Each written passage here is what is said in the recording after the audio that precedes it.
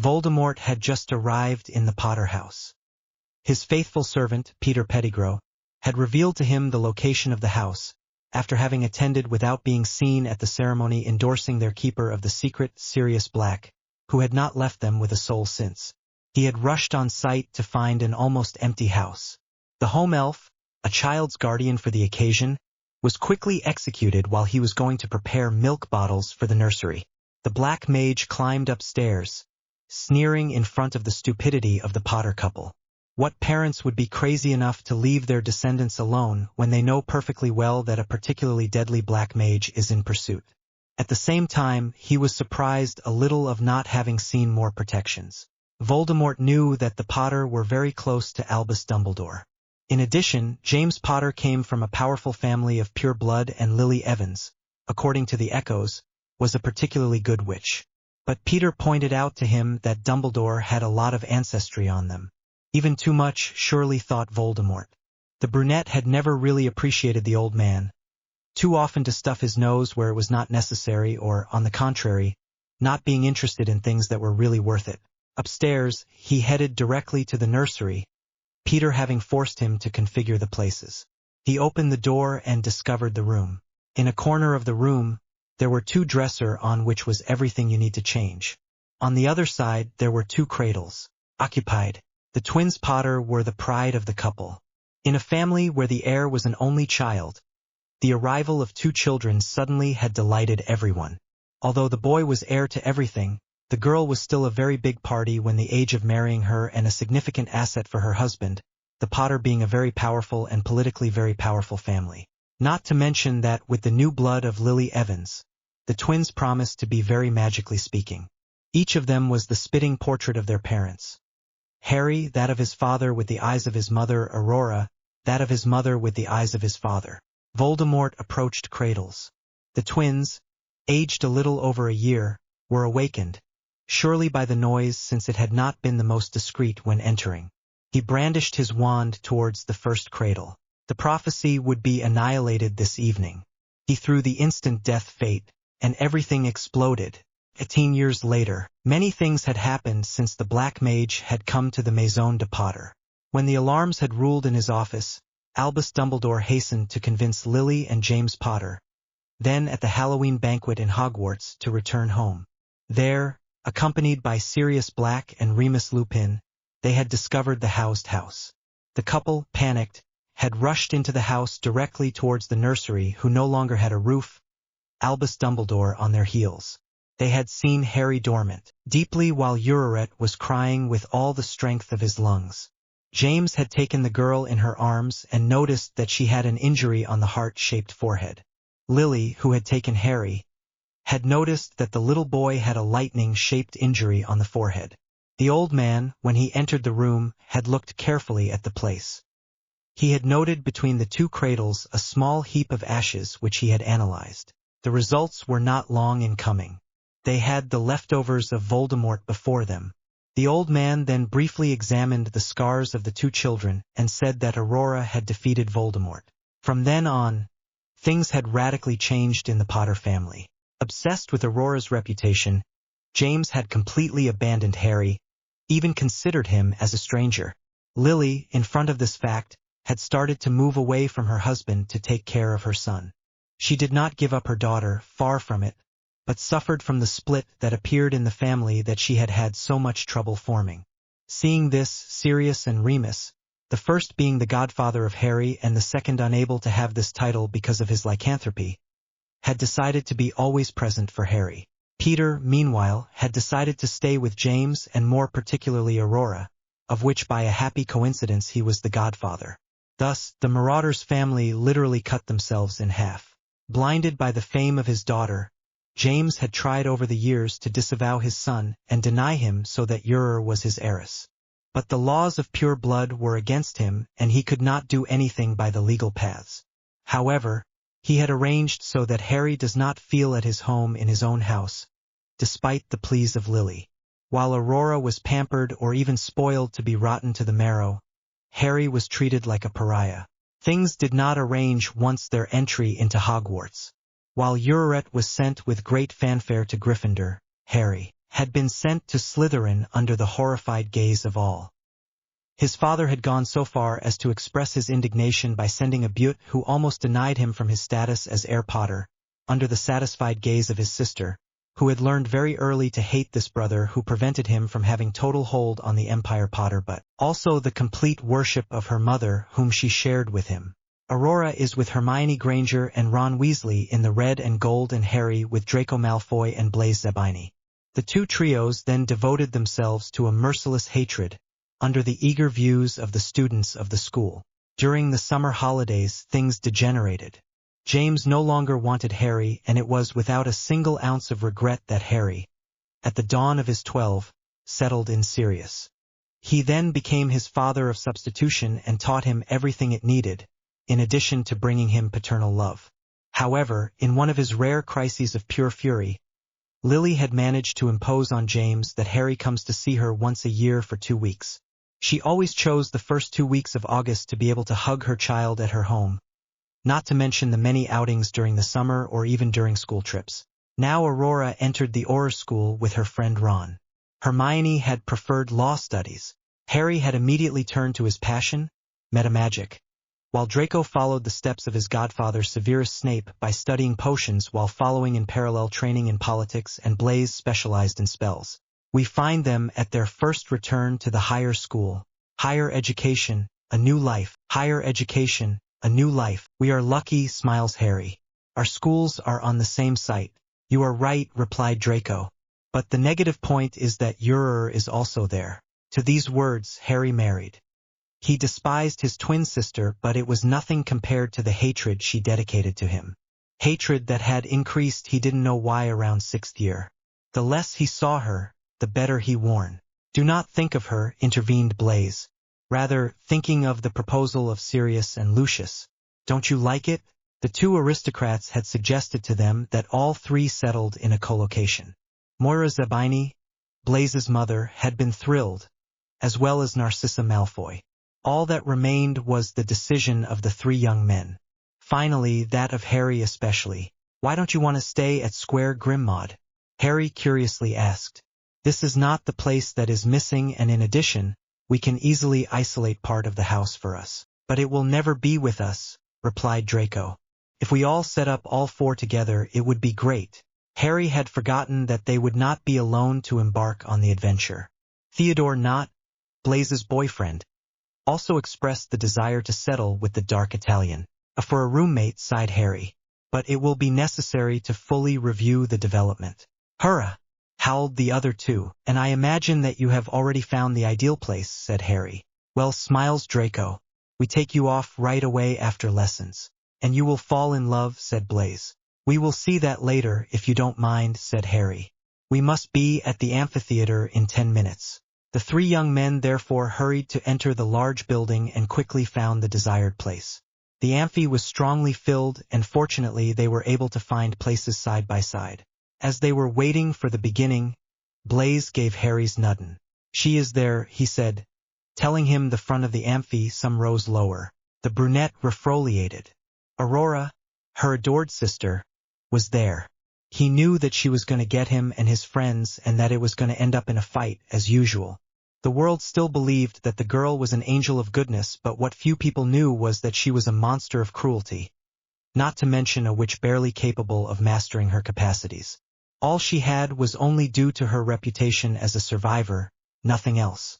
And it was thanks to that Ron and she had been able to join the Auror school. Not to mention the incredible piston stroke of James Potter. They turned away from her, and soon after, the meeting began. All the university sectors were present for a general presentation of the site. 2 hours later, everyone was invited to join their building. As expected, they were arrested. Ron and Aurora stood up all their height. Hermione, on the other hand, were not far from there. From their 5th year, she had been very clear. She had nothing against the Slytherin, so there was no reason for her to participate in their crazy plans against them.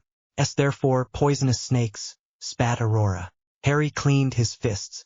He had promised not to redo the portrait of his sister to his mother. Nothing, on the other hand, prevented him from putting her back in his place. But he was preceded. Oh, a bitch, let go of Blaise. Can you tell me what you are doing here when you didn't even have the necessary aspect to take the competition? The young man, jubilee seeing the girl, clenched her fists. The worst part was that he was not lying. Aurora had completely messed up the defense against the forces of evil, metamorphoses and potions, which normally had to definitively prohibit him from access to the Aurora school. The joys of the piston. What makes a Death Eater here? Spat Ron. You have not yet gone to lick the boots of you-know-who? Insible to pronounce the name Voldemort? Ricana Draco. It does not surprise me from a traitor to his blood. Case, whistled Blaze. You are in a temple of knowledge, and you are not even worthy of treading your foot. Incutible to speak without your two dogs? Spat Aurora in a last attempt to have the last word. What spoil my saliva for a person who is not worth it? Dropped Harry.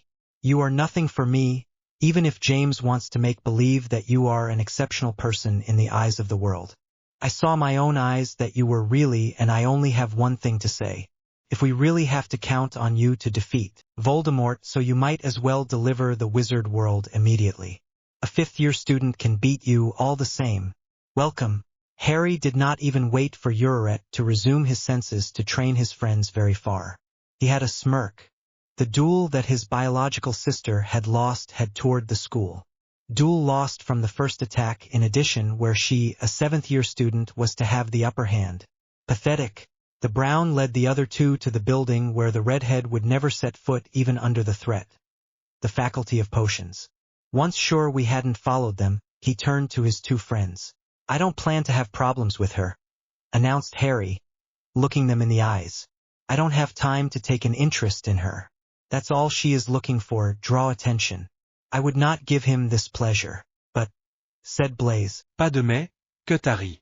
I want to focus on my medical studies. Aurora is a bitch which should not even be concerned. But she is looking for us, Draco exclaimed. She is only doing that, I point out to you. His only pleasure seems to be to rot your life. And it is out of the question. I know, sighed Harry. But it is better that it wallows on its own without it being able to blame us for anything. There is something, understood Draco. Tell. It would seem that the power of the Potter has never been so served since Aurora was declared surviving, admitted Harry. Not so long ago, Sirius told me that the old families from Europe have not seen very badly that James tries to deny me the eldest of the family, for no valid reason.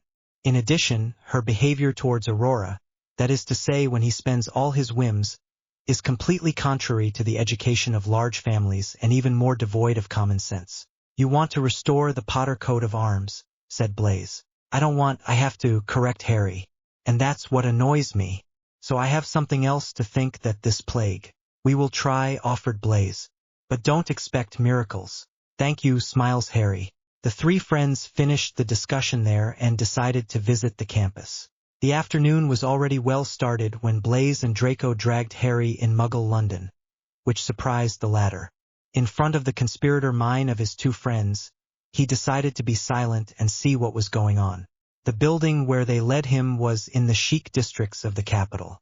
He seemed very recent. They did not hesitate to enter and address the concierge.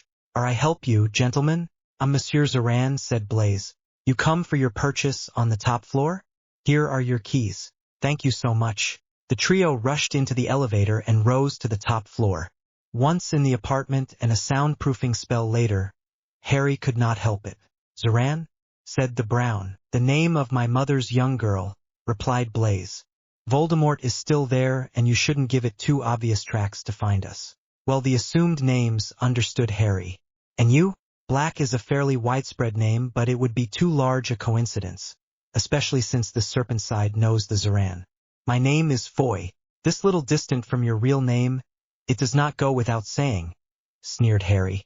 Theo presents himself under the name Cooper, said Blaze. This is the name of her mother's young girl.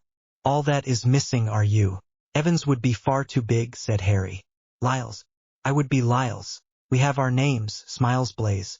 And for protections? Harry asked. We have not decided anything for the moment, except that there will be a Fidelitas spell, explained Draco. The whole floor is us, so we can do what we want. Visit first and let us know your impressions. Harry walked slowly in each room. Everything was spacious but not at all heavily decorated, as he could see at the Malfoy Manor or the Potter Manor, decorated by the good care of Aurora. The apartment had many rooms, a bathroom for 2 bedrooms, a huge living room and an equally large kitchen. The brunette tells himself that he would have no trouble convincing his friends to install Muggle household appliances, especially in the kitchen. Dopt, smiles Harry, turning to his friends. I imagine it is already bought? To do, replied Blaise. It only remains to put the furniture. Donk, we're going to do the stores on the Muggle side, decided Harry. The wizard furniture had not inspired him very little confidence, and that had always amused his friends. But the brunette had never told them. Only once, when he was quite young, his sister had managed to convince his sire to animate a very likely piece of furniture when it was touched. What she hadn't said to her father was that she locked him there inside. He stayed there for 3 days until his mother found him. Since then, he had won a claustrophobia bordering on the hysteria, which he managed to overcome many efforts over the years today. And we will install the protections first, added Harry. Like that, no traps. Favoritism first. Finally, a variant. Then we will develop everything, smiles Draco. The boys went to Sirius, who welcomed them. Indeed, while waiting for the youngest to find their home, he had agreed to host them. Harry went to take a notebook and presented him to his friends. It's what? Blaise asked. The list of protective spells there will be with us, explained Harry. I have been working on it for the 6th year, and I think it's quite complete, including the modified fidelitas. Modified? Sirius said. For what? I did not trust the fidelitas, replied Harry. If he was also reliable, Voldemort could not have found us. A tense silence followed. One of the greatest mysteries linked to the survival of twins during the attack on the Black Mage remained the way in which the latter had been able to enter the house occupied by the Potter. How did you modify it? Blaise asked. Mammon helped me, replied Harry. But she does not know all the improvements that I have made to the ritual. I also tested her with her, and I can certify that he works. It suits me, said Draco. But who is going to be the guardian? We 3, replied Harry. It's impossible. Sirius, surprised. I told you I revisited this ritual, smiles Harry. Well, are you ready? We trust you, said Draco. How many people do you need to install them? A little, said Harry, by consulting the notebook. The more people there will be, the better. But as much to warn you right away, I need my mother and Hermione Granger. One of Harry's peculiarities was that he had been able to be friends with Hermione Granger, Aurora's best friend. When the brunette had declared in 5th year that she would no longer be in the twisted blows of her 2 friends to take revenge on the Slytherin, Harry had taken the opportunity to chat with her when she went to the library. Little by little, they ended up getting along well, especially because they shared the same thirst for knowledge. When their respective friends learned their relationship, Aurora had stated and prohibited Hermione from attending her brother. It was the first time that Hermione put himself angry, and she had spit in the survivor that it was not up to her to choose her frequentations, and that if they did not suit her, she could always leave. She especially did not hold her. The redhead had shunned for 3 weeks before realizing that Ron and she needed Hermione, especially for homework. She had not apologized. It was not in the habits of the great survivor, but presented herself to the brunette by ordering her to give her her duties. Hermione, not fooled for a penny, had replied that if Aurora wanted to keep her in her circle of friends, there would be things that were to change. And it was at this point that Aurora had to do her homework alone, not without the abundant notes of Hermione. Draco too had shunned, but when he understood that Hermione had to be different from Aurora for interested his best friend, he too had tried to know her. They were not the best friends in the world, but were cordial in the presence of the other. But as much as in Draco that in Blaise, it always made them weird when Harry spoke of his friendship with Hermione. Why Granger? Blaise asked. I need a lot of positive feelings, explained Harry. So she will come. And it will be non-negotiable. If you are sure of yourself, said Blaise. They spent the rest of the evening discussing their future apartment. Sorry for not having published last week, but I was very taken by my job. I admit that I did not even respond to the reviews I received. In any case, thank you for reading me. Happy reading, Crystal of Shadow, red and gold who saw further than their noses. Or not. Precisely, let's talk about this dear Hermione. Born from Muggle, having learned that she was a witch at 11, She never stopped discovering this new world. She had met her two closer friends in Express Hogwarts, Ron Weasley and Aurora Potter.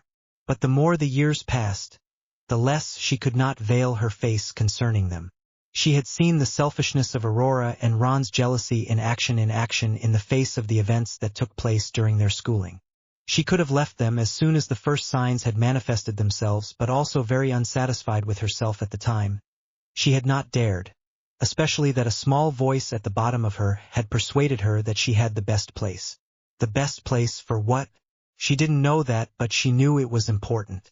Faced with their nonchalance in front of the nozzles which were fast approaching in fourth year, she had decided to take off in hand and not to wait after her two friends. She had started to detach herself from them and to be friends with people from other houses undercover. Working group. She had to face the jealousy of Aurora, who did not bear being not entirely devoted to her. Then, over the years, Ron, when the latter had finally understood that she was a girl and that in addition she pleased her. She had had a crush for the redhead in the third year, but her faults, and especially the fact that he did not want to evolve in the right direction, had been right, and she had not seen it at all as a potential boyfriend, an idea that had reinforced over the years. The year of the nozzles, it had said loud and clear that she would no longer be in the shabby shots of her two friends, and that she wanted to focus on her exams. Of course, she was entitled to the survivor crisis, but she had kept good. It was also thanks to this event that she had known Harry, the twin brother of Aurora. She had never been able to see him when she went to the Manor Potter because he was not there, but she learned during the discussions she had had with the Brown that her own father had thrown her out of the house under the very strong suggestion of her sister. Of course, he had not said it also directly, but the terms used implied it perfectly. Hermione had discovered that the twin of Aurora was his total opposite, both in character as in magic potential. She had attended certain power demonstrations, and it seemed clear that if there was a twin who could get out of it in front of Voldemort, she was ready to bet all her money on Harry and not on Aurora. And she was going to help him, whatever it costs. For her higher education, Hermione had skillfully refused the proposal, or rather the order of Aurora, and astonishment of James, to settle and shared with her and Ron. She had argued that she wanted to study in peace and unstoppable argument, that she did not intend to use magic outside the university. The brunette had advanced this argument because she knew that Aurora could not do without using her magic wand, especially for trivialities that she could not even master. Moreover, Ron, for him, had subsequently refused because he could not add to his family's loads the costs of an apartment which would undoubtedly been sumptuous and very expensive, and he was too lazy to take a little job after the lessons, concept muggle which had more than harm, to pass through the sorcerer world. Hermione, well before having distanced the threat, had taken the necessary steps. As of March, she had found her apartment on the Muggle side as well as a work in a bookstore, still muggled, for the next school year. His parents had helped move to his new place of life, and the young woman had made her law studies, both on the sorcerer side and the Muggle side. She knew it was going to be hard, but she wanted to do it. Fortunately, correspondence courses existed in the Muggle world. But she also had a secret project, and it was clear that she was going to carry him out, no matter what others thought. The brunette took her mobile phone and quickly composed a number. Harry Potter. It's Hermione. Everything went well today? Enough. I had a meeting with my dear sister. I did not think that she would have had the notch to present herself to the Aurors Academy despite her level. She should have taken a sabbatical year. I think it too. But the day she listens to me, you know where she lives? Inkor at the Potter Manor, if I understood correctly. She is afraid of being alone in an apartment. Not to mention our favorite friend. Finally an idea full of common sense. Do not be so sarcastic. Are you always going to stay at Sirius? Proddy. Do you want to see? My pleasure. I remind you that you must also come to my house. Build my damn souls? If they can help us, of course. Otherwise, they come anyway. When? Is we said after tomorrow? I note and I tell you if I am accompanied or not. Pa of problems. See you next time. Kisses. She hung up. She headed for the kitchen and prepared a good cup of tea. Since the 5th year, she had noted things not very clear in her school life. And she would always remember what Harry had told her when she told her about her suspicions. Once out of the reach of Hogwarts we can act. And there it was time to act. Manor Potter. Aurora was with her parents and she told them about her first day of lessons. And then I saw this hairy fool, spat the girl, with his doggies, unable to speak without them intervening. What specialty did he take it? James asked. A coward specialty, sniffed Aurora. Metacomedy. There are only Aurors at the Potter, denying James. I'm proud of you, my daughter. You are the pride of our family. Lily, jaded by so much blindness, got up. Where are you going? Fit James. Conjecture my research, sighed Lily. I would surely visit Remus afterwards. For what? Crowed almost Aurora. What could he teach you? You tell me differently, young girl, scolded Lily. Let me know. I'm still your mother, not one of your classmates. Lily. Josses. He speaks as you want with you, but she owes me the respect. Slammed Lily in a tone that pressed the arrival of one of her famous anger. James, even obsessed with his daughter, knew how to recognize the danger when he presented himself, especially in the form of his wife. So he saw fit to be silent. Aurora, although I don't need to justify myself with you, I will tell you why I will see Remus, said Lily gently. Because, do you see, when I intended to make some trips abroad with friends, including Remus, it turns out that a little girl has bitten a crisis for her mother to stay at home. Aurora remembered what her mother was talking about. The planned trips had to be made when she had been 9 years old. In itself, the trips should last only about 15 days each quarter approximately. But the survivor crisis had made sure that without blowing a single word, James had cancelled his participation in the tour. The anger in which was entrance Lily discovering the rose pot had been to enter the annals, and Lily had no speech to James for more than 6 months. In addition, she had become harder in her education towards her daughter. As much James passed all his whims, as much Lily became firmer.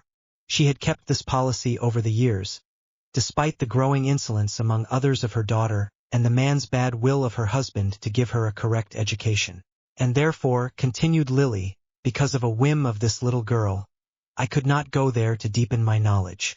And therefore, since I could not leave, I inquire with a person who made these trips and who could give me the information I am looking for. The redhead left the room, but before passing the door, she turned to her daughter. Renee thing, Aurora, said Lily. You don't have to control my frequentations. And she left.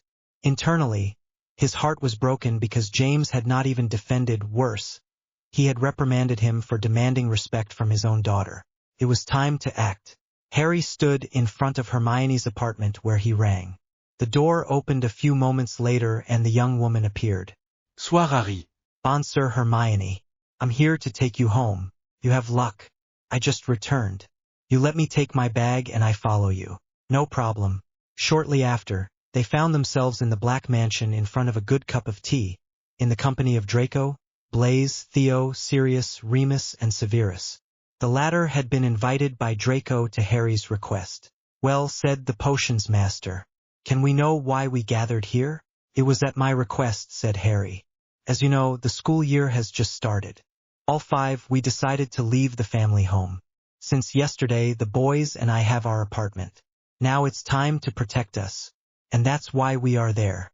I wouldn't want to offend you, Hermione, said Sirius, but I don't understand why you are there. Harry and I have established the list of spells that should be placed on our homes together, said Hermione. At that time, the ringtone sounds. You wait for someone? Remus asked. No, said Sirius. I'll go see. Less than 5 minutes later, the brunette returned with a redhead on his heels. Mom! Bonds Harry. But what's going on? I come to blow, sighed Lily, settling down. The Lily. Remus made him a cup of tea. Thank you, she said after drinking a sip. You want to talk about it? Severus said. Pa, right away, replied the redhead. I prefer to change my ideas. The well housed from the serious shoulders. We were precisely talking about the moving in children. You will try your fidelitas? Lily asked Lily. Yes, replied Harry. I will borrow it from you, smiles the redhead. The frown Harry eyebrows. My apartment, said Lily. I think I would need earlier than I should. I say no more, she added, seeing that everyone was about to ask him for clarification. Is you want, said Harry. Do you want to help us? With pleasure, smiles Lily. I absolutely want to see what we can do together. Harry has inherited anyway, smiles Severus. At least one thing I am proud of, replied Lily. When are we starting? Domain, proposed Draco. But can we have our apartment and Hermione's apartment in the same day? The most important outing to be placed remains the favoritism, replied Harry by consulting his notes. By posing it twice in the same day it could pass. But the rest will have to be installed very quickly. Put the same group as the favoritism? Remus asked. Sell not all, smiles Harry. The more we have different groups to put the spells, the better. Okay, said Sirius. Are you staying for dinner? All agreed, and Sirius went into the kitchen to order dinner. Without a noise, Lily sneezed behind him. Can I help you, Lily? Sirius said. The redhead launched a spell of silence before responding. I need answers. But first, don't you prefer that I make my cake? You channels? You know perfectly well that I would damn myself for him. While laughing, the utensils and the ingredients were set up and the preparation began. Basie, I listen to you, said the brown. What think of the pure blood of divorce? Redhead asked abruptly. The divorce? Lily, don't tell me that. Sirius, today, my own husband reprimanded me for demanding respect for my own daughter. Do you realize? I admitted that it was not great. A girl has become a real bitch and James does not want to realize it. He will assume the consequences on his own. You don't think of divorce, right? See? Sirius. I have been thinking more and more since the twins passed their nozzles. It will be very hard for James. Divorce is very frowned upon, especially by old families. If you ask, the name of the Potter will take a hit. But you don't like this solution. For what? Given the way he treats you because of Aurora, I especially think of Harry. Harry? I'm not sure I understand you. The weight of the name of the Potter will return to Harry and not to Aurora as James would like. The consequences of this divorce will fall on him and not on James, and even less on Aurora. I did not take an interest in the inheritance of the Potter because I felt that I was going to get upset. In meaning, you did well. I tell you so that you understand better. But since Aurora has been declared a survivor, James is more and more disavowed by other large families. For them, his behavior is completely illogical with her. He does not even teach her the minimum required of our customs, and trying to disinherit Harry did not play in his favor either. It's not even surprising me. But that does not solve my problem. I can't stay with James. He has just proved to me once again that he will let everything go to this ungrateful child. I sacrificed part of my career and family for her, and she does nothing to deserve the attention she has. I can't take it anymore. I understand you. For me too, it was hard to give up our fusional friendship. You wouldn't have a solution? They should be able to cancel the marriage. I discovered a solution, but I would need details because I don't have many details. Basie, did you separate him? You went to look in ancient grimoires? At James? You channels? I drew into the library at the ministry. Ministry? Lily, I'm going to ask you a question that will seem completely to you next to the plate, but I have to know. What is your job? I am a tongue of lead, and even James does not know it. Finally, he did not want to believe it. How so? It dates back to the 8 years of twins. Flashback. Lily, a young mother of 8-year-old twins, had resumed her old magic thesis for 4 years now. She had to stop with the birth of her children then, when Voldemort had decided to attack her children. She had to further retreat the date of her return to working life. Her return had been even more complicated with her daughter's grabbing, she had to admit a few years later, and the total disinterest that her husband had for her son, but she had been able to reconcile everything. A year after joining her thesis director, she had been contacted by the Department of Mysteries. First, she had been skeptical, believing that she was recruited because of her daughter, but her contact, Lycaon, had clearly made her understand that the young woman was carefully observed since she had left Hogwarts. After getting her ear, she had accepted the proposal but had asked for special arrangements. She did not want to leave her family, and her work in parallel should not grab all her time. Not wanting to lose such a good element, Lycaon had accepted, without much opposition anyway. For 3 years, therefore, everything has been going on for the best. While returning from an outing on behalf of the Mysteries Department, she went after changing her daughter's room. Immediately, she understood that the latter sulked for any reason. Not wanting to dwell on it, she stroked her hair and kissed her on the forehead before leaving the room. She then went to the apartments of her son who, for an obscure reason, were in another wing of the manor, while their daughter was still sleeping near their apartments, in James and her. She was surprised to find her still awakened and visibly sad son. She sat on the bed. "My darling," slowly started Lily. "What's going on?" "It's dawn," sighed Harry. Did you argue?" Even so, she said that I had pulled her hair and Dad said that as I beta Aurora, I have to stay in my room. When he said that during breakfast. The redhead frowned. "You down to eat?" "Papa prohibited it." Lily inspired slowly. There was no point in getting upset against her husband. She decided to touch James 2 words the next day. "Lula!" An elf of house appeared immediately. "Sutress Lily Potter," Madam asked. "What I told you, Lula?" sighed Lily. "Well, my apologies, Lady Lily," bowed Lula. "What can I do for you?" "What were the orders concerning Harry today?" "Mr. James Potter, monsieur, demanded that nothing be brought to little Master Harry," Lula replied, shaking her hands. Lula wanted to bring a sandwich for the little master, but Mistress Aurora Potter Mademoiselle saw Lula and Maitre James Potter Monsieur Pooney himself Lula. Lily fury swept, but she didn't want to scare her son. "Lula, James gave me to me, right? See, Lady Lily. So now you will only take orders from me. If James prohibits Harry from eating once again, I want you to give him to eat. A child should not be hungry." Bien, Lady Lily. "Minteg, can you bring us a snack?" "Well, sure, Lady Lily," said Lula, disappearing. "Thank you, Mom," said Harry in a little voice. "You don't have to thank me," gently squawked Lily. "Have you really pulled Aurora's hair?" "No, Ma'am. I hadn't seen it yet before I got to eat." Lula then returned with a few sandwiches, fruit and drinks, as the mother and the son loved them. Gently, she gave the child to eat before using herself. "Do you want me to tell you about my day?" "Oh yes, Mom." "All right."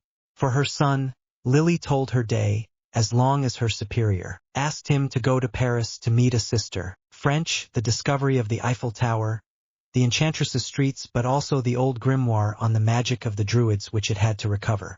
Faced with the little boy's fascination, she deepens her explanations on these forgotten beings who had contributed to the greatness of magic. After a while, she noticed that Harry was fighting so as not to fall asleep. "You have to sleep, my darling," said Lily gently, stroking her hair. "But I don't sleep," Harry said, stifling a yawn. "If my darling, I would tell you about the rest tomorrow." Promis? Promised. "Good night, my darling." She had barely left the room she knew that the little boy had fallen asleep. The next morning, at raising, Lily noticed that her husband had left the marital bed. There was not 36 places where he could be, especially when hearing Aurora gyring in front of an attentive James through the door. She decided to wake up her son, who was very happy with this initiative. Harry made his toilet and dressed on his mother's advice before going down to have breakfast. But the situation turned to drama when the meal ended. "Why did you not go tell a story to Aurora?" attacked James. Instead, houses Lily's shoulders. "And when I kissed her, she even wanted to turn away from me. So I don't see, why would I have stayed with her? I can know why you wonder like a vulgar criminal. Why did you stay with this child?" Eluded James, spitting almost these words. Lily frowned. She had noticed that her husband was doing her best so as not to name Harry. This behavior intrigued her, but she did not want to dwell on it. "What he was sad," slammed Lily. "Because he is my son, James. You seem to forget that you have 2 children, and not just 1 girl. I stayed with Harry because he needed it. And what is the story that you would have gone to Paris?" Lily opened her eyes wide. She knew that Harry would never go by her own will towards her father to tell him anything. She discreetly looked at her daughter, and the brilliance of jubilation that shone in her eyes made her fear what she had just guessed. Aurora had listened to everything and brought back to her father. "I did not know that my schedule was important to you," retorted Lily. "You don't get fed to go without my knowing where you are going. I'm the master of this house. Do you really want to have this unpleasant conversation here and now?" Just before their union, Lily had taken James between 4 eyes and had made him clearly understand that she was absolutely not intended to enter the mold of pure-blood wives, and that in their couple, she intended to be her equal and not totally submissive. She had been unanimous of her parents-in-law by this act, but James had to refresh her desires. But he would never have come to the idea of contradicting what his wife had fought to have. And then anyway, it's impossible that you could have done everything you said James. Lily watched him out of the room, her eyes holding Aurora by the hand. Mom? The redhead lowered her head and saw Harry look at her, visibly worried. She took him in her arms and thought about what she had just discovered. Her own husband believed that which women were lower than men. He did not believe it capable of doing anything. Out of the question. Flashback end. You do nothing by telling me? Sirius said. I just need an inviolable oath, replied Lily. Sirius immediately performed. I did not know James if retrograde, sighed Sirius. Even her parents are not like that. I believe that her arrogance that I thought disappeared is not that much, admitted Lily. You are more capable than him in terms of magic capacity. There is only its pure blood origins which make it great capacities. He was just trained earlier. I doubt it. You have spoken of separate. Are you serious? Put only serious. It is out of the question that I let myself do. So do this ritual. You risk your life on this one. May life. You didn't know it? That's why I come to you. You are the only pure blood in which I trust who could inform me. I couldn't see myself asking Lucius Malfoy. I see. Even if the ritual allows a couple to separate before the laws of magic, you risk your life, since you will be the one that will make the ritual. I am wrong? No way. So renounces, please. Harry is not going to recover if you do it. It annoys me. I should have thought about it twice before getting married to Lily tut herself, thinking intensely. Lily? Sirius, a muggle contract signed with a pen of blood. How was you able to get one? Only pure blood families have it. Sirius. I signed a prenuptial contract with a blood feather. Lily, you should never have. Sorry? A prenuptial contract. What is this? It's the one indicates the clauses of our marriage. I had asked for it because there was always Voldemort and it was the best way for James's fortune not to fall into bad hands if he came to die before me. But yes, I can use this. I don't follow you there, Lily. Just before our marriage, James and I signed with a pen of blood which is in his family a prenuptial contract. As I was born out of muggles, this made it possible to legitimize the right of our future children to the succession of the inheritance of the Potter, because at the time I was afraid that my origins will withdraw to my children their heritage. And you know me, in this contract, I bet at all eventualities, that you want to break up with James. Ingenious. But I did not know this principle. It's muggle, of course. It was mainly to prevent the spouses at the time of separation to take only what they should only. Will you use it? Pa the choice. I refuse that my own daughter decides my life with the blessing of my husband. I will take a look at the contract and I will prepare my departure from the Potter family. You better? Widely. Thank you, Sirius. To have listened to me to set off my idiots. Man friends, it's for that. While discussing, dinner had prepared. Satisfied, the two adults left the kitchen to find the others in the dining room. And the evening spent quietly. The installation of the Fidelitas spells had been done without incident. The rest of the spells had followed very quickly, as well as the development of the four friends' apartment. Harry had made a raid in furniture stores around London and had supervised their installation and their layout itself. Draco and Blaise had alert to that, but Theo had suspected that it hid a dark desire to protect the people as much as he was the most. The school year was starting for everyone on the Hats. Everyone was fully involved in their studies. Despite the workload, the four boys had established slots to train. It was a long time since they had understood that it was futile to count on Aurora to save them from Voldemort. Moreover, in front of this observation, they had understood that the sorcerer world had completely aberrant shortcomings and concepts, including the fact of resting entirely on a kid to save himself. In the apartment, they had installed a training room. Then their surprise, Lily, Sirius, Remus, Severus, and Harry had enlarged without the external proportions being changed, but also by transforming it into a time room, a function which had been extended to the laboratory of potions in Cocotte. Lots of small improvements, so much so that in less than a month, the boys were definitely installed. One evening, the five was drinking a cold drink after a harassing training. Five? In truth, as soon as the place was sure, Harry had immediately integrated Hermione into their training. Being all of pure blood, the muggle knowledge of the young woman brought a whole new dimension to their attacks and defenses. To convince them, Harry had revealed certain things to them. Flashback. So if I heard, asked Blaze, do you want Granger to train with us? Dre. Let me another glass. He is called Hermione, sighed Harry. For what? Fit Theo. Aside that it is one of the most talented witches of our generation. Ironisa Harry. Simple. She knows what my dear sister is worth reforming the wizarding world. And I am convinced that it will be necessary to count with it once the other snake has disappeared. Tend if these are very relevant arguments, said Draco. That's why you want her to come with us. It was 2 years since I trained with her, said Harry. Not at our level but more in the search for spells that can be useful to us. Among others, it was she who largely helped me for the protection book. But again, insisted Draco, who, sighed Harry. She came to the same conclusions as we about Dumbledore. Seton, said Blaze. By being so close to the darling child, how she could see that the old man wants to sacrifice this plague and appropriate glory for himself to be able to model a world in his image. Way, Blaze, don't you go too far in your assumptions? Asked Theo. It's just obvious, sniffed Blaze. Bref, résumé d'Harry. She has seen too blatant inconsistencies to be ignored, and fortunately for her, she spoke to me in first, and we have established an action plan. You're not going to tell us what she discovered? Fit Theo. It's not for me to reveal it to you. Shook your head Harry. You ask him yourself. What well, said Draco. Do you trust her? Press as much as you can, said Harry. I agree, said Blaze. I trust Harry. Me also, abunda Theo. Draco? Fit Harry. What tells us that she's not going to tell your sister everything? Asked the blonde. I will simply quote it to you, replied Harry. Aurora believes that respect must be due to him when she does nothing to deserve it. She does not respect anything and no one, and goes so far as to despise her own mother and her own brother. She knows that she will have to face Voldemort but does nothing to prepare for the fight.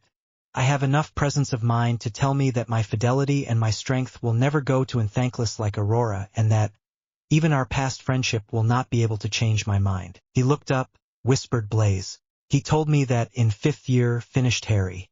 And since then, I can assure you that everything I have told to Hermione has never known. What well, capitula Draco. She can come. Flashback end. You didn't tell us how it was right, Hermione, said Draco. And miracle. They had gone to the first names. It changed Hogwarts, admitted Hermione. But you must admit it too in potions. Show that much, said Draco. I remind you that Severus Snape is my godfather and that he has taught me since a child. We see where favoritism comes from. Teasing Hermione. Even. Sunifla Draco. I did not expect me to have such a level in defense and attack, noticed Blaze. With the balls you dragged. I didn't make you say, sighed Hermione. Fortunately, I never cared for them when it was school work.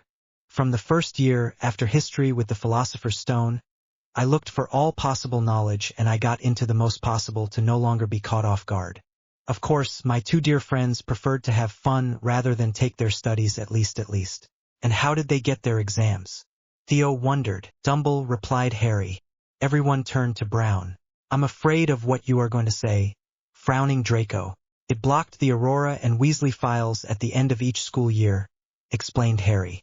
I asked myself the question when I saw that Aurora went in 3rd year without problem. I asked Severus, who told me that their files were never seen in class council. Even McGonagall did not agree, but she did not have her say. Donk, they have never been assessed. Indicated Hermione. There will fall from above now, sneered Draco. Depart yourself, contra Harry. I had confirmation yesterday. Guess who takes the head of the Auror school? You channels? Leaps Draco. It can't be, if hacked Harry. James will take the direction of the school. For its excellent service states. It is especially what her darling daughter can succeed in the profession she chose. Whistled Blaze. Before, none of us wanted to become Aurors, consola Theo. Cell, conceded Hermione. But don't you have common materials? Pas exactly, replied Theo. It's no longer a mutual aid. The most talented of apprentices' metamages can help treat apprentices' Aurors. Potions in the Faculty of Potions, depending on their quality, can be administered and the effects of spells of all kinds can be observed. Donk, you will have to fall on them. Grim acted Hermione. Even you, Theo? In Teen Luck, smiles Theo. I am in journalism, testing in an American economic sorcerer magazine. American? Sursauta Hermione. The appeal has an international fireplace, explained Draco. All precautions have been taken so that our little Theo runs no danger. I think about it, said Theo. Do you take care of Potter's affairs? The little, sighed Harry. With the complicity of the goblins, I was able to resume what concerned the Muggle world. It only concerns 40% of the fortune of the clan, but I was able to make business prosper. I did some interviews and it seems that James is training his successor, informed Theo. He takes Aurora in a business meeting? Frowned black eyebrows. That's what I understood, agreed Theo.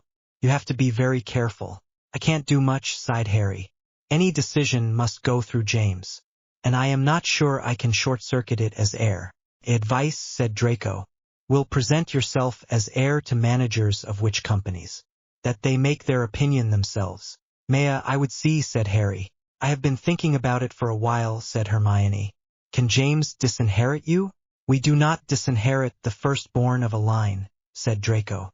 Except in case of serious events. This is not the case of Harry, especially that a child under the age of 10 without wand cannot do a lot.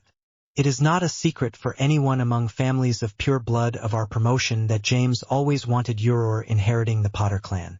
And even my father is ready to say that the ruin of your clan would occur in less than 2 years, if not less. You hard, said Hermione. Tell not contra Blaze.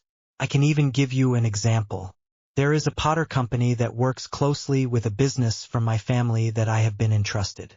Confidentially, the director of the company Potter told mine that his boss was a red kid who knew nothing at all. As proof, less than 3 months after she took the lead in the company, the director had to, for the good of her staff, seek new jobs for them, and take them little by little to avoid the abusive dismissal.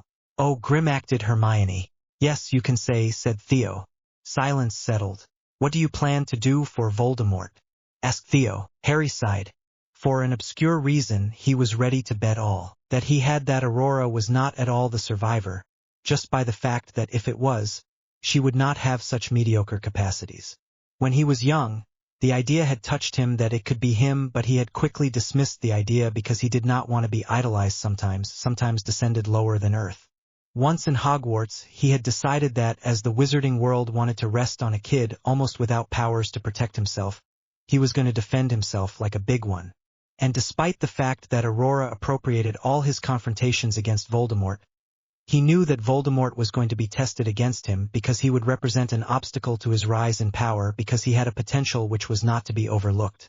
We have to prepare as we can, replied Harry. We have enhanced the protections of our houses, it's already a good point. We have been training for our 5th year, and not only in so-called regulatory materials, both in so-called white and black magic.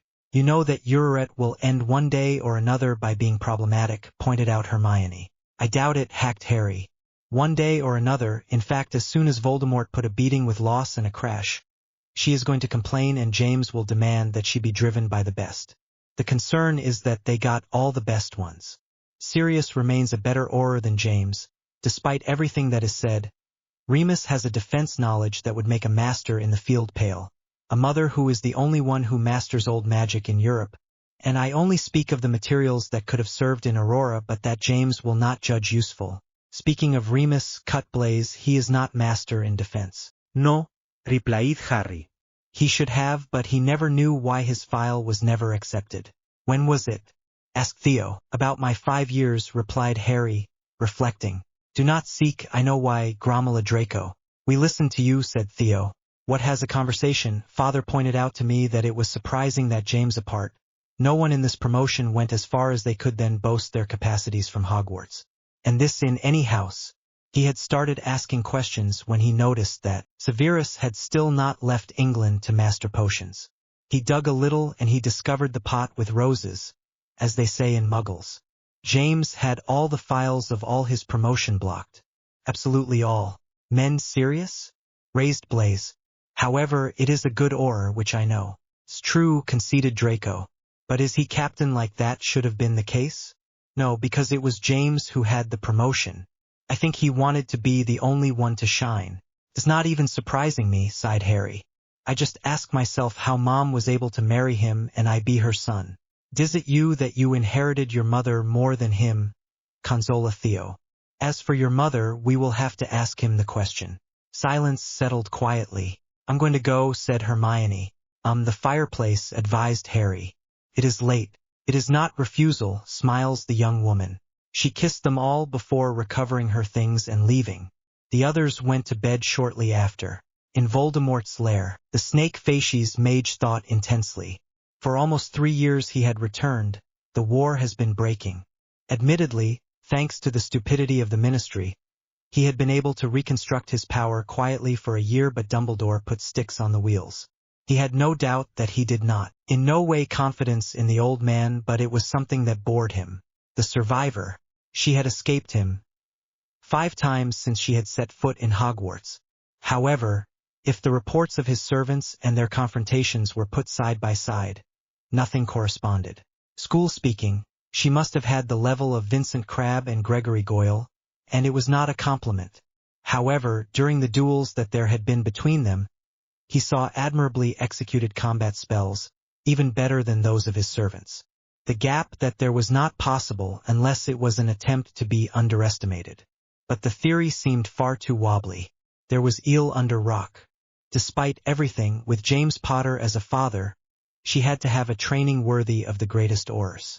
But even Peter, his faithful servant, had told him that his goddaughter was by no means interested in his destiny, wanting to take advantage of his celebrity. Depending on her words, she would have all the time to take care later. Bellatrix, come to me. The second daughter of the secondary branch of the Black arrived very quickly. Yes, my lord? I need information, said Voldemort. Since the survivor puts herself in my way, it is time to remind him that Lord Voldemort knows how to strike where it is necessary. Find me everything you need to know about the closest friends of this kid.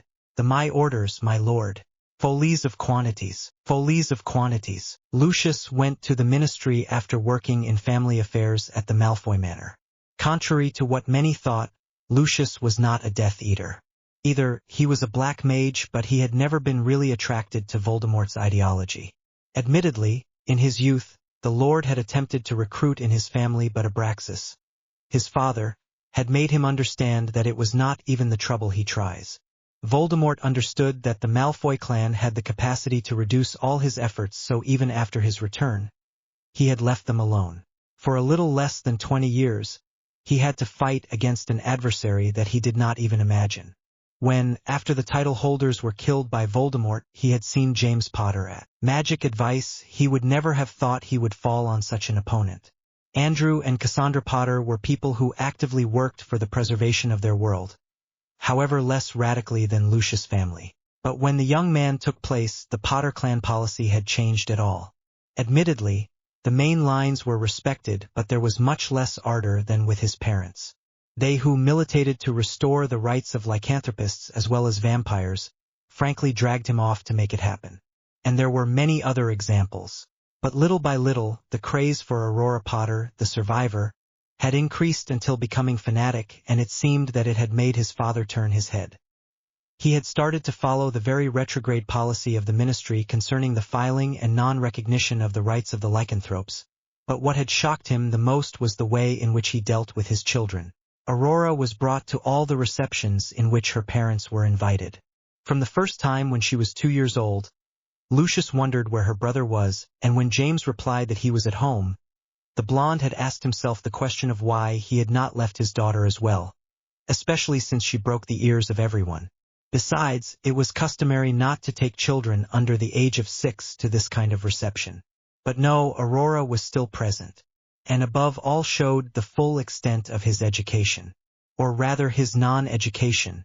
The first years, Lily Evans, wife Potter, was present to temper the overflowing energy of the child. But against all odds, James had taken it back more and more to let play his daughter quietly. Knowing through Severus the character of the redhead, Lucius had expected a monumental crisis, regardless of the place. But he would not have expected a response if Slytherin from a Gryffindor. Indeed, the redhead had simply decided not to go to the pure blood receptions when her daughter had and wanted to come, leaving it to her dear husband to justify her absence. In private, with Narcissa, he had praised this action, but they quickly realized that it did not change much. Worse, the attitude of the father and the daughter was getting worse. Aurora, no longer having anyone to regulate it, did during the caprice on caprice receptions, and no one could put it back in its place because James had inherited a high position in the wizarding world and its links with Albus Dumbledore, president of Magot, were no longer to prove. Not to mention that anyone would attack her would have to answer it in front of James Potter, who was not, but then not at all convenient when we touched her daughter. As for James, Lucius had trouble for Lily. As soon as she had stopped going to the receptions, her husband had started to flirt with everything that bore a skirt and was between 16 and about 40 years old. Flirt which had ended up transforming very quickly into pure and hard adultery. Lily had never known anything officially, but with the rumors that ran and the fact that James was not even hiding, Lucius imagined that the redhead should have doubts. Finally, Lucius is said to be recovering. The time was no longer to think of Potter, father and daughter. The blonde entered the Ministry of Magic, which, he discovered him, was in full swing. Curious, he inquired here and there to have an idea of what was going on. But the summons in an extraordinary meeting of the Magot cut runs to its exploration. Intrigue, Lord Malfoy? Le blond se retourna et identifia immédiatement son interlocuteur. Immediately, he bowed as a sign of respect and took the hand that presented himself to him to deposit a kiss. A little, I admit, Lady Longbottom, smiles Lucius. The accompany me, please, Augusta Longbottom. Lucius did not even think of refusing and presented his arm to the matriarch of the Longbottom family to go to the council room. The old woman was a pillar of the pure English blood community. No one would think of going beyond his opinion, even the so-called dark families. If we were objective, this woman had much more power than the great Albus Dumbledore because she provided her advice to anyone who asked him, that he belongs to a family adept at white magic or black magic, unlike the director who only surrounded himself with light people. And Lucius appreciated her very much since she did not chew her words when she addressed the alleged head of light. A delight to hear. Do you have an idea of what's going on, Augusta? No, I fear it, Lucius. Seulement quelques rumeurs. Ah, good. Do not play with me, do you want? I would never dare. Is it? I think we will be surprised earlier. Certainly. I don't see Lord Longbottom with you. It is with his apprenticeship master. I would have thought that he would have resumed your place once his studies are finished. N'ayez crainte. We discussed it together and agreed that he would make his own pace, first familiar with family affairs before thinking about politics. A very wise position. What about your heir, Lucius? It decided the same thing, almost. Seulement, il s'intéresse à la politique internationale également. He studied it at university. Il ne se sent pas assez prêt pour aller directement dans le vif du sujet. These are his own words. But I still think of bringing him with me from time to see what's going on. As a spectator, of course. Nous nous rejoignons, Lucius. What would you say that we agreed from a day when we took our sons and grandson in a meeting and then discussed what they think about it? Excessive idea. I would chat with my wife to see what she says about it. All right. They were silent when they arrived in the meeting room. As it was a private meeting, therefore without public, each member was free to settle wherever he wanted. Après avoir installé Augusta, Lucius prit place à ses côtés et observa les membres déjà assis et those who arrived. The latest arrival was James Potter, but not all expected it to be accompanied. En voilà une dont je me serais bien passé, maugréa Augusta. Lucius était du même avis. En effet, la personne qui suivait James était autre qu'Aurore. It was not the first time she came, but Albus had imposed her presence. Cependant, la majorité du conseil était conscient que ce n'était pas elle qui aurait dû être là mais bien son frère. In addition, Aurora took the right to intervene with the blessing of her father and the president, while no heir would have been allowed. Surtout pour sortir des inepties. Albus réclama le silence pour commencer la réunion. Si je vous ai demandé de venir, commença-t-il, c'est suite à un événement qui a eu lieu cette nuit. Tous étaient intrigués. Au cours de la nuit, révéla Albus, il a eu une attaque de Death Eater qui a fait une vingtaine de morts parmi des Moldus. Ce n'est pas une raison pour nous convoquer, coupa notre seigneur, cachant mal sa jubilation quant au résultat de l'attaque. Il y a de nombreuses attaques lancées par vous savez qui. Certes, conceda Albus. Cependant, cette attaque a eu lieu non loin de l'école des aurores.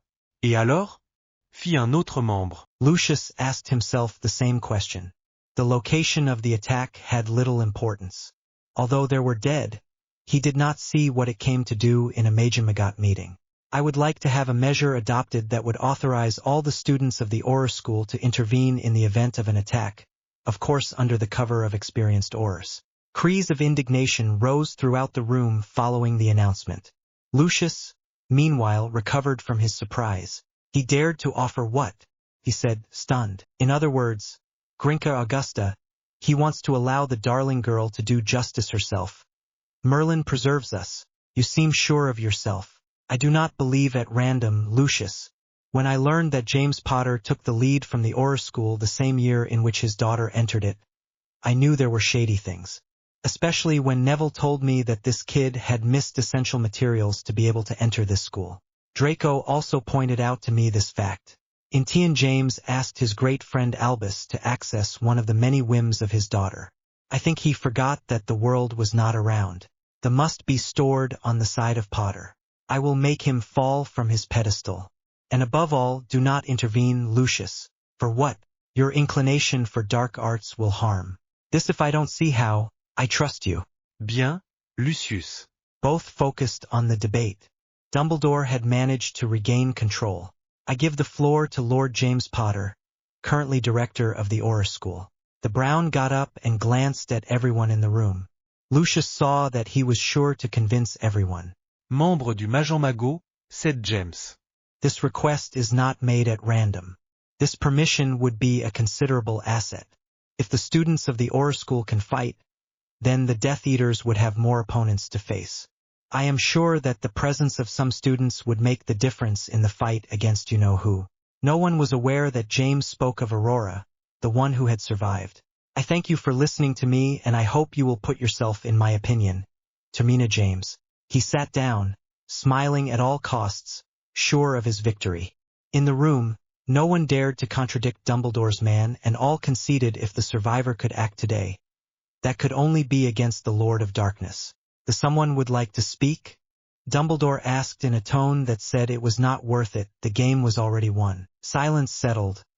Everyone looked at each other to find out who was going to get up. Happy to see no dispute, the old man was going to open his mouth to vote when he was cut. Me. Everyone turned and discovered that it was the respectable Augusta Longbottom who had just raised his voice.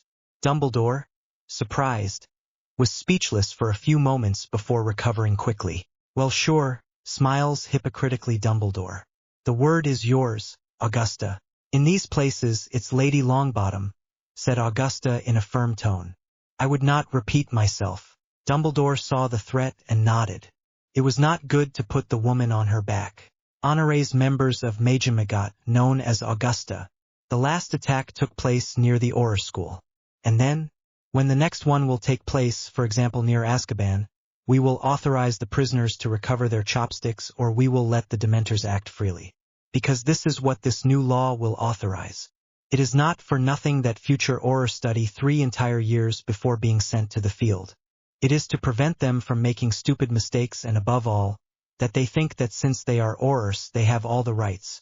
If this law has passed, then consider that the students of metamagy, whatever their year, can treat the wounded in the field and make much more dead due to their inexperience. That the essential ingredients are collected by students who barely know the security protocols for their conservation before they are used. That care potions are prepared by students who do not know how to avoid recurring pitfalls in their specialty. That the protection spells launched by students in spells are by people who barely master them. Remember, are you ready to give your safety to people who do not yet know the limits to be crossed or worse, who believe themselves? Sorry, but I refuse to accept this law which is, in my humble opinion, completely useless. We need new guards of justice and peace. No despots in short pants. Thank you for your attention. Augusta stood out and let them meditate on what she had just said. She was tired of the eccentric ideas that came out of the Potter-Dumbledore duo. It was time to change and Dumbledore had done his time. Potter gave an image of pure blood than the family's pro-Voldemort and that was not very much saying. You don't know what you're talking about. Old crazy. I was wondering when she was going to intervene, thought Lucius when she saw Aurora jump from her seat. I beg your pardon? Said Augusta in a polar tone that made everyone shudder in the room. Everyone knew it was not good to annoy Augusta Longbottom. You don't know what you're talking about, cried Aurora.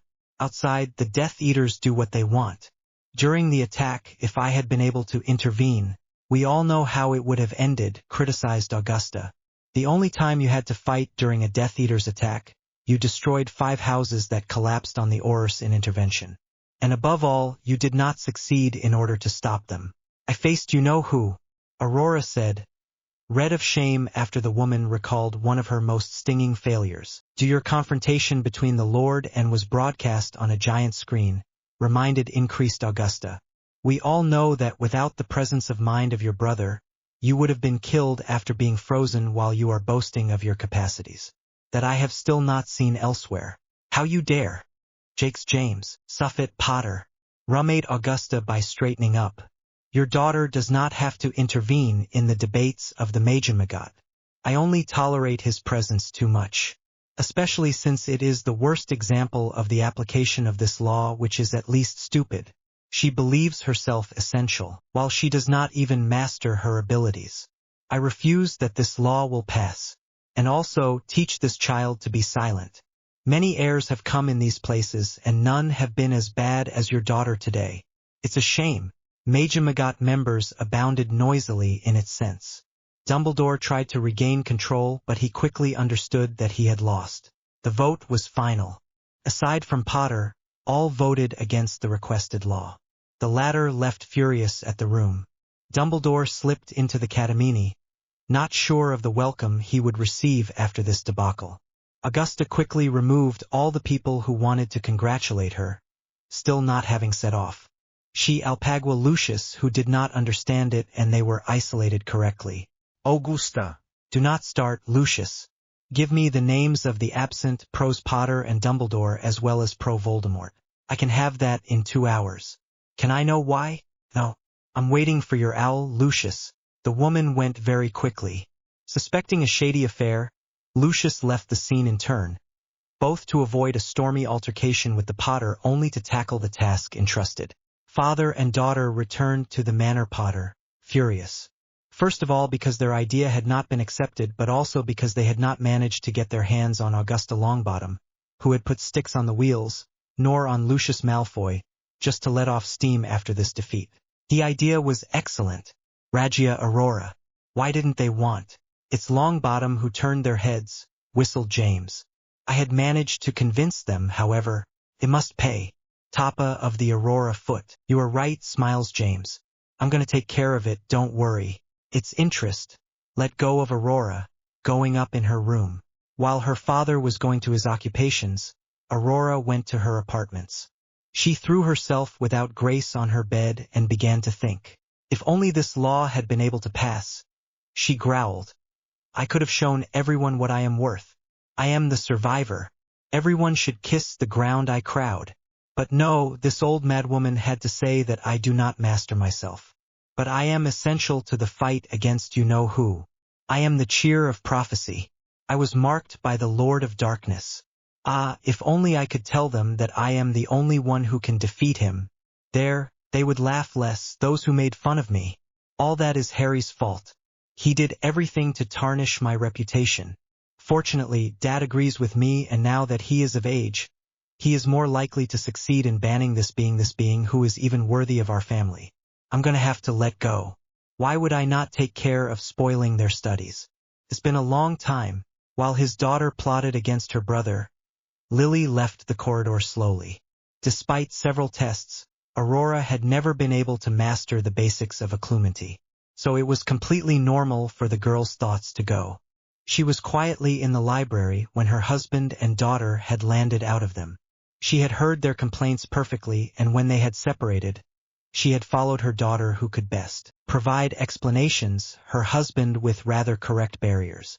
What she had learned comfort her in what she had decided. So she left the mansion without anyone worried. Pawns, I want your summary on today's course for next week, said the professor. With the different cases that may present yourself to you in practice and the solutions possible. I don't need to remember that in metamagogy you have to be ready for anything. I tell you at the next lesson. In the hubbub, the students put their belongings stored and left the room. Harry followed suit while smiling. He loved his lessons. He had discovered metamagy shortly after the 3-wizard tournament, and he had been completely seduced. He had studied the theory and self-taught before asking for advice from Mrs. Pomfrey, who had oriented him towards the useful readings, and had helped him to practice on the simplest care spells. The organization of his studies, however, had a problem. Indeed, James had completely detached himself from everything that concerned directly or indirectly Harry, so he had not wanted to hear anything to finance any studies. Sirius had therefore intervened and funded them. Anyway, Harry didn't want to have anything to do with James. The Brown left the room and went home, since it was the last course of the day. For once he finished early, he was going to enjoy it. He had decided to follow the advice of his friends and meet the different companies of the Potter Empire and to present himself as heir. No one was aware that James and Lily had 2 children and that Harry was the firstborn, but the latter was curious to know how James had justified the fact that it was Aurora who was by his side and not the one who was going to inherit everything. In his room, he chooses a dark soft suit he put before tinning his outfit. He left a word for his roommates and borrowed the international fireplace. "Well, Harry," smiles Theo, who was waiting for him on the other side. "Battery per hour." "Saluk theo," replied Harry. "What time is it?" "Pa far from 11 o'clock. "Here we go." The 2 friends left the building and entered the streets of Chicago. Theo had obtained his post during the summer, and in front of his very fair analysis and his right pen, the newspaper had tried by all the means to debauch the young man of England. Seeing his luck, the latter had not wanted to let her pass and had imposed some conditions. First, the secret of his presence in the United States and the use of a pseudonym. Then the fact that he wanted to stay in Europe despite the Voldemort threat. And finally the fitted schedules and its presence in Illinois that twice a week due to the jet lag. Among other things, of course. "You were able to leave without being asked too many questions?" smiles Theo. Person had not yet returned, housed from the hairy shoulders. "Anyway, I left a word. The better. Given how they sting a crisis when they don't know where we are." "You said it." They lunch in a restaurant where Theo was a regular before the latter led him to a building. Are you sure you want to do it?" asked Theo, worried. "Mew is worth preventing what to cure, sharp Harry." "You're right. Good luck. I come to pick you up as soon as you call me. Don't forget." "Mamohen." "I don't want to make me brush alive if anything happened to you." "Very little for me." On a smile, Harry entered the building. He took the elevator and headed for the reception. "Well said, Harry. Could you tell the director that Mr. H.P. is there?" "Of course." "Please wait, please." Less than 10 minutes later, the young man was installed in the office of the director of the company. "I welcome you, Mr. Potter. I am Jonathan Cold, the director." "Enchanted," smiles Harry. "I imagine you know why I'm here." "I have a little idea." "Are you Lord James Potter's son?" "Exactly." He presented his daughter as his heiress. Mel, if she was born the first, Aurora could never have inherited the Empire Potter. The laws of the Potter are quite clear on this. "I understand. But why didn't you come with them?" "I not being in England, you cannot know. Let's say that my father and I have a rather stormy relationship. You talk about this attempt to deny yourself completely since you are 9 years old? How are you aware?" "I have links with different pure blood families from Europe." This decision made a big splash.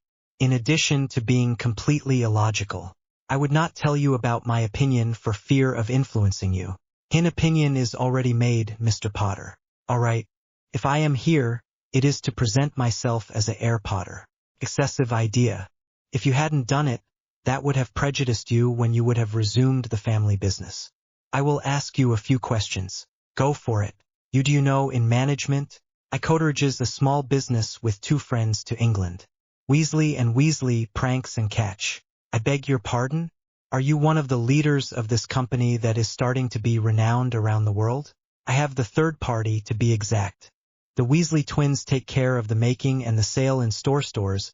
I make sure that the products are the most attractive and the least dangerous as possible." "Do you know? And how?" "The reputation of this company exceeds borders." "Congratulations." "Thanks. Do you have any qualification then?" "With the company of the Weasley, I was educated in the business both by my godfather Lord Sirius Black as well as by the goblins." "Goblins?" "Odd. Know that much. In fact, they do not support that a child is denying his right to live. While a father wants to harm his child as much, there is only one step. It's understandable. Regarding your sister, I'm listening to you. It hardly seems to listen to the advice of the more qualified people than it. It's a fact. She has always done with her head. Voss points seem quite neutral to me. You don't want to know what I think of my sister. Really not. Sujet sends. Yet it is your survivor. Croy me, I don't want to talk about it. Either. If you had to take over this business, what would you do? Del, first of all, I would find out about the activity. Then, I would listen to what employees at the bottom of the scale will tell me on their working conditions and their proposals to improve them. FY of the latter? Yes. They know what they need, so it's a good idea to see what they want. I understand. Continue. I would then see the executives to do the same work. I see your approach. But you are not going to see what are the people who should be fired? I would be hypocritical to do that. I would disembark like a flower and I would immediately know who must stay and who must leave. It would prove or that I am arrogant because I think I know everything, or that I am very influenced. I prefer to make my own opinion before doing anything. Thank you very much. Excellent analysis. The conversation rolled on other cases for an hour. The director was convinced that the young man in front would make him a better superior than the unbearable kid he had seen with the owner of the company. As they were going to leave, Jonathan Cold speaks. Mr. Potter, I will contact my colleagues as soon as possible. Why, if I haven't indiscreet, you just have your head on your shoulders than your sister. I will therefore ask all my colleagues who work for Lord Potter to receive you so that you can get an idea. Harry almost went away his eyes. He who asked himself to know how to reach all the witch companies of his father, it removed a spine of the foot. I thank you, said Harry. If that could not go back to my father's ears, it meant without fear. All precautions will be taken. I therefore tell you goodbye, Mr. Cold. Are to see Mr. Potter. The two men separated. Dumbledore was sitting in his office, thinking intensely. The debacle of the ministry did not serve its interests. If Augusta Longbottom had not intervened, he could, under the cover of this law, legitimize the action of the Order of the Phoenix by presenting them as a defense learning club. He knew that James and Aurora, after this setback, were going to want to take revenge, and he was not going to do anything to prevent them. Besides, it would arrange his things if the matron was definitively dismissed from politics. And he was sure to quickly abound in his sense the young Neville who had always respected him. However, there was something else that raged him. What Augusta had declared was not at all false. Aurora presented mediocre capacities at best, and the event of which she had referred to it quite clearly. Throughout his schooling, he had asked himself the question several times. What if he had the wrong survivor? But each time, he remembered the aura of black magic that surrounded the little girl after she defeated the black mage, and reassured that he had the right survivor, despite the right capacities of his twin brother. Harry Potter was also a problem. Besides his capacities above average, he remained the heir to the Potter, which did not really help his business. He had been educated by Sirius Black, and his allies remained big pure English blood names such as Malfoy, Nott, Zabini, or Longbottom, while knowing that each name brought its share of allies, something that Aurora should have had as a survivor. Unfortunately, the latter had managed to alienate them all because of her behavior. The director knew he should have told the young father not to leave his daughter so much freedom, but what was done was done. He had believed that she had managed to approach an ally of choice, Hermione Granger, but they were not as close as he had hoped, even more since they had started their studies. Superior. Dumbledore had tried to coax Harry, but the latter had always been suspicious towards the director, by his proximity to his father, or rather his sire, given their more than disastrous relationships. He was going to have to try his luck with the young man who could be useful to him in the fight against Voldemort, especially since he would bring a lot of people with him. He knew it was not going to be easy, but he had to try it. Now he needed a plan. Several days had spent since Harry had gone to Chicago. The latter, on his return, told his friends how the interview had gone. Everyone had congratulated Harry for giving Jonathan Cold an excellent impression. Now they were waiting for man's mail for the next meeting. Draco came out of his botany lesson. The course was an important component of his course, and even if he did not have much affinity with this material, he knew that he had to succeed a minimum to realize his dream. He went to the main hall to wait for his friends to finally have lunch. Blaise arrived very quickly, but Harry was long overdue. When about 20 minutes were passed, Draco, exasperated, Alpada, a pupil whom he remembered having seen in one of the courses of the Brown. "Where are the others?" said the blonde, not bothering politeness. "Retented in progress," replied the student. "A student from the Aurora school claims that one of ours would have launched a black magic spell. Its director authorized him to investigate." "How is that you are not there?" asked Blaise, intrigued. "The class had a diversion so that I would warn the director," replied the student. "So, if I can go." "A last thing," said Draco. "Who accused who?" "Aurora Potter accused Harry Evans." "Now I have to go. Thanks." While the young man disappeared to warn who, Draco and Blaise looked at each other. With the permission of his mother, Harry had decided to resume his name to study. What he wanted above all was that he is completely dissociated from James and Aurora. Harry had been refused to be the spitting portrait of his sire for a long time and had corrected the necessary faults, such as the faulty view or the cup of the bed jump, which he had transformed into a smooth hair going to the shoulders embellished with red strands, in honor to his mother, as well as green wicks for Slytherin. They knew perfectly well why Aurora was there. She wanted to make the life of her brother a real hell. With a single look, the two young men knew what they were going to do. They took out their chopsticks and went without a noise to the room, after a few precautions. They were sure that alongside Aurora would be Ron, but they did not know if the red man had managed to nod other students. But they knew perfectly well that the surviving craze could be miracles. The room had the shape of an amphitheater. All the students in Metacomagy had been gathered in the upper stands while the Aurora students were on the platform with Aurora. And between the two groups, Harry interposed. The exit on the side of the platform, Draco and Blaise, surrounding the door, knew that they could not enter through this door.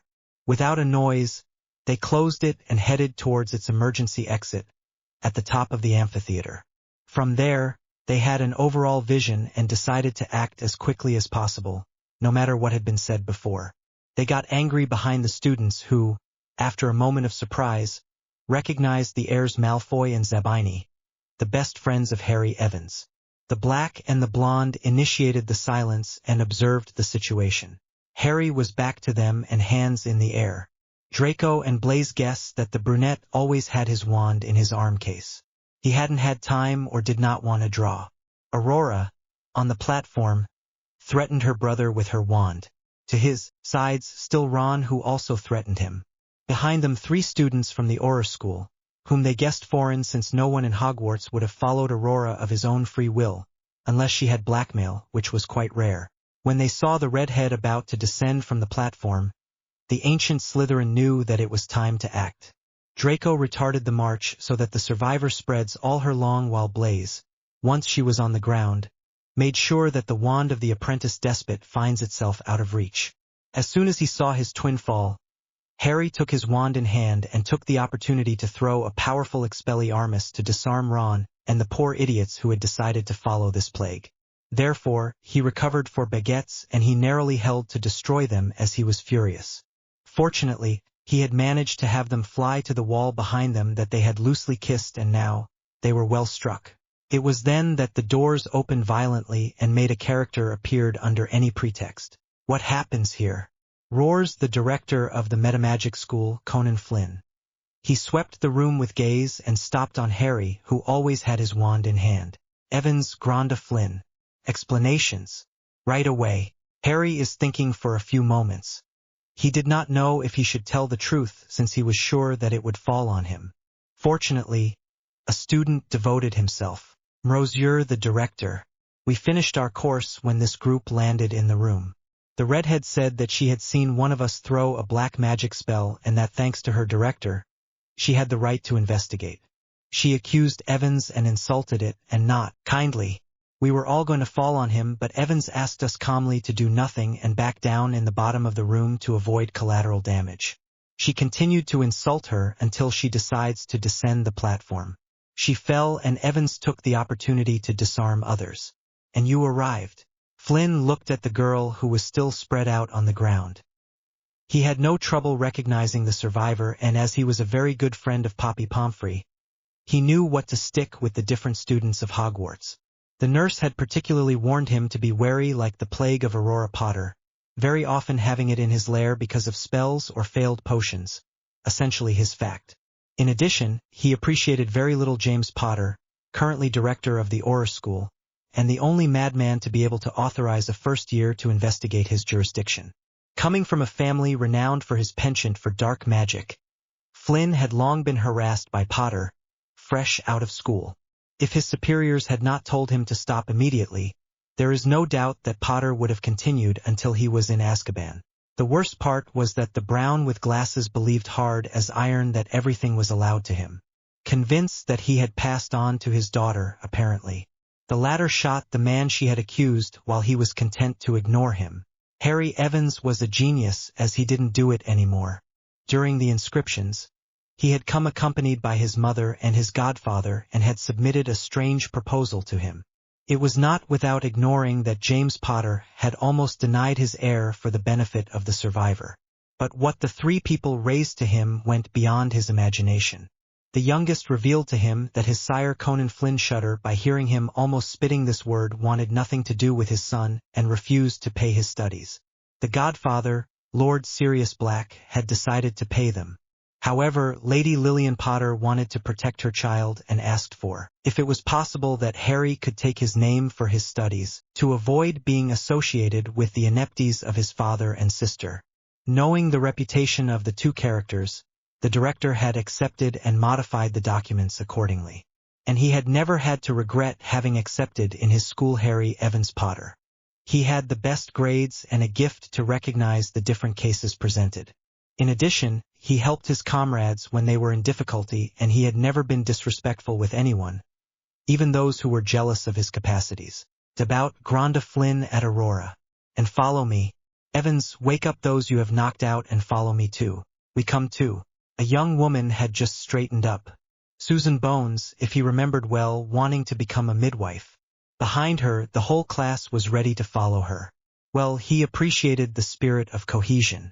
Although, knowing that Bones was the same promotion as Evans and Potter, she surely wanted the case to be resolved equity. What he reproached for him by no means. Having heard that Albus Dumbledore had shown more than blatant and unfair favoritism towards the survivor. Sit accepted Flynn. The director turned around and left the room. Harry hastened to wake up those he had thrown against the wall with his fate, and a few students went to help them get up.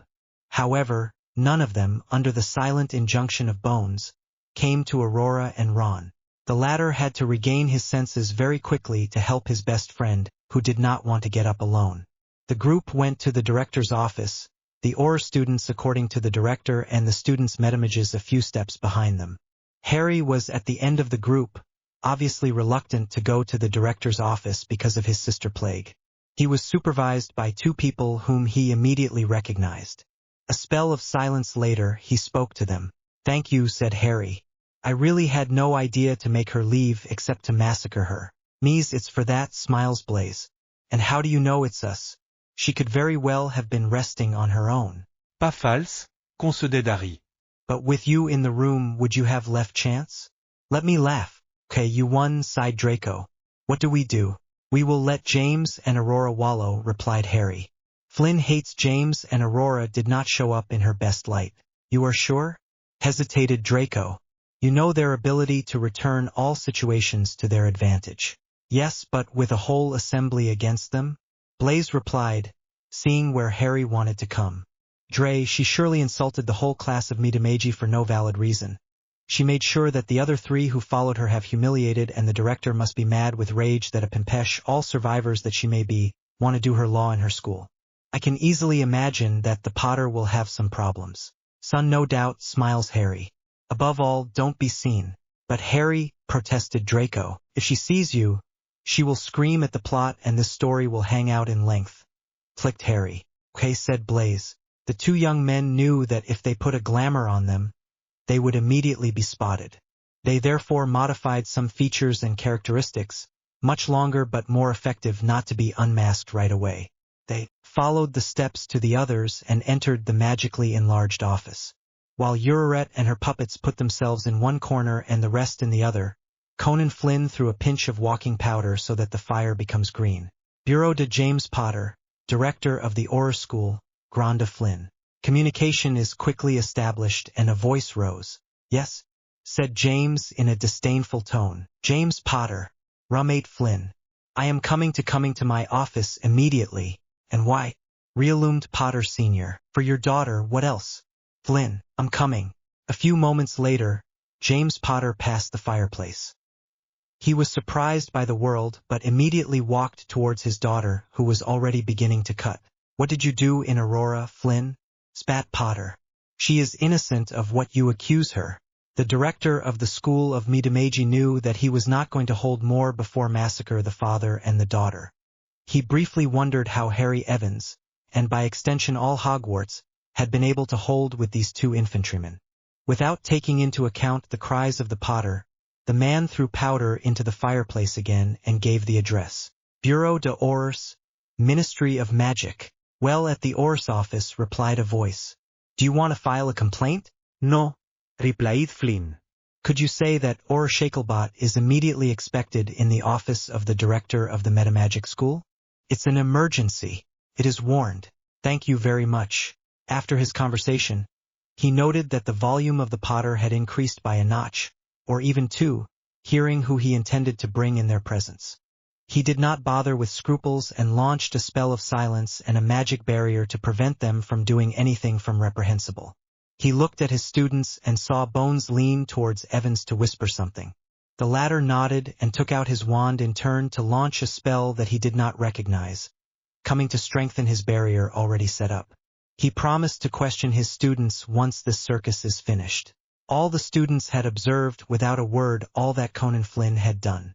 Harry, Draco and Blaze, skillfully hidden in the group, had stiff when James Potter had appeared, but they had relaxed when the announcement of the arrival of the Auror had happened.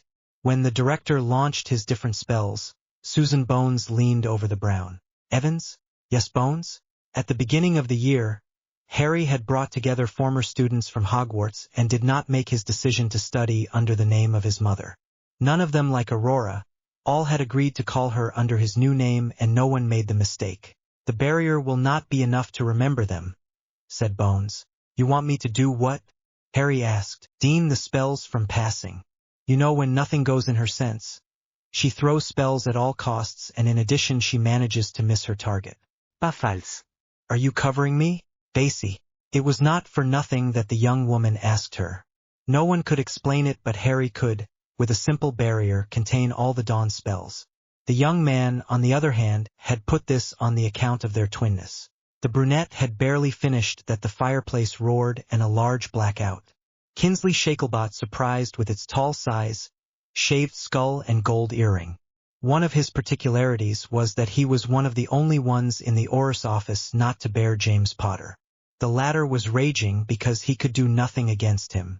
Shacklebot was an exemplary Aur. Very conscientious, he knew how to make a perfect share of things and objectively dealing with a matter with people he knew.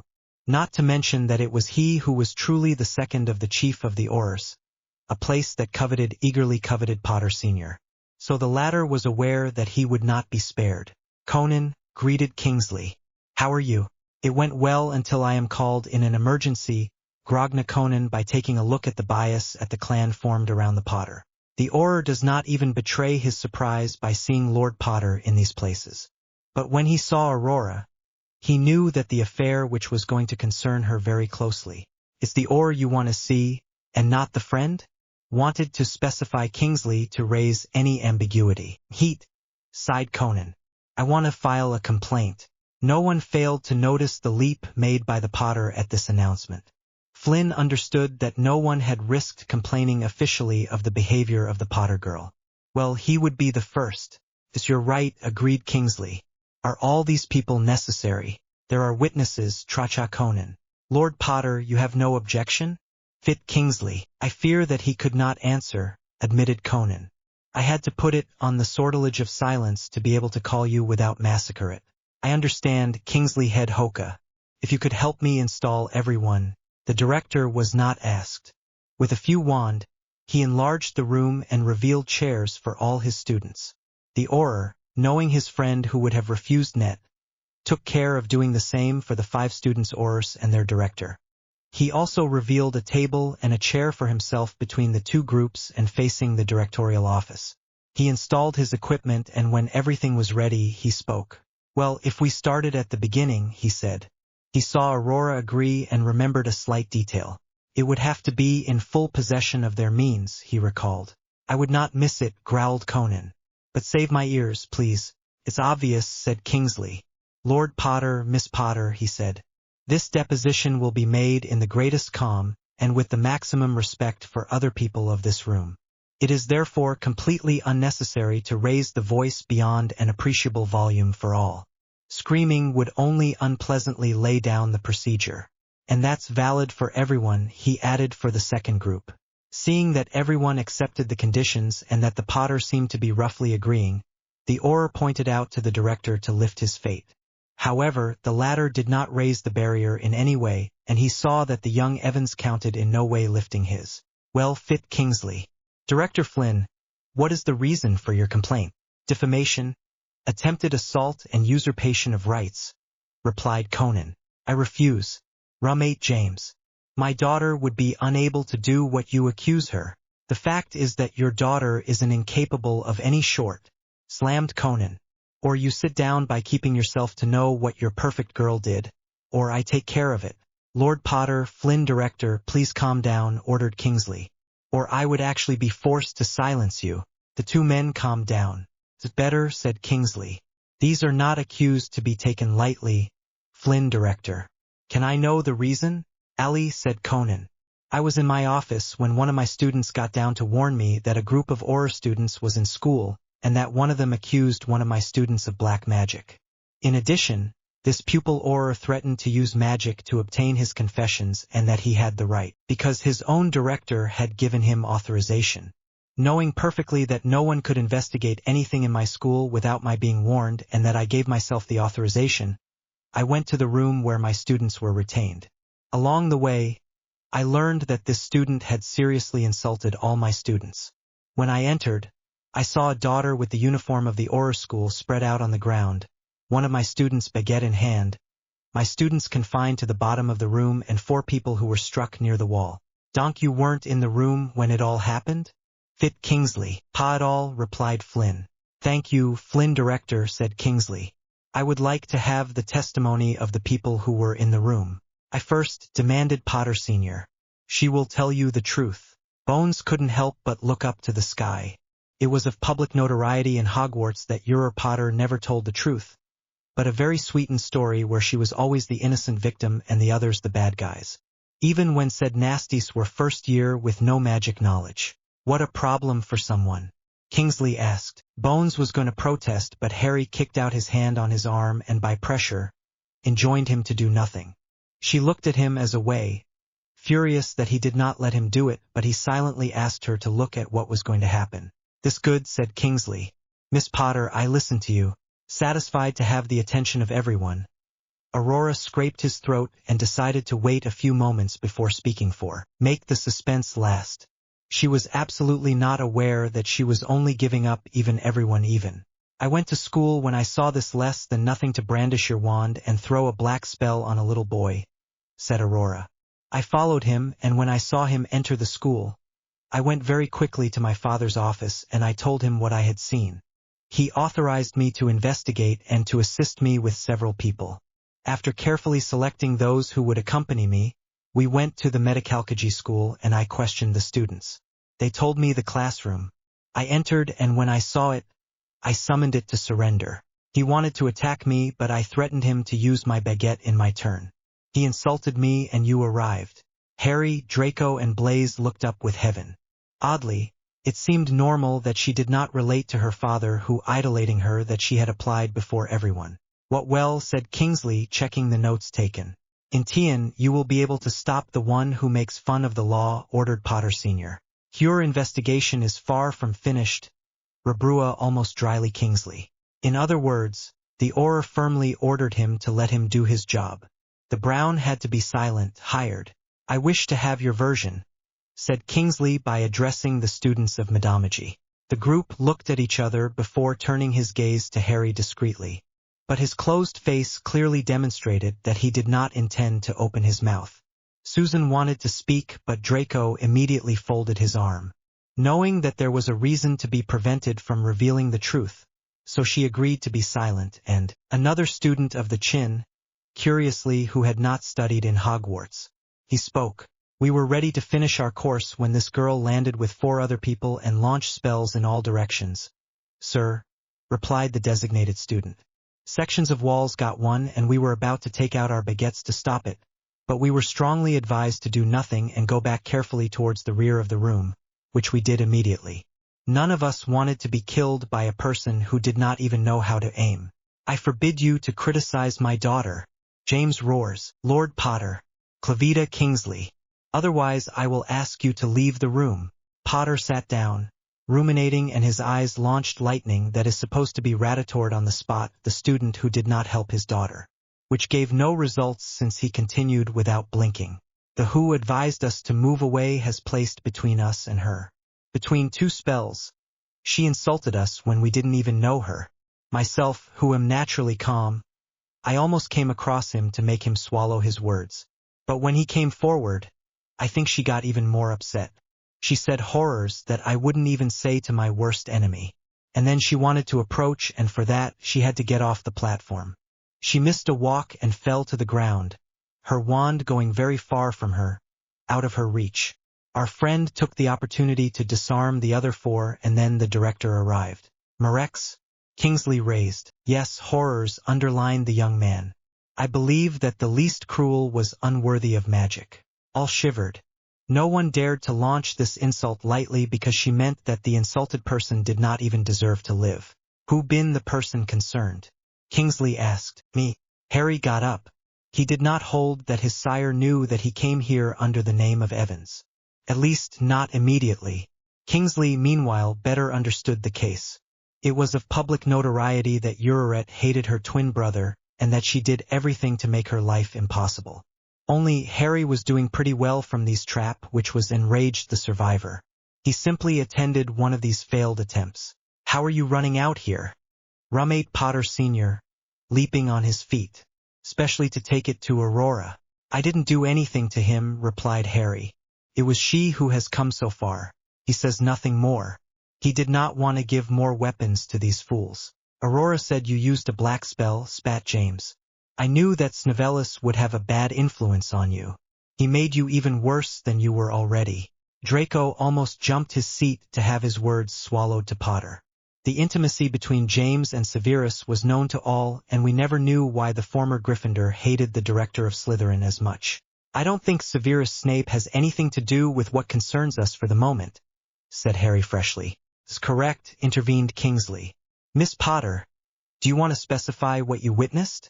He brandished his wand on a terrified little boy and he launched a black spell, said Aurora. I couldn't see more because he turned around and I had to hide. Harry held out to hit his head against the wall. He remembered perfectly with the moment she was talking about. He had in no way been able to miss the huge boucan that the girl had created in an obscure alley very close to where he was. Kingsley was slightly disturbed. Miss Potter, you were talking about a black spell. What do you mean? Was it a black magic spell where it was black? The spell was black in color, said Aurora. I do not know many black color spells, admitted Kingsley, but unfortunately, they all belong to black magic. Well, proof that this less than nothing indulges in black magic, said Potter Sr. Blaise painfully held a sniff of derision. The prejudices of this man were deplorable. To hate my memory? Blowed Harry. Las.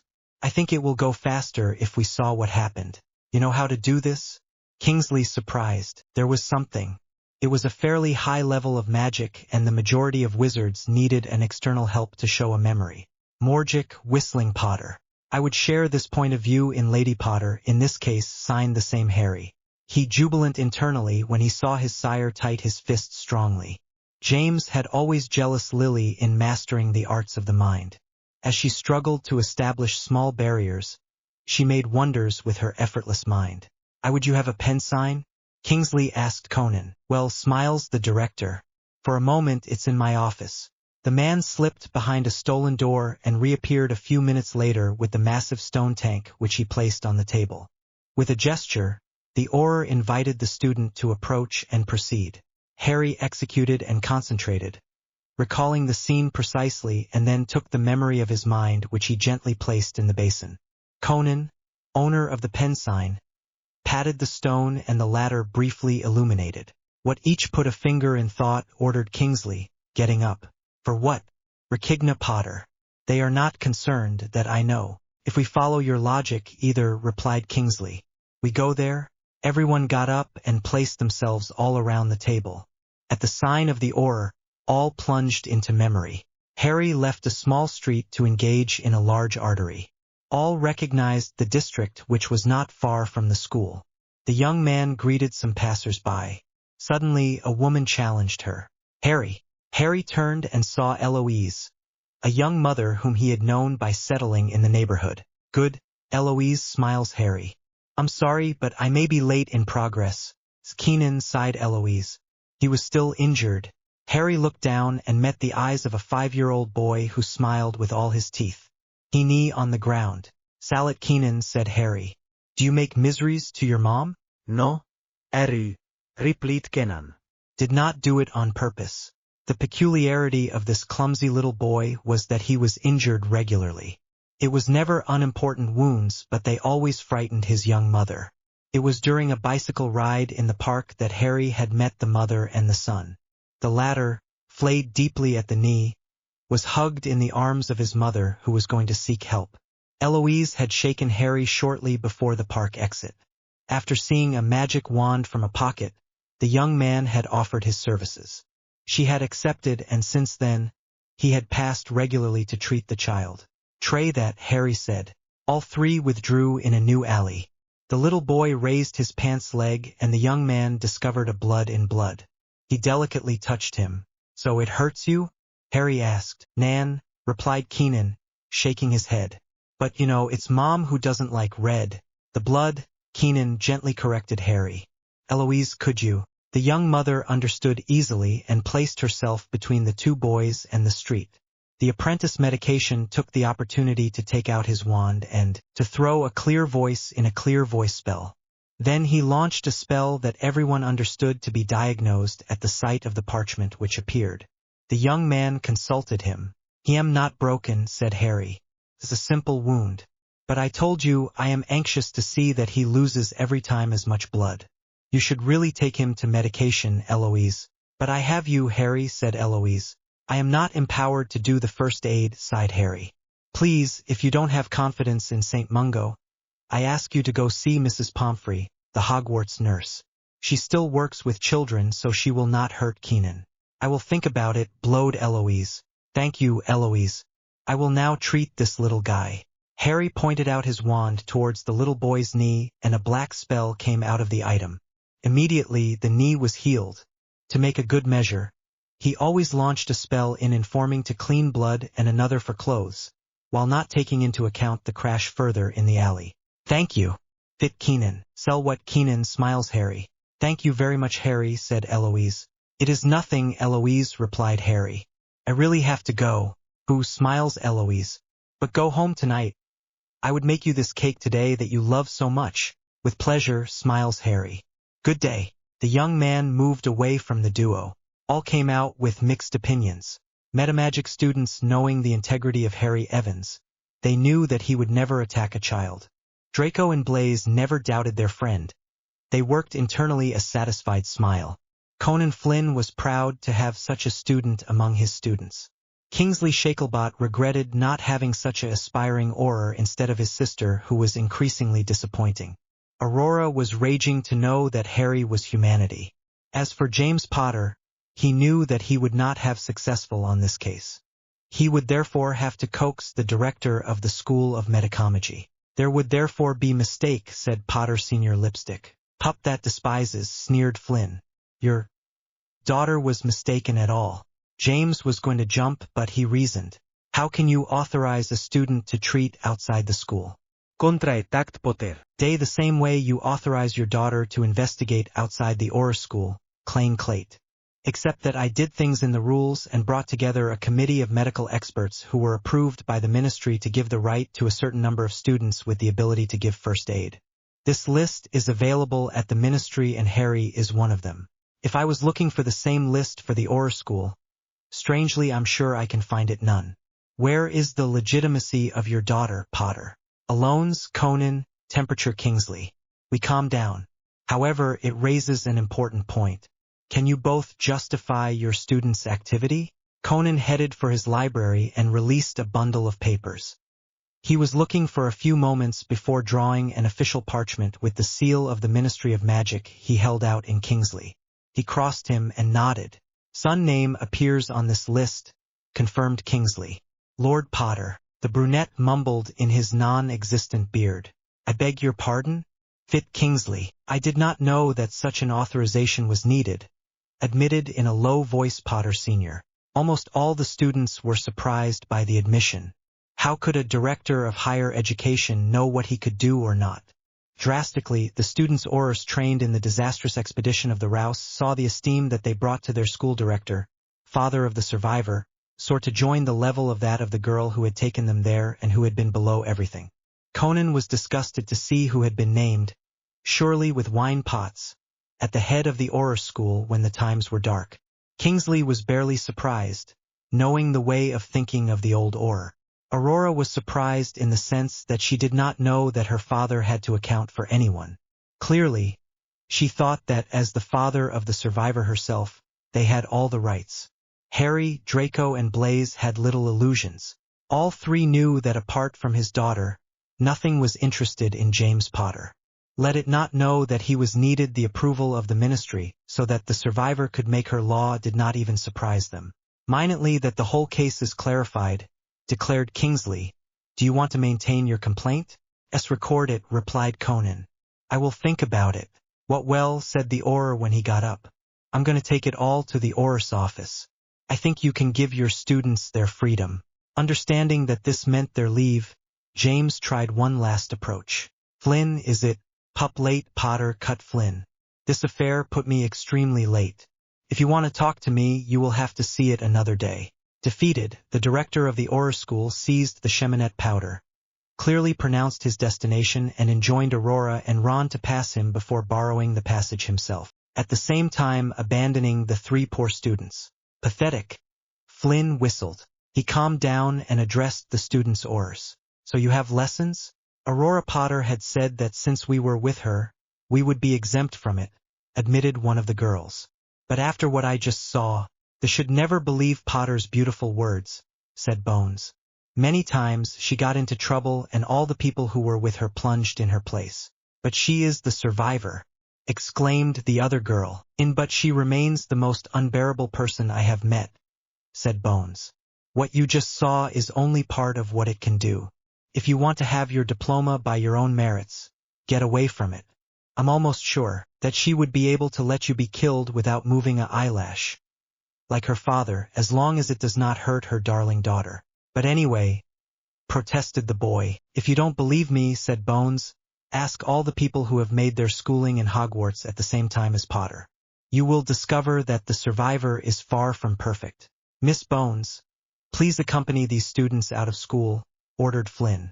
You are all exempt from lessons today. I would prevent your teachers. You can leave. While the students left the room, the director held Harry by the channel. Seeing this, Draco and Blaise also remained. Do you keep your complaint? Kingsley asked. Well, sure, sneered Conan.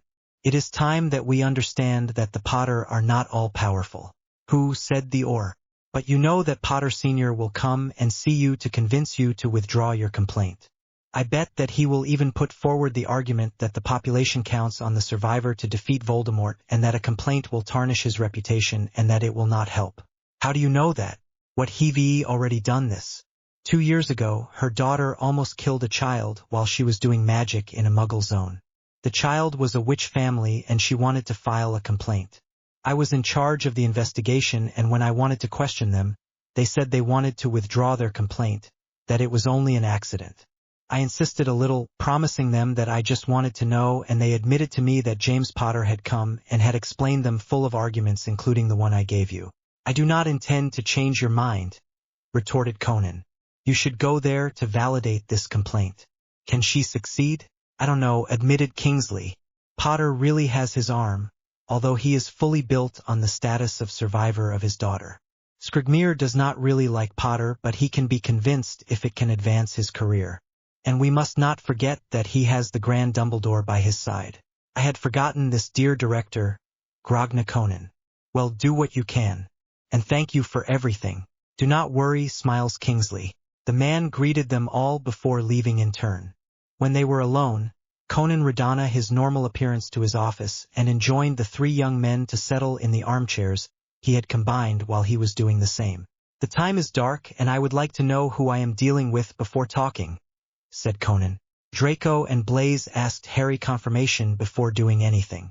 It's a friend of Mrs. Pomfrey, Harry replied to their silent question. And he knows Severus very well. Believing that the knowledge of these two people guaranteed that the director could be trusted, the two young men dropped the spells they had launched. Lord Zabini and the heir Malfoy greeted Conan. I understand that your relations with the Potter are somewhat tumultuous? The word is weak, sniffed Blaise. But that sums up well, Mr. Flynn. Minutely we are alone, said the director. Can you explain all this circus to me? What happened today or the situation as a whole? Blaise asked. The two, if you don't mind, said Conan. For today, admitted Draco, I modified the shape of the walk so that Potter falls and Blaise made sure that his wand suddenly finds itself far from it. As for the situation, it is of public notoriety that Lord Potter wishes to increase the power of the name of his family by designating the survivor as heiress. To do this, the only way to get there is to declare the legitimate heir unfit for his future function in the face of a clan council. A clan advice? Surprise Conan. Few were the times when the leaders of the different families of the witch aristocracy met in the council of the clans. However, this surprised the director that a case that for him was in the family requires such a meeting. Yes, confirmed Blaise. Designate an heir when the title holder is no longer in the family but when he is in full control of his means. The council is there to judge the one who is most able to transmit pure blood values. Yulie, Potter represents the most complete forfeiture of pure blood, said Draco. Thanks to her lax education, not to say her non-existent education, she will never become a lady representing pure blood values. So she seeks by all means to create him in trouble, so that her father has a reason to spoil him with her inheritance. Your gentle, spat Harry, seeks only a pretext, as futile as it is, to prove to the advice that I am not able to take the head of the Potter family. But he does not realize that all his attempts are undermining his position and that without the threat of Voldemort, it would have been a long time since he would have been excluded from the council. The you teach me there is really incredible, commented Conan. However, I ask myself other questions. So go ahead, said Draco. Why did you not speak before you have to do it? Asked Conan. The only time I wanted to defend myself, explained Harry kindly. I was accused of wanting to kill Aurora. I was 7 years old and I was reading a book in the manor park while Aurora had taken a broom to fly when our mother had forbidden us, but that was not what was going to stop her. Obviously, as it was the first time that she flew alone and without supervision, she fell about 5 meters and she broke her arm and had a leg fracture. The luck wanted it to fall very close to me. I saw that the debris of the broom threatened to pierce his back to him, so I delicately removed them and I supported his head while waiting for help. Our parents arrived and Aurora was treated. It was then that she debited her perfect lie. She swore that I had threw something to destabilize her when she was flying and that once I fell, I had shot her. I did not even have time to defend myself that my dear sire threw me into a dungeon as a punishment for wanting to kill my very dear sister. It was my mother who took me out of there after 3 days without anything drinking or eating. Even if my mother had managed to prove to my sire that what Aurora had told was absolutely not the truth, my sister was never punished or to have stolen without permission or for her lie. Since that day, I know that when Aurora accuses me of something and that my sire is there, it is not even worth that I open my mouth to defend myself. Aurora will always be right. Conan Frasana. He knew James Potter obtuse, but at this point, it exceeded understanding. This can explain certain things, capitula Conan. And you? Why be hidden? You know the hatred that Potter Sr. bears in Slytherin? Draco said. And by extension everything related to black magic? Who does not know? Sniffed Conan. I myself was the victim of his prejudices. He transmitted this hatred to his daughter, continued Draco. We are both of pure Slytherin. The amalgam was quickly done. We even suspect that our national survivor, by attacking us, tries to make us pay the fact of having preferred her brother to her, added Blaze. Pardon, said Conan. Do you mean that this little plague is jealous of her brother, which she is beating and making life hell? We never said that it was logical houses of the Blaze shoulders.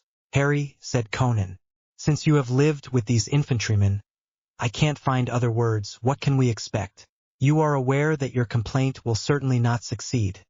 Harry started in a slightly hesitant voice. It's obvious, sighed Conan. Since he left Hogwarts, James Potter has had his arm a little too long. It's true, admitted Harry. I believe that surprises of this kind you will have quite often. She wants the power and the fortune of the Potter, and I am the only obstacle that opposes her. His father will just flatten the possible barriers. So he will especially take care to silence the various directors of the Faculty of Higher Studies. I will want to silence me? Roma Conan. How can you be sure of this? In Hogwarts, Dumbledore brought together the prefects and literally ordered them to let Aurora do what she wanted in the castle, replied Draco. I was prefect then chief prefect, and I can tell you that she totally had the castle for her. Anyone who reported his offenses was punished. To have some friends among the Aurors, continued Blaze. I know that Potter Sr. was responsible for covering the escapades of his darling daughter. I know that when he was still Auror, all the files concerning the survivor were transmitted to him, and in the same day, the problem was resolved. We could even say that there was no more problem. Many times, Aurora has missed spells in front of Muggles, and each time, no charge was retained against it. We even think they would have a forgetfulness in their pocket. I believe that a small meeting between directors is essential, cried Conan. Of course, the invitation to the Auror School will have been suddenly lost. Then nevertheless contact the vice-director, advised Harry. Maybe he doesn't follow the policy of his superior, who knows? You gave me a lot to think, said Conan. Thank you for answering my questions, and go to rest. I think you need it. Thank you, Flynn Director. Good day. And they separated. Domination called into question. Domination called into question. Augusta Longbottom was in her office, thoughtful. Many things had happened since she formally opposed the insane project of the Potter father and daughter. The record she had asked Lucius arrived very quickly, and she had immediately studied her. As she thought, the allies of Potter and Dumbledore represented a small majority. People for Voldemort followed closely. A group followed the retrograde policy of the Ministry, and the last was formed of undecided and without clans, of which it was part. She had noted that the absent were mainly big names which could have fun changing the votes that took place. One of those who shone by their absence was Lord Sirius Black, third of the name. She did not even doubt that the latter would have refused this aberrant proposal clearly, even if she was made by her former best friend. Black was one of those who had a great influence on the sorcerer's advice. But what she held above all from this day was the visit she had received shortly after coming back. Flashback. After investigating the presence of her grandson in the manor, Augusta went to enjoy a good cup of tea on the terrace. But while she was served her cup, a house elf appeared. Maitrie's Augusta Longbottom, madam. Lady Lillian Potter asks to see you. Menet here. The redhead arrived, greeted the matriarch, and settled in an armchair on the invitation of the latter. It was a long time since we had seen ourselves, Lily, said Augusta. I also regrets it, Augusta, sighed Lily. I was taken too much by my family. Heggish, I thought I heard that your daughter was asking a lot of attention. He asked more than she should have, you mean? Lily, I can't take it anymore, Augusta. I don't understand what you mean. What do you know what's going on in the Potter family? Do you allow you to be completely frank? This go without saying. I see the Potter family is hardly shiny. The head of the family passes all the whims of his daughter, whom he clearly displays as his favorite, and thus flouting all the rules of decency of pure blood. Girl who has the behavior of a spoiled rotten girl, than a young woman ready to enter the world without counting that she does not even master her abilities, which are more than weak moreover. An heir son who is treated as a banished and totally disparaged. An erased mother. The Potter goes straight into the wall. I didn't think when I was going to marry James, my life would become such a disaster. This go without saying. However, this does not explain what you are doing here. I know that you don't have a great esteem of the Potter family, but I came to warn you. Meh? Be a little clearer, my dear. You have prevented a law from passing. A law proposed by my husband and probably by my daughter too. They will take revenge. I suspected a little that they would blame me, but they couldn't expect me to say yes to this idiocy. What was this law? You don't know it? I want to be far from political life, Augusta, so as not to protest on customs and traditions that I do not understand. I leave that to James. Besides, it is his prerogative, not mine. The women do politics, I am living proof. For James, the idea is unthinkable.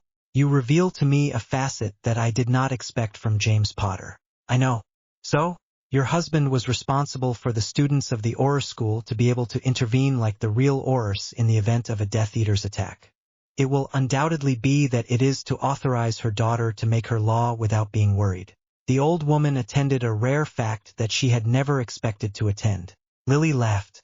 Really, a gigantic laugh that lasted several minutes. When the redhead was resumed by wiping the tears that perladed at the corner of her eyes, Augusta threw him interrogative. Aurora, act like professionals. A totally hilarious idea. Your husband seems to think that she can make the difference in a fight. Say would grant victory to the Death Eaters, you mean? Aurora is indeed the daughter of her father, as arrogant as he was at his age. You hardly appreciate your daughter. He has become a foreigner when she demanded her father to strip her own brother of her very essence. Augusta's eyes almost came out of her orbits. He asked him to deny him. Exact, and he is ready to do it with pleasure. And do you accept this? Well, sure not. I did everything for my family, but when I see that she does not even deserve the sacrifices we make for her, as for her father, I decided to act. What do you plan to do? What, James? The old woman jumped. The disgrace will fall on the Potter family. Asina Augusta, like a cleaver. He has already fallen into disgrace with the actions of James and Aurora. Do not tell me the opposite, contra Lily. Que? Do you think this is the right solution? It's the only one. I want to live for my son, and not be sacrificed by my daughter. And how are you going to leave your husband? Put a small point. Don't look for, I want to keep the surprise. And how are you going to live without the name of the Potter? Because you are going to abandon this name, I imagine? Exact. I already have a job, and I have already made sure that I will keep it if my family situation was changing. And where are you going to live? That is planned, Augusta. Do not worry. And your son? It has many more resources than James and Aurora believe. I have fully confidence in him. To come back to the reason for my coming, be very careful. I have no doubt that the fact that Aurora is the survivor gave James a more than considerable weight to allow him to do what he wants, including taking revenge with impunity for you. I'm not blind, but be sure that if he has the supports of the light thanks to the survivor, I can without any harm to fall lower than earth, and this in one vote. You talk about the clan council? How did you hear about it? Harry, at relations with his father, I doubt that it was he who told him about it. Especially since the existence of the council is transmitted from father to son. It's his adoptive father who told him about it. Son adoptive father? Son godfather Sirius Black. This is one of the only things James did well for Harry. Sirius taught him everything he had to know as a heir. This is why it is a real pure blood. I will have to congratulate him to have done as well. He knows it. Sirius therefore spoke. How did the existence of the council arrive in the conversation? Harry was looking for all the means that James could use so that Aurora has become the heiress of the Potter family. As it seemed obvious that James did not like half measures, the passage through the council of the clans was obvious. Vow like that, that's for sure. Silence settled. I will take seriously that your husband will attack me for having put me in his way, said Augusta. Thank you for warning me, but I have advice to give you. I listen to you, said Lily. Do not delay to leave. I feel that everything is being set up. Don't be trapped. All right, you should go before we suspect anything. Thank you, Augusta. Thank you, Lily. Flashback end. The visit had made him understand that the time of the domination of the Potter father and daughter was over. If even Lily thought it was time to leave the ship, then they had to bring them to their fall.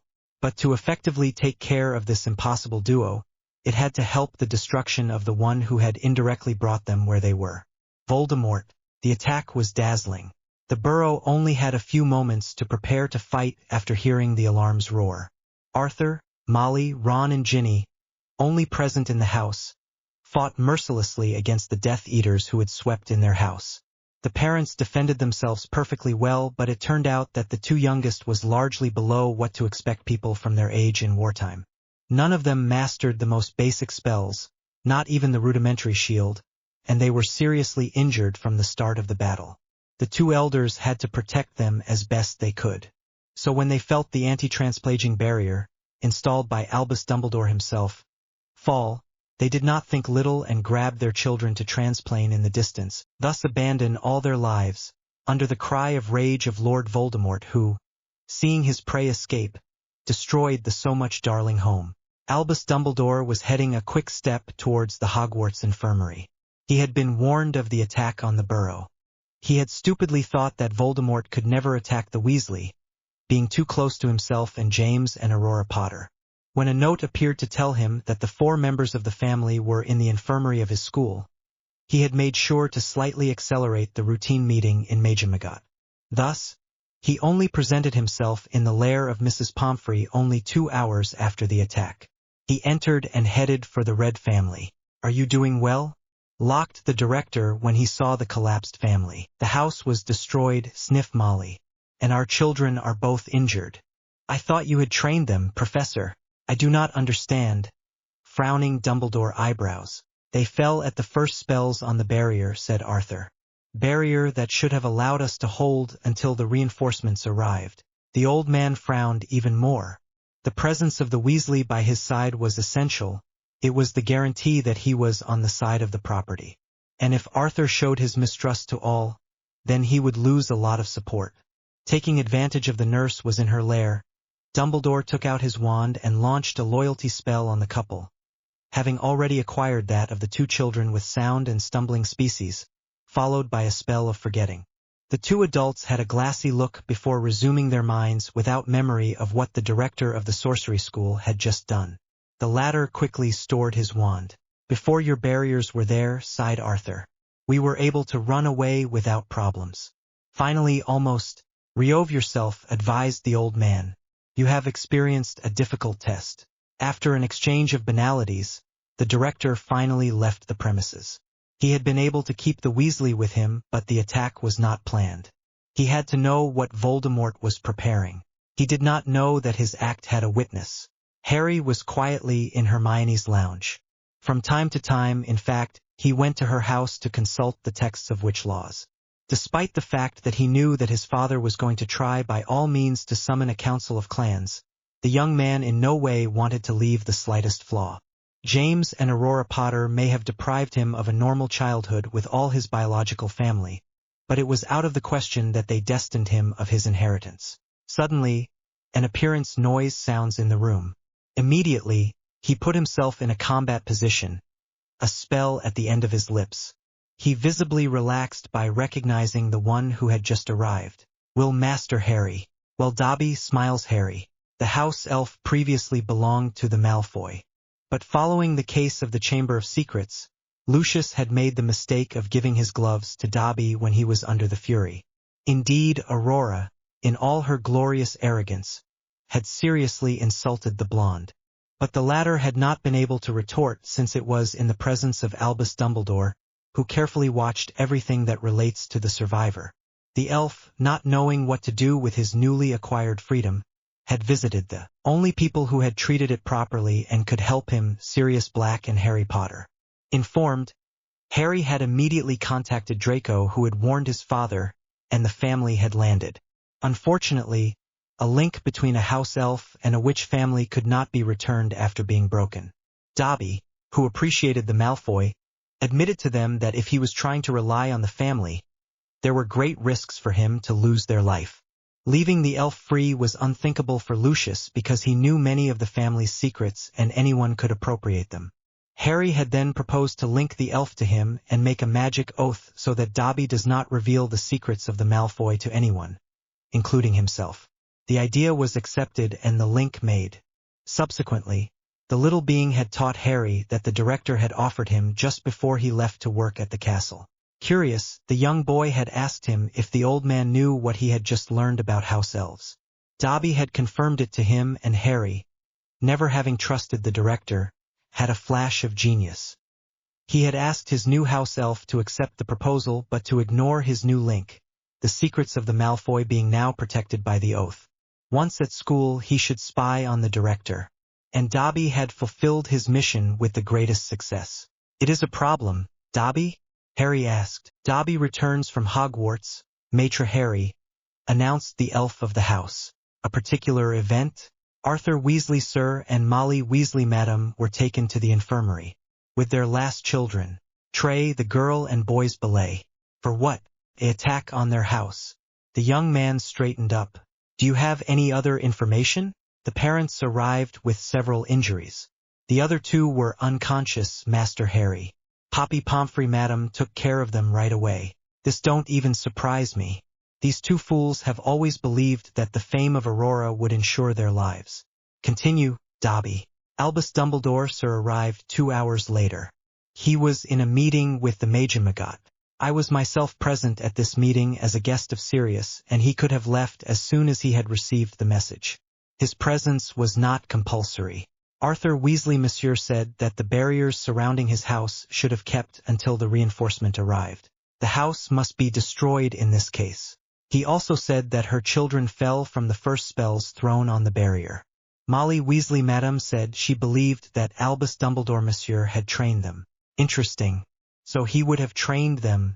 If it is to have the same result as with Aurora, I understand why they were fooled. Astuts Albus Dumbledore, monsieur, launched a spell on them." "What do you say?" "A forgetting out, I believe, Master Harry." Then the Weasley said that fortunately the barriers have held until they leave. Harry is thinking for a few moments. "Dobby, I want you to discreetly check the state of the house of the Weasley. Then resume your post. And above all, don't have you taken." Bien, Master Harry. And he left. The young man thinks about the information he had just obtained. If the Grand Albus Dumbledore came to use spells of forgetting on its own allies, then that meant that they were starting to doubt their mentor. It served his interests perfectly. The Chaos Ball. The Chaos Ball. Lily Potter was in his office in the Mysteries Department. The many leaves covered with various runes on the desk were abandoned for the moment. Immersed in her thoughts, the redhead no longer knew what to do. She had been preparing for the possibility of leaving her husband for years, for a little over 2 years. But the recent events made him understand that he was no longer used for anything to delay the deadline. The marriage contract, which she had discreetly removed from the Potter trunk, had indeed gave her the key to her departure. With the help of the works of the department concerning magic contracts as well as the advice of Sirius and Augusta, she had prepared. The apartment she had used for her higher education before her marriage had been embellished with the modified fidelities of her son, and by her knowledge, she had carefully protected her retirement. Professionally speaking, she had contacted her superior to find out, and he had assured her that he wanted to keep her, and it was a long time that she was financially independent. The clock in the hall suddenly signaled the end of work. The woman jumped and put a few moments to find her senses. Understanding what was going on, she ranked her research and headed for the exit. But she didn't go directly to the Potter Manor. She first went to her apartment, which she gradually finished arranging, recovered a forgotten work there before joining her husband. Faced with the bustle that reigned in the manor, Lily was sure that what was waiting for him was not going at all to please him.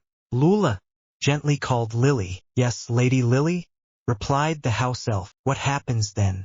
James Potter Maitre decided to organize a party in honor of Aurora Potter Mistress. "I when fall weeks, Lady Lily, and he didn't even think of warning me. I'm going to go elsewhere, so I'm sorry, Lady Lily, but the master demanded your presence." "I ask you sorry. This are the orders, Lady Lily. You can go, Lula." The elf left immediately. The anger of the woman switched drastically.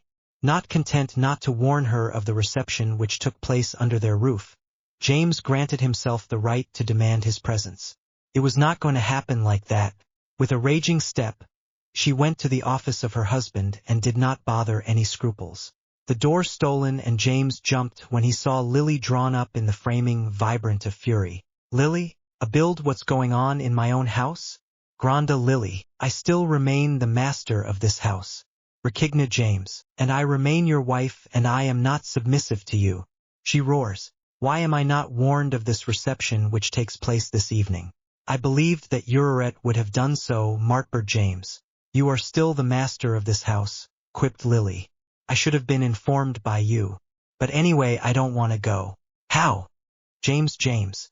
But Aurora wants us to be there, and I am not at all at his orders. Slammed Lily. She has an important news to announce, said James.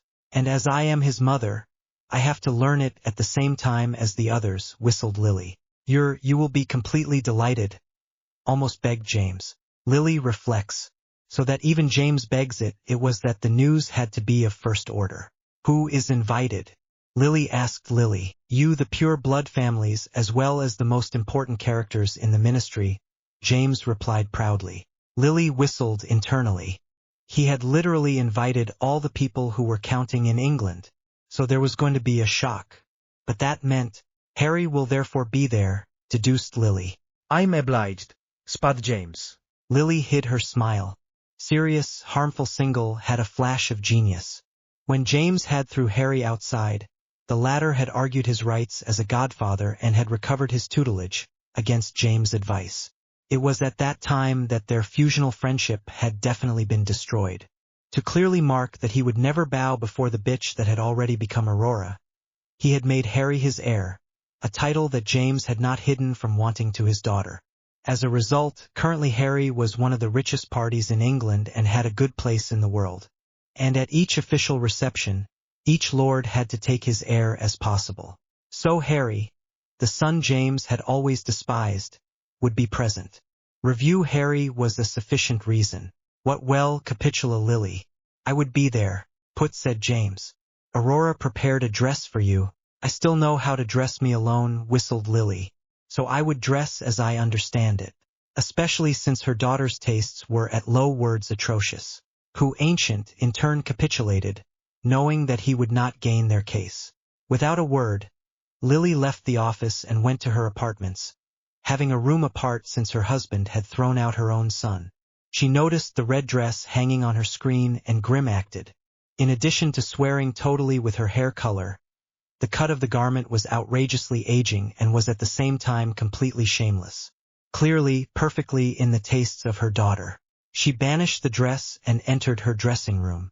As she was going a little against her will, Lily was not going to comply with codes at all. Her husband and daughter. With a stepladder, she took out a box that was deep in the room and opened it. Perfect. Sirius had opted for a soft and sorcerer's mixing style.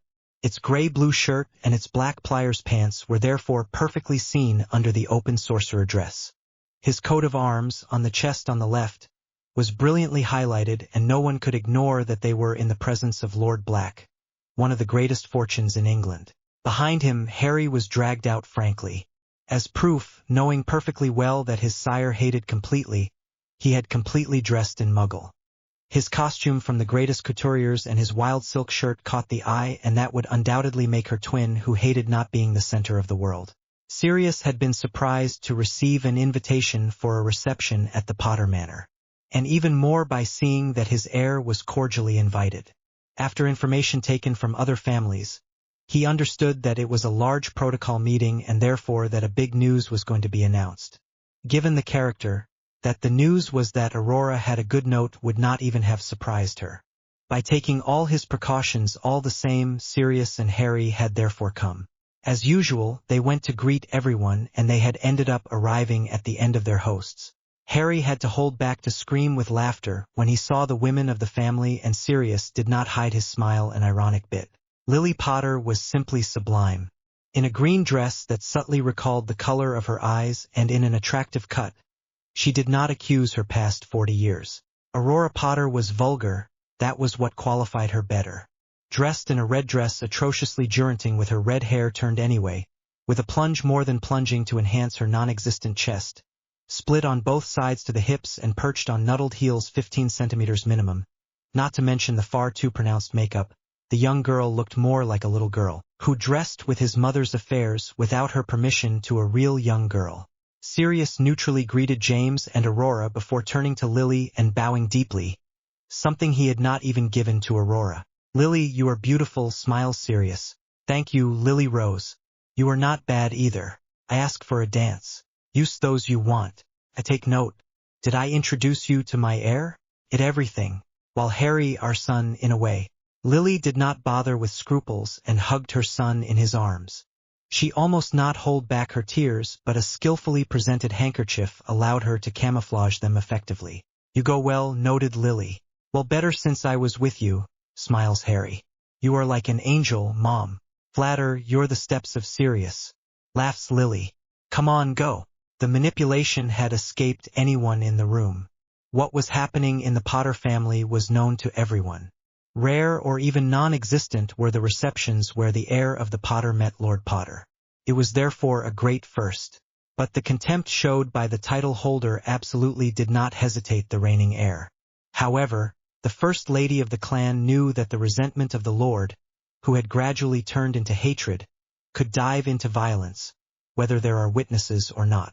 The fact that Harry did not present his tributes to James was totally wanted by Lily. She did not want a scandal to burst.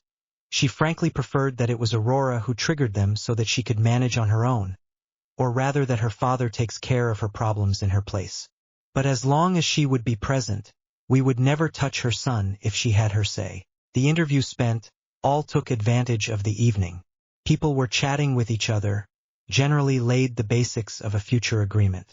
Harry, after consultation with Sirius, walked away a little to join his friends. "You don't know why we're here?" "Draco." "Know it all," sighed Harry. "And given how Mom is dressed, neither is she. But she still remains Lady Potter." Frowning Theo. "I plan a stroke of Aurora and James," confessed Harry. The brown froze.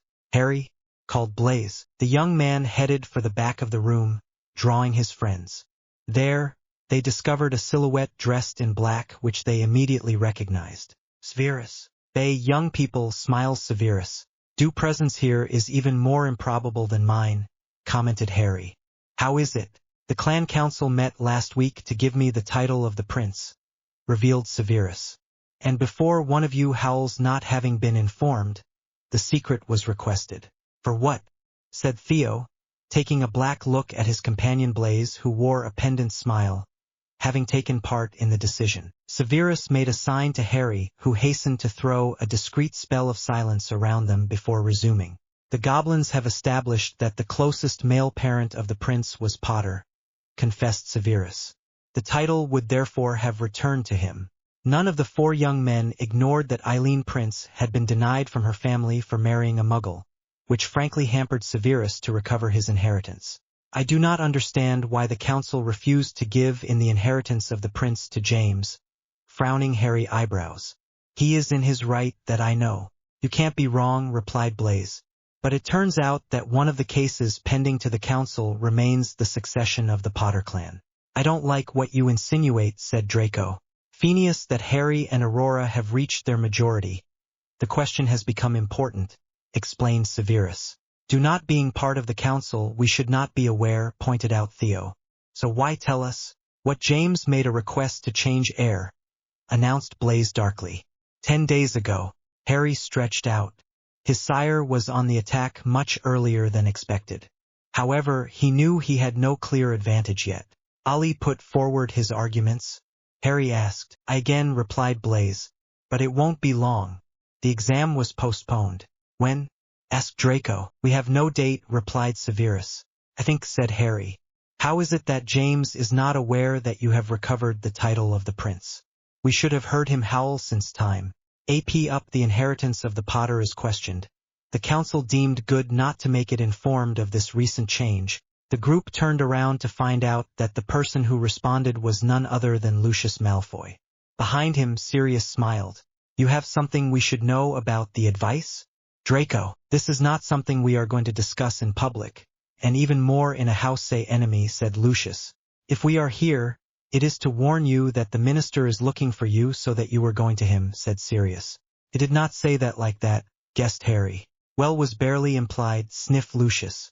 "I'm ready to bet that it was Dumbledore who asked him," thinks Sirius. It seems obvious that with the lean average that Aurora brings together, it will be impossible for them to defeat Voldemort. We will discuss another day, advised Theo. It's really not the place. Even if the subject remained present, all conceded that the moment was poorly chosen. They therefore decided to mix with the crowd again. They quickly joined Lily and Narcissa, who chatted happily. Severus, exclaimed Lily, how is it that you are here? I am the new Lord Prince, announced Severus, kissing him tenderly. Yes, my congratulations, smiles Lily. So it would not be the dress I gave you? Severus asked. You recognized it? Fit Lily, you are magnificent, compliments Severus. What did you have it, if it is not indiscreet?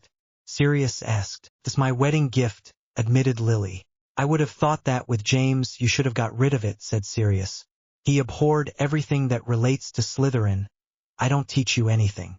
I have always carefully hidden, admitted Lily. I was looking for the perfect opportunity to wear it, and that's it.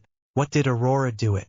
Sighed Harry. I'm not aware of this reception for 2 hours, Lily revealed.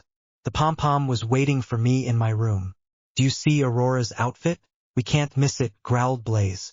I have never seen so much vulgarity focused on one person. I had the same outfit that awaited me, sighed Lily. I.e., summed up Harry. Do you have what we should tell us?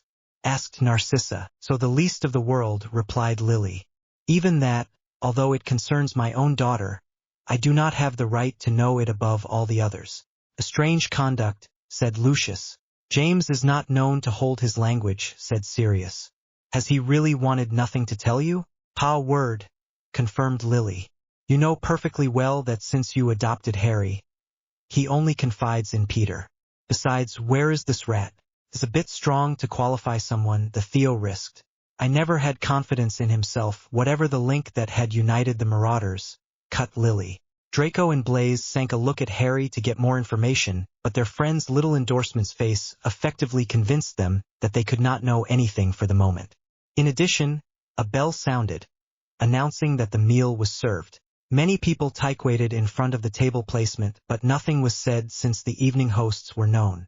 All settled, the group being separated against any convenience. The meal was good, but nothing extraordinary, apart from the presence of many sorcerer dishes more seen on the pure blood tables for many reasons including their atrocious taste, but we recognized the personal touch of Aurora which raised the bad choices to the rank of art. When the dessert was taken, James finally spoke. How dear friends, he said, if I gathered you, it is to announce excellent news. But I leave my darling daughter who is absolutely to tell you herself. The young redhead did not bother with scruples and for everyone could admire her outfit. She went downright on the table so that everyone's way. If I am in front of you, so it is to announce a news that makes me happy and that will delight you, then, she learned a new word, hiss his Sirius. I especially think that James told him to put the forms, replied Harry. On the other hand, she always wants to believe that what she makes interest everyone. James raised her to believe herself the center of the world, said Sirius. You had to notice it. It's true, conceded Harry. Instead, let's listen to what she has to tell us. I'm happy to tell you my engagement, declared Aurora, but who accepted the madness to unite with her? Ricana Draco, who imports, commented Lucius. If you put aside her impossible character, she remains a very coveted party, because she remains a Potter girl. Not to mention the dowry that James will provide. You think he could give the title of the Potter and everything related to this dowry bitch so that Harry has nothing? Frowning Draco. Luckily the laws of pure blood protect us from this scenario, replied Lucius. But he can put Harry on the straw by, leaving him only the title. But I imagine that Harry has already assured his rear. I would be his kind, smiles Draco. Des today, I tell you my engagement which was blessed by the Minister of Magic himself. Continue Aurora. I feel it badly, said Theo. I'm like you, confirmed Blaze. But I don't see what is wrong. Ally that the Minister never enters pure blood unions? Ironisa Theo. I believe that she went against our laws, which would not even surprise me. Maze, sighed Blaze. Let's listen to it, then. I present to you my fiancé, Draco Malfoy, and chaos fell. The windows exploded, extinguishing the candles lit all over the room. The magic of the manor adapted immediately and spheres of light rose in the room. Most people set off in combat posture, wand in hand, while others reassured terrorized children.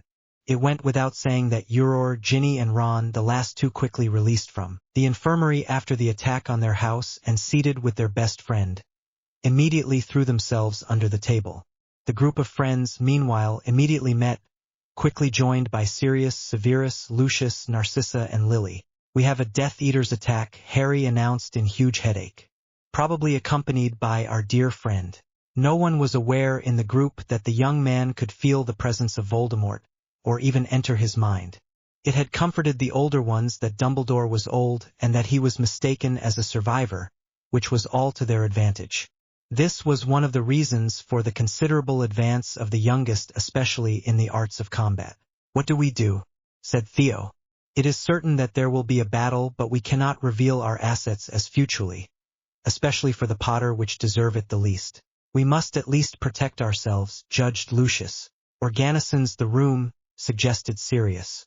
"James is consoled his daughter, so it is not worth waiting for help from him. Harry, you have to resume your role as heir to the Potter." Harry sighed. The situation did not allow the initially opposed to its sire to interfere. Not to the detriment of the guests. He nodded and enjoined his friends to follow him.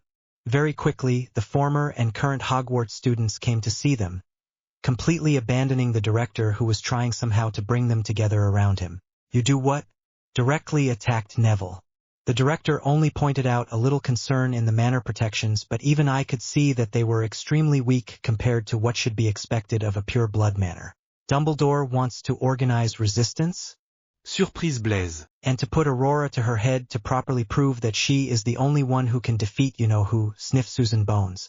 "Voldemort," corrected Harry distractedly, who was thinking. "Well, since those who should do their job are not there, we will have to manage on its own. Do not ask me how I know it, but Voldemort is at the gates of the manor. I also noticed that the barriers were at the lowest, so the house can hardly help us. She will simply confine the fights to this room. We are therefore stuck?" Commenta Zachariah Smith. "Just that the Aurors move, yes," sighed Harry. "This is what we are going to do. Families must be driven with young children to this wall there. And why not behind the main table?" Fussed a voice. "I don't know what you think, but I would not put children on the front line so that they take the ends of the Death Eaters," slams Harry. "James and Aurora are stupid enough to believe that we would not attack them in the back. Me not. When we knew that the main table had been placed just in front of the windows which had just exploded and which gave on the garden where the enemy troops were probably to allow the sunset to illuminate until Aurora, we could easily understand Harry's decision. It will then have to raise shields around them," resumed Harry. "Permanently. So those who will not want to fight will have to do it. And get help. The more people, the better. In magic everything is possible, certainly, but to make you kill for glory is not in our objectives. For those who have the level to go fight, and I don't want to see fools who believe that with a simple expulsion spell in their knowledge they can hold. Head to Death Eaters, you will have to post yourself just behind the shields and prepare to fight for your life. Avoid black magic if you know it, not because everyone believes it is bad, which is absolutely false, but because given the minister that we have and our hosts, they will never want to believe that we can protect with this magic in particular. Is it understood?" A hubbub of approval resounded and all dispersed. While Draco, Blaise and Theo were going to join their family to keep them informed before performing their mission, Harry sank against the wall he had appointed and began to establish the protections. He put his hand against the wall and entered communication with the house. But what he discovered gave him his eyes spread. "Harry," the young man turned. "Maman," he replied, "the boys explained to me that you were planning to place protections here. I wanted to use the energy used by the anti-transplantage barriers, which just jumps, and I saw something that I would never have thought." "What is happening, Mom?" James voluntarily dropped the most powerful manor protections to redirect the energy to a sort of sound and light spectacle which was to take place in the garden to celebrate the engagement of Aurora and Draco. Fictitious engagement, that goes without saying. I also told myself that Lucius would never have accepted such a disadvantageous union for him. Do you say James dropped the protections? But what a fool. I had thought of something else, but I wouldn't want to shock you. Pav mind, son. Can we do something? Remit the protections would not be superfluous, so we could make everyone evacuate. But only the Lord Potter can do it, and there it is too busy pampering his daughter, who wins like a 5-year-old girl because she is afraid. Do sister aside. Can't you do it? With James present and in full possession of his means? No chance. You can direct magic flows? I can try. For what? The spells will not hold for a force attack. I'm going to trace runes that you will feed both by the mansion and by people who will protect the weakest. Okay. Immediately, Harry resumed contact with the manor and communicated his intentions to him. Endowed with its own consciousness due to its seniority, it could manipulate the flows of magic according to the need, but it could not restore the protections because he needed the chief of the Potter. Quickly, mother and son established the necessary protections, and the first people took refuge with relief behind the runes. While the double doors were shaking under the assault held behind, only those who wanted to fight, regardless of the reasons, were in front of the shields. Aurora was always hidden under the table, and James tried to reassure her, waterproof to everything that could have happened around him.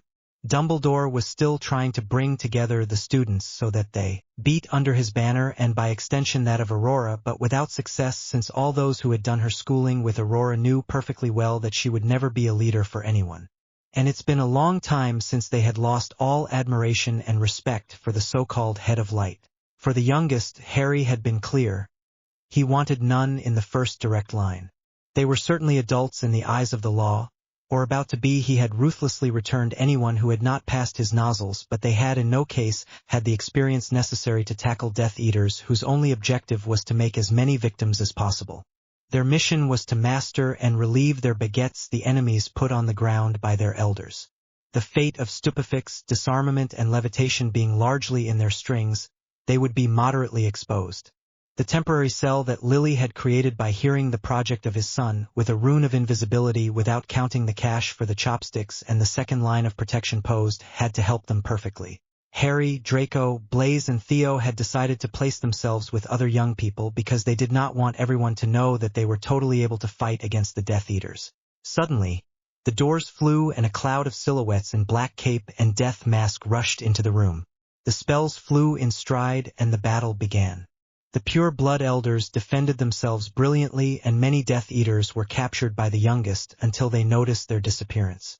Adults were also broke, but relatively little, since the youngest tried to protect them by launching shields for them. Suddenly, a cold wave spread in the room and a high face with an uncovered face in turn entered. Lord Voldemort in all its splendor. The evil mage went on, negligently diverting the spells that came to him. Dumbledore came to him and a duel engaged. But very quickly, the director accused his age and was in difficulty before him. He shed him with his wand and threw a sonorous while playing the venerable director. Dumble is my mercy. Stop the fights. On these rallying words, the Death Eaters gathered behind their master. The others positioned themselves in front of the shields. James and Aurora, finally out of their bubble, posed against Voldemort. The girl stumbled with every step, since she had not thought that her heels could be a handicap for any fight. Liberate, it's me that you have to fight, cried Aurora. Harry, away, held his head against a wall. This girl was even more arrogant than he thought. Unable to hold more than 30 seconds in a duel, she really allowed herself to challenge a being who had more than 50 years of experience in magic? Voldemort glanced at the creature facing him.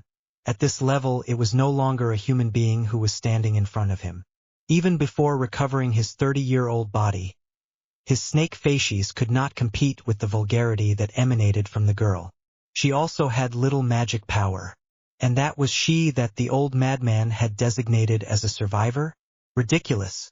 But very quickly, a plan forged in his head. Street a challenge? Will whisper Voldemort, swinging towards the father and daughter, the director and his wand. James somehow retained the old man while the momentum dropped Aurora on the buttocks as she tried to recover the baguette. Furious, she got up as best she can with, obviously, the help of her father, and before Dumbledore told her to stop, she roared, "Yes, that's a challenge." A magic net escaped from Aurora, from James, but also from Harry. Voldemort smiles. Peter had informed it very well about the character of his goddaughter. She did not know how to think, and in addition she had accepted a challenge which, launched in the very house of the Potter, was engaging the whole family. What be the case, said Voldemort. At the winter solstice on the land of Hogwarts, we leave. Like one man, all Death Eaters emptied the place. While everyone was blowing for relief, the Aurors and the Metamages finally arrive. The first inspected the damage while the latter gave first aid.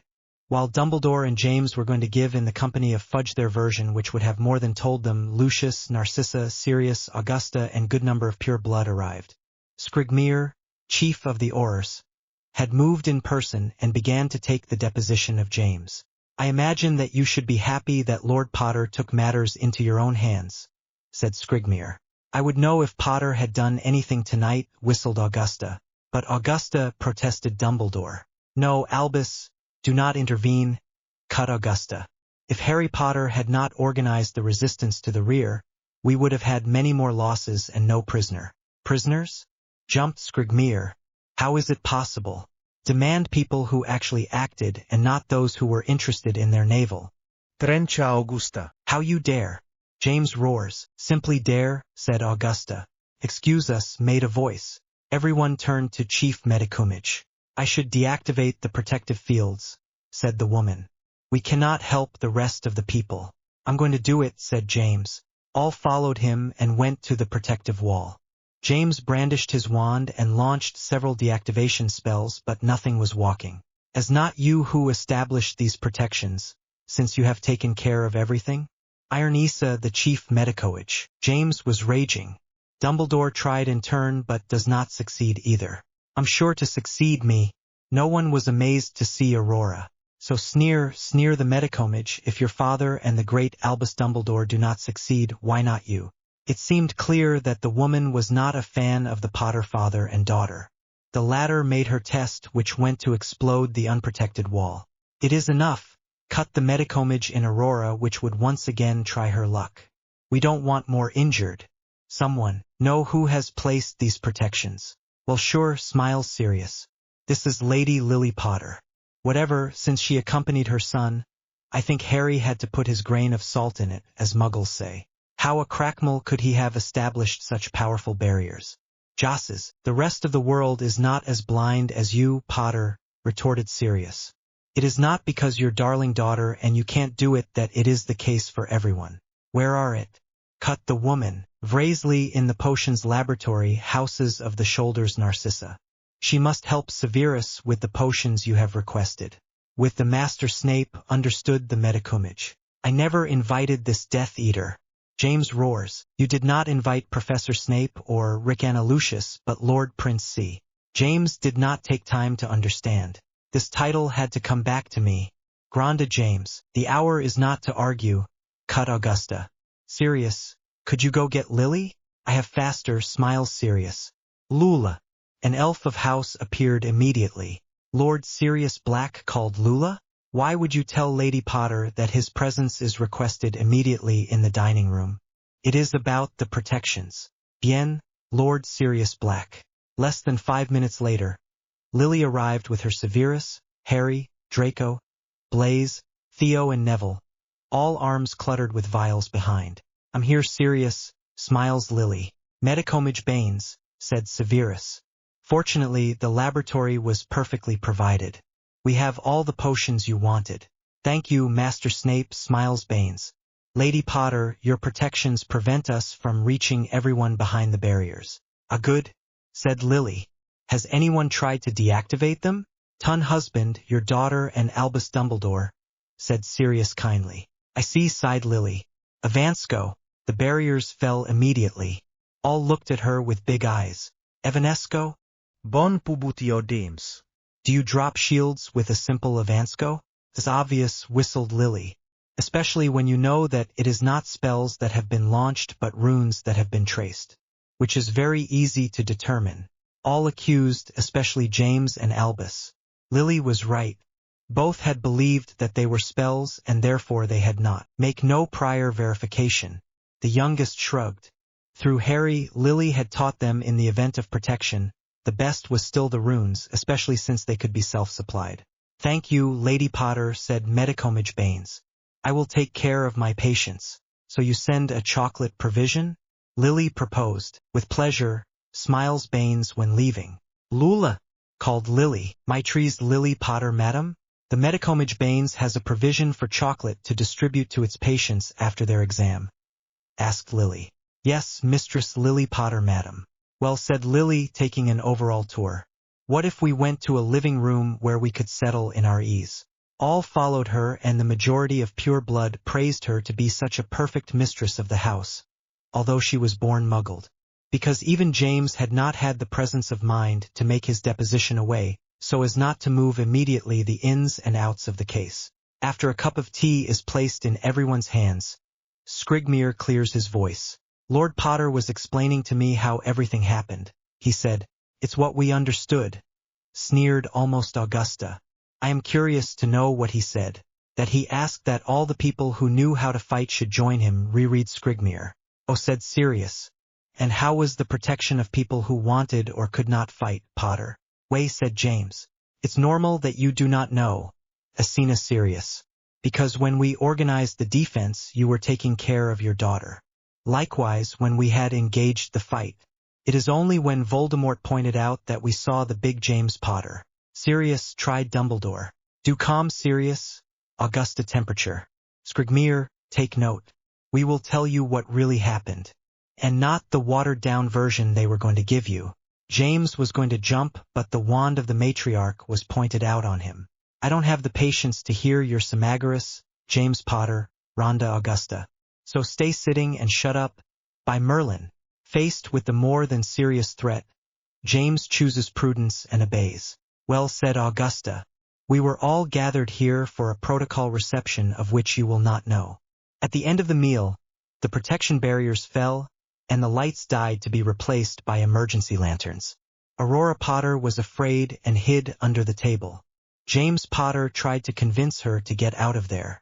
Seeing that the owner was not going to take matters into his own hands, the majority of us are united to organize ourselves.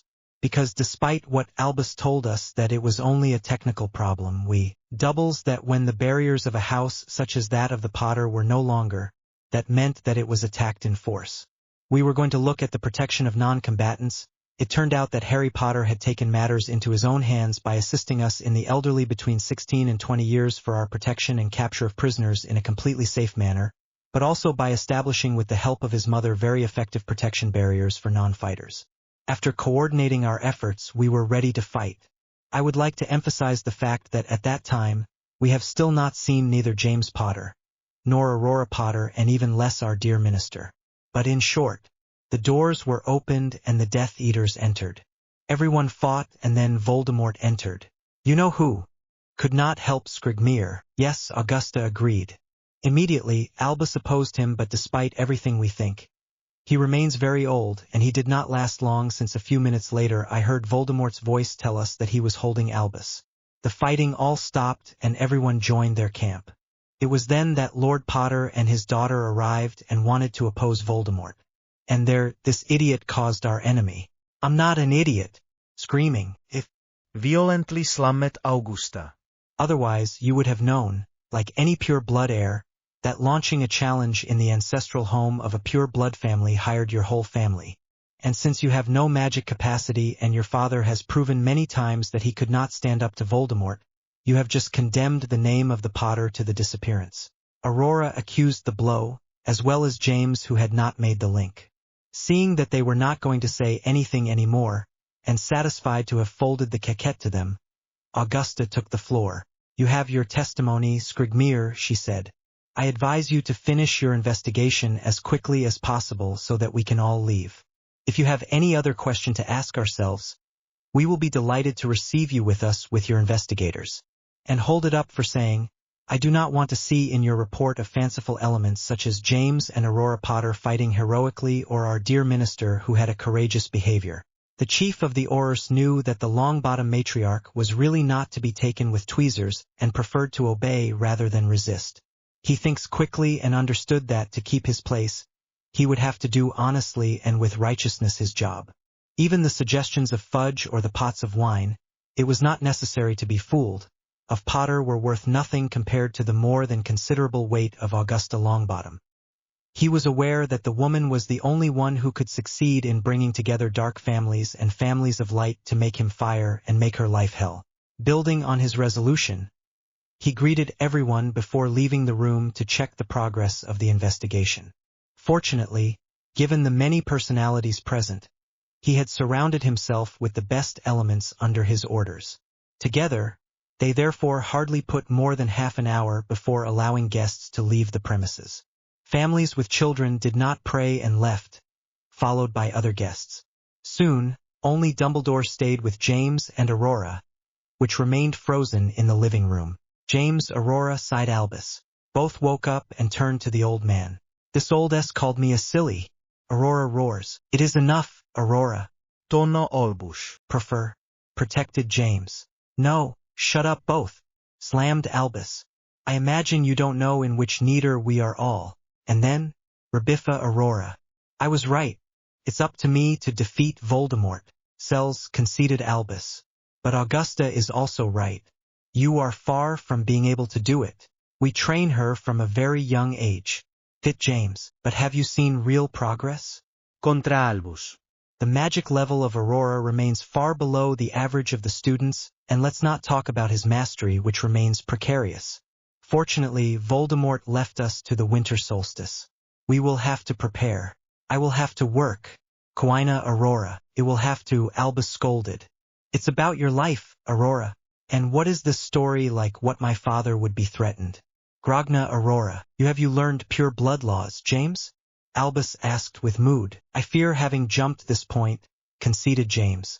It seems to me that you have forgotten a lot in the education of your daughter, whistled Albus. You see, young girl, having launched a challenge to Voldemort here, even at the Manor Potter, which is the ancestral home of the family, hired the whole family. If you come to lose, your whole family will die with you. Impossible. Protected Aurora. I am the survivor, and given your abilities, you're not going to stay long. Tranchar Albus. James, I advise you to resume training with your daughter. We only have less than a month left to prepare. I will see what I can do on my side.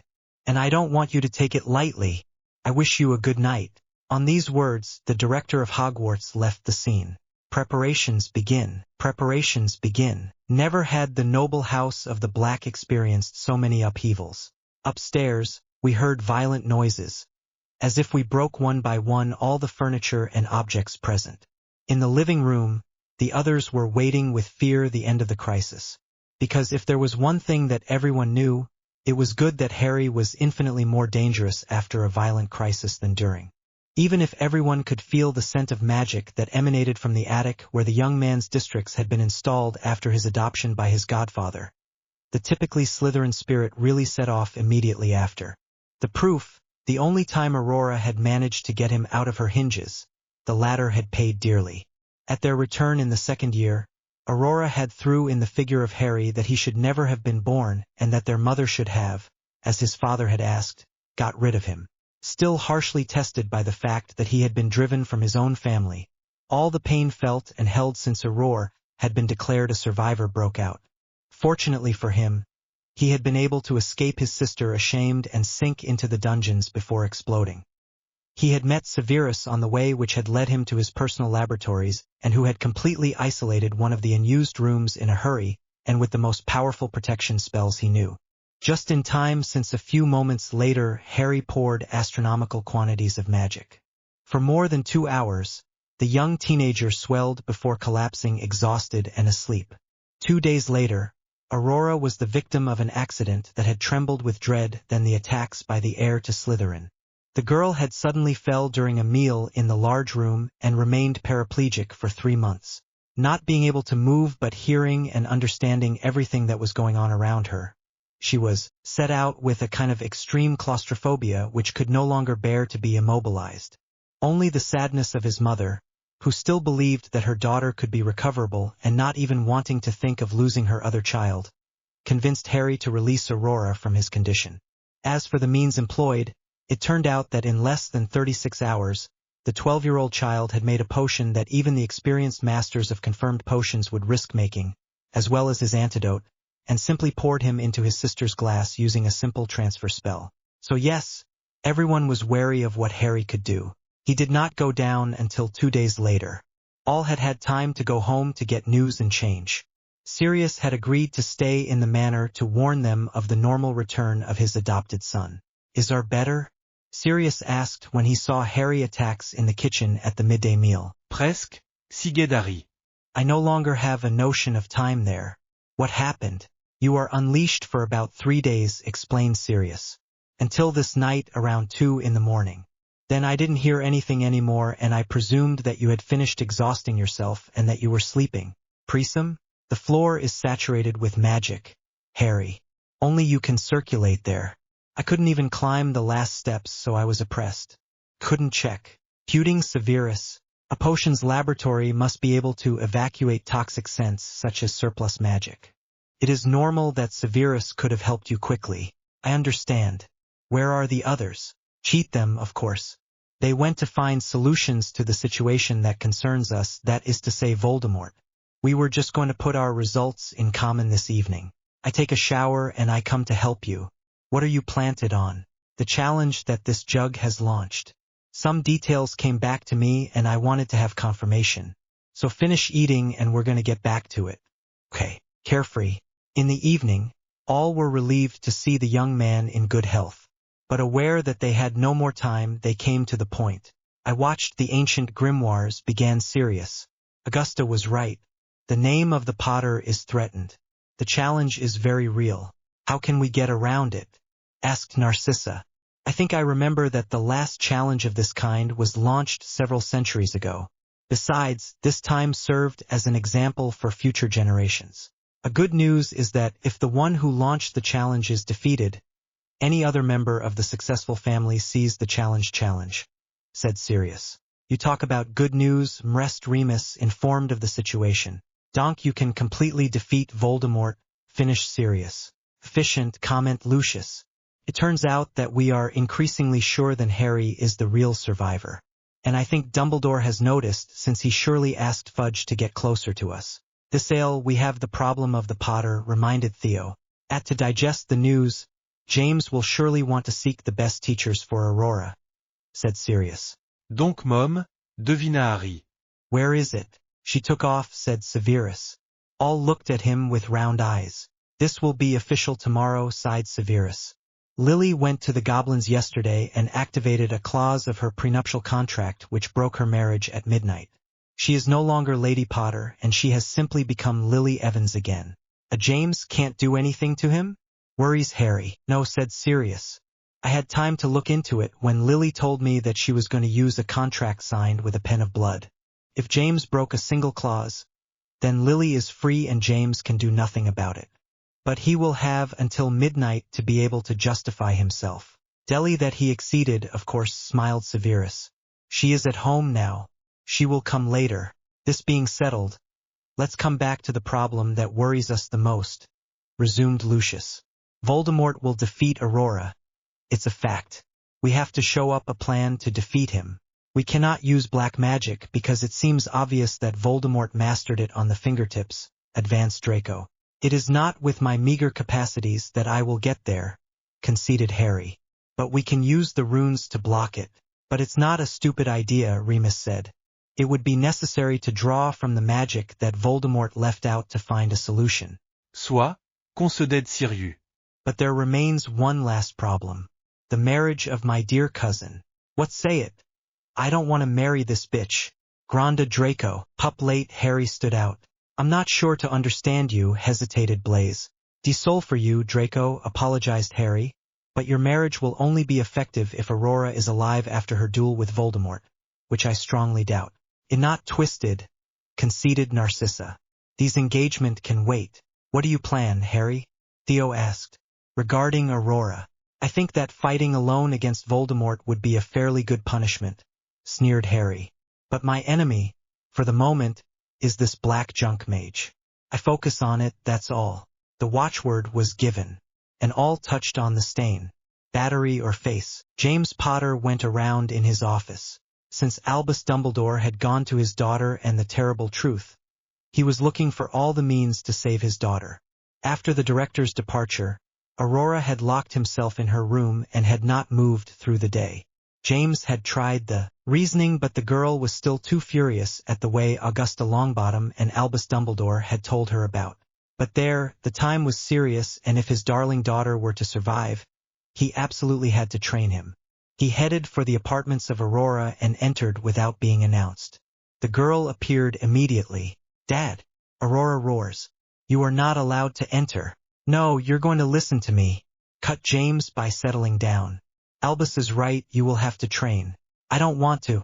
It is not a question of envy but of need. Even if the prophecy designates you as that which must face the Lord of Darkness, it is not with your current knowledge that you will be able to do it. But, Pas de mais, Aurore. from tomorrow you will resume training with me, and I would find you teachers. We don't have much time." "But Dad." "No, Aurora, I would not come back to it. Be ready at 9 o'clock tomorrow morning." On these words, the head of the family left the scene, leaving behind a furious young girl. Battery or face. Lily was quietly in her bath. It's been 10 days now that she had left James, and she had never felt so free and serene. Lycaon had certified him that his separation did not harm him and that, moreover, his contract had been written under the name from Lillian Evans and not Lillian Potter, so she had nothing to fear. She knew James had yelled at midnight. Their wedding had been broken. But she did not make it the least of the world. Thanks to Lula, she knew James' reaction realizing her flight. Flashback. When all the guests were gone, Lily made sure that everything would be put back in order. So she helped house elves to make the rubble disappear, restore the furniture and repair different fabrics while James, Dumbledore and Aurora had remained in the living room. She returned to her apartments and swapped her evening dress against a t-shirt and jeans. Once in clothing, she began to prepare her belongings. She knew that she would see neither her husband or daughter for a long time, so she could do what she wanted. She turns out to be a magic energizing vial before tackling the library. James, having always horrified the studies, as soon as his parents' death, had relegated the immense collection of ancestral books of the Potter in the trunk of Gringotts. Before this barbaric act in his eyes, Lily had managed to obtain authorization to consult and copy if all the collections were needed. Thus, over the years, the redhead had been able to reconstruct the legendary library. However, some works were linked to the house and it had been impossible for James to throw them in the trunk. And it was these books that Lily intended to copy as soon as possible. It only took him a few hours and the copies took place in his luggage. Everything that came from her family was already safe either at home or in her personal trunk in Gringotts that she wanted to keep after her wedding. She made a last overview, recovering objects that she did not want to leave at any cost. Thus, in the middle of the afternoon, Lily Potter definitely left the manor. She put her luggage at her house and took the time to rest until the next morning. At the first hour the next day she returned to Gringotts and asked to speak to the goblin manager of Potter accounts. "Milady," greeted the goblin. "What can I do for you?" "I come to withdraw the marriage contract between my husband and me and activate one of the clauses," announced Lily. "For what reason?" "Annul my wedding." "I beg your pardon? You have heard very much. I will even quote the exact clause to you. If one of the spouses were to deny his wishes of loyalty, then the marriage will be dissolved. Do you have proof of what you are advancing?" "Of course." Lily took out from her bag a pile of photos which she held out in the goblin, which turned more and more by looking at them. And again smiles poorly Lily. "These are only his conquests of the last 3 months. I have evidence that date from closely 14. I know that you other wizards keep fidelity in high esteem, but that—" "Halida the goblin, why did you stay with this man for so long?" "Itically for my son," assured Lily. "You are the guardian of the contract. Can it be broken?" "Obviously. I would just ask you to wait a little here, that I warn the people concerned." 2 hours later, the goblins had organized the magic ceremony which made it possible to break the contract. Lily had to come back at midnight to do it, and it was with a certain relief that she returned home. However, she was surprised when she saw Lula the next morning at the foot of her bed. "Lula!" Lily surprised. "But what are you doing here?" "Dame Lily broke the links that connected it to the Potter," replied Lula. "Since Lula belongs to Dame Lily, then Lula followed her mistress." "I didn't know," said Lily. "Lula is happy to serve Dame Lily," certified Lula. Lula does not want to stay at the Manor Potter without Lady Lily. This good, smiles Lily. I'm happy you're here. James said nothing? Mr. James Potter, sir. Lula, pardon. Lord James Potter yelled when he felt the bonds binding him to Lady Lily dissolved. He insulted Lady Lily. Perfect. Lula, I'm going to prepare myself. Sit and tell me if you miss something. I would come back to lunch. All right? Yes, Lady Lily. Flashback end. Rather, she concentrated on the events that had taken place at the Manor Potter. What surprised her most was still the engagement of Aurora. Lily was only half amazed at the choice of fiancé. Flashback. The 6th year had just ended. Hermione, Ginny and Ron had come to the Potter Manor to wait for their results in July. While Ron has managed in the kitchens, Hermione, Ginny and Aurora had settled in the library. While Hermione had immersed herself in an unprecedented work, the two redheads chatted quietly. There aren't many cute guys at school, sighed Ginny. You are right, replied Aurora. But in addition, they are shy. Timid? Ginny surprised. Why do you say that? There is none who wants to approach me, Roncana Aurora. It must be the fact that I am the survivor. Put being abundant Ginny. Those of my age are not at all interesting. But in your year, a good, Ricana Aurora. Who? Neville? In the teddy bear style, I want to believe it, laughs Ginny. Seamus and Dean are not bad. Trop kid, décréta Aurore. I think, hesitated Ginny. Vasey, pushed Aurora. I thought of the Slytherin, confessed Ginny, waiting for the storm. The youngest did not twist. Aurora was not known to be tolerant, especially with regard to the Slytherin house. Came from two things. First, James had conditioned it to hate this house from an early age. Then, when he entered school, only Severus Snape, director of the Slytherin, was not inclined in front of her and hadn't idolized her as everyone did. Worse, it allowed itself to put it back in place and take it back every time. Yes, sighed dreaming Aurora. In front of the tone used, attention focused on Aurora. What do you mean? Fit Ginny. Malgated that they are black mages. There are some who are cute, explained Aurora. Who? Asked Ginny. Not and Zabini are not bad, replied Aurora. But the best is Malfoy. Malfoy? Jumped Ginny. I admit that it is not bad at all. Oh yes, sighed Aurora. Do you imagine being his wife? It is too beautiful. You're right. A silhouette retired very slowly. Lily was in the room when the three teenage girls entered. She had not shown herself but had been concealed. When they had started talking about the Slytherin, she had held out and opened her mind. She had understood one of the reasons why her daughter was tested on her son. Aurora had fallen in love with Harry's best friend whom she hated. Flashback end. It was therefore not surprised Lily that Aurora asked to be engaged to Draco. And she had to admit, growing up, the heir of the Malfoy had become a magnificent young man. Even she, at the time, had been seduced by the icy beauty of Lucius, who was her elder for several years. She had a pinch to the heart when she had learned in 5th year that Narcissa Black, then of her year, had become the future Lady Malfoy. But she had never wanted to marry the blonde. Lily could therefore understand the craze of her daughter for Draco, but could not conceive that she diverted so much blood laws to satisfy a whim. Indeed, curious following the announcement of the engagement of Lucius and Narcissa, she had undertaken research on pure blood marriages. Severus, then, on the reasons for the denial of his mother, had helped him a lot. Lily had therefore discovered that although many marriages seemed to be arranged, the parents always managed to make their children happy. So the consent of future fiancés were just as important as that of parents. It was also necessary to talk about the dowry that each family had to give for the good start of the couple. Knowing perfectly that James would never have wanted to meet Lucius for any reason, the engagement became aberration. Without counting the last point which had to shudder all the pure blood present at that time, the blessing of the Minister of Magic. By agreeing to be courted by James, Lily understood an important thing. The government was nothing compared to pure blood families. It was a structure, of course, and a kind of status quo existed.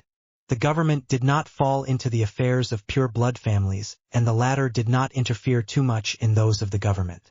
However, by requesting the validation of the engagement from the minister, Aurora had broken the status quo, in defiance of the ancestral rules. So her daughter was lost. she wouldn't be ignored. No family would forgive her for this gap, the Malfoy first, especially if she survived her to meet with Voldemort. Speaking of that, it was time for her to go to Sirius. Battery or face. The manor where Voldemort had settled was dismal. No one risks hanging out in the corridors because the atmosphere gave cold in the back. Sitting on his throne, the Dark Lord gently caressed Nagini's head. Before him stood one of his servants who had a knee on the ground. "I listen to you, my dear Pettigrew," whistled Voldemort. "James began to draw Aurora," replied Pettigrew. "But it makes very little effort," she whispered each time. "Ras it the weight?" asked Voldemort. "Tell not against a child," said Pettigrew. "She does not know how to fight, and she does not seem to realize that she will die in a very short time." "Parfa," Rick-Anna Voldemort. "And Potter? It is levels up," said Pettigrew. "But it won't be enough. It's not today that he will succeed in fighting me," said Voldemort. "And Dumbledore? It was hardly affected during the attack," revealed Pettigrew. "He is forced rest at Poppy Pomfresh. It will teach this old madman, Maugria Voldemort. But I know he will be there for the confrontation. Go, my dear Pettigrew. I want to know what each of them will do now." "Yes, Monseigneur," bowed Pettigrew. Battery or face. Severus Snape was perched above a cauldron that dropped sweet scrolls of smoke. A satisfied smile ornamented her lips. Since the attack of the Manor Potter, the man had decided to help Harry at best.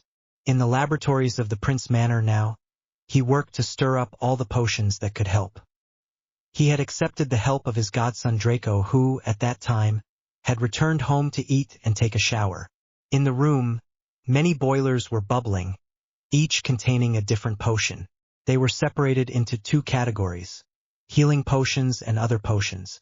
Even Draco did not know what the 13 boilers contained in an annex room and was not allowed to approach them. Suddenly, a tingling of bell sounds in the laboratory. Without losing the thread of what he was doing, the man ended his manipulation before straightening up and verifying that none of his potions would ask for his attention for a long time. "Maki," an elf of house, appeared immediately. "Mr. Severus called me?" "Yes, Maki. Could you watch all these potions, please? If it's too much for you, you can get help. It's not a problem."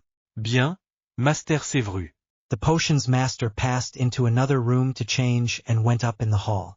There he was surprised by his guest. "Lily, Bessoir Severus. I don't mind. I was preparing potions. It's been a while since I saw you. I wanted to take advantage of my freedom, you have to suspect it. Can I come and see what you are doing?" "Of course." Both went to the basements. Light, the redhead, was walking between the cauldrons, but his gaze went to the curtain. "Severus? What is this?" "A contribution to the battle." "How so?" "Toys, I'm going to show you. You are the first to see." Even Draco, who insisted on me, could not take a look. "I can't wait to see that." They passed behind the curtain and faced the 13 boilers arranged in the wide circle. Lily did the turn, but the more she advanced, the more amazement and curiosity appeared on her face.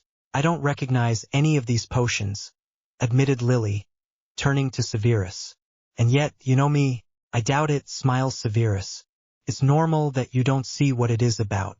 These are potions belonging to other magic." "The other magic?" Lily surprised. "You will have to explain to me." So right away Severus missed. "Severus," cried Lily, outraged. "I will explain to you, but not immediately." Temperature Severus. "I will take a sample of all these potions to show them tonight. I would not be against a helping hand to put them in vials." "It's obvious that I will help you," said Lily. They hardly put more than an hour to empty each cauldron, transfer them to individual vials, and put them away in cabinets. In a bag, Severus placed under the curious gaze of Lily the 13 vials that the Master of Potions was going to show the evening meeting. Then they left for the Black Mansion. The latter was far from empty. Indeed, Narcissa and Lucius kept company in Sirius and Remus. "Lily," cried Sirius, "we didn't wait for you. I first went to Severus," smiles the red, by greeting everyone. "Are the boys there?" "They should not be long," replied Lucius. At the same time, the fireplace roared and spat several silhouettes that were loudly touched. "I did not think he would go so far," suffocated Harry. "What are you surprised?" Shark Hermione. "You had planned this for years." put, said Harry. But I didn't imagine that he was going to include you. We know what's going on? Sirius asked when Remus had already taken out his wand to throw a cleaning spell on the two young people covered with soot. Draco, Blaise and Theo have not yet arrived? Harry surprised. No, and it's starting to worry, frown with Narcissa eyebrows. So you did where they had to go? Severus asked Harry. They told me about going to Neville to recover ingredients, said Harry. But normally it had to be sure. Suddenly, the chimney sounded and threw 3 bodies on the ground which had trouble getting up. Salité d'Aurore. Spat Draco. Never to do their job where you need. Dre, you should calm down, Blaise temperature. While Remus repeated the operation, everyone went into the living room after Sirius said the house was isolated. We will resume from the start, announced Remus. Hermione, Harry, what happened? Harry had to join me in an alley near the witch library so that we quickly went to a bookstore that followed by rare works, explained Hermione. But coming back on Diagon Alley, we were intercepted by Aurors who wanted to ask us. I immediately recognized James Faithful, said Harry. And given what they told us, they came clear for Hermione. How can you be sure? Said Blaise. What I was under glamour, explained Harry. They went directly to Hermione to ask him to follow them. You do it? Lucius asked. The James woke up, sighed Harry. He starts looking for all the people who could help his dirty rotten kid. Spoiled. Why did you seem surprised? Said Hermione. You knew it was going to happen like that, right? Confessed Harry. Only I didn't think he was going to include you in his program. For what? Said Theo. Hermione is intelligent, we cannot deny it, and she manages to bring things into the head of this bitch. I believed it, that's all, irritated Harry. I think there is nothing more to say, calma Remus. And you? We went to Neville as expected, replied Theo. Only, while we were going to leave, the Aurors landed to question Neville and his grandmother. Already that Augusta did not appreciate that they invite themselves, but when they announced that they were suspected of cultivating prohibited plants, then there, she returned to a mad rage. It did not improve when they literally insulted us by calling us Death Eaters without even hiding. What did she do? Lucius asked. She led them herself in the incriminated greenhouse, laughs Blaise. Only she forgot to mention that there was a net of the devil in it. Then she threw us into the chimney saying that who was right should be warned. We know, said Harry. Now that everything is said, let's move on. Everyone tightened. We have already established that black magic would not be of any help, began Sirius. However, I noted a few rituals that could be used. Why not for the Death Eaters? Why not, thought Lucius. But do not forget that they are, for the most part, like us, children of families of black magic. I know, sighed Sirius, but we must not put aside this magic so quickly, right? You don't twist, said Lucius. Keep these rituals on hand. What else? Fit Harry. I promise. I looked at my side, said Remus. And I think that with the help of your time room you could master the basics of combat magic. What is this? Asked Theo. It is very little known, admitted Remus. It is divided into 2 parts. The first wants me to use magic to prolong and enhance the blows in martial arts. The second is particularly like magic without wand, except that the magic emitted comes from the entire body, which reduces the energy spent. I would be nice, smiled Blaise. But why could we draw us on this before? I just discovered it, said Remus. Shortly after your nozzles, I went to Asia to see an old wizard that I had met a few years ago. He told me about this particular magic after surveying my intentions. It was only this summer that I finished my learning the basics.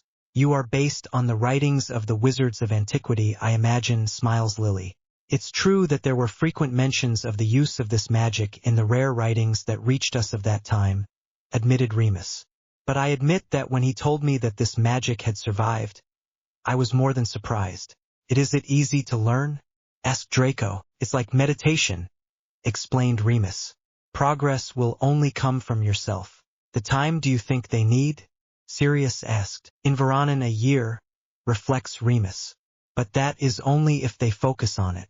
I agree for what Remus offers, said Harry. Guys, where are you? We are going, declared Draco categorical. And then, I would love to test these new capacities on, why not, Weasley? Ricana Blaise. Mosh concluded, smiles Remus. I have something that might interest you, announced Severus. The master of potions seized his bag and took the 13 vials he put on the table. What is this? Harry asked, intrigued. All shaken their heads to say that he knew no more than him. Well, Era wants us to count on potions only to treat, said Severus. However, by looking carefully in grimoires belonging to fairly old families, especially the Prince, the Malfoy, and the Black, I came across a category of little-known potions. A good, said Theo. Which ones? Var potions, replied Severus.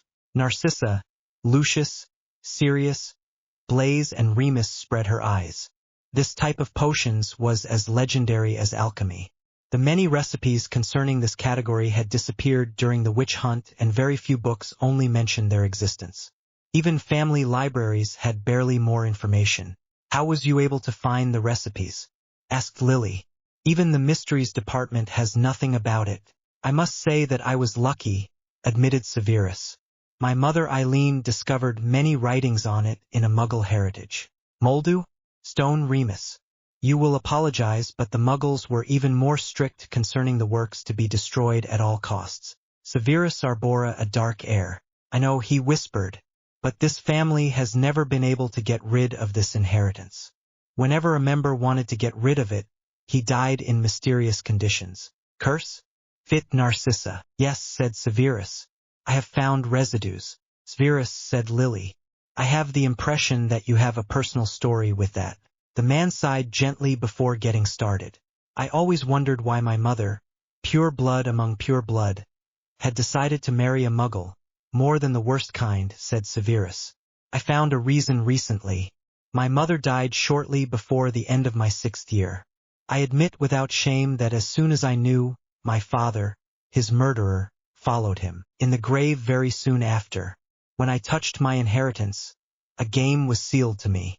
I didn't really take it into account since Voldemort was still active. A little less than 10 years ago, Gringotts contacted me to make an appointment. I thought it was in relation to potions patents, but I was surprised.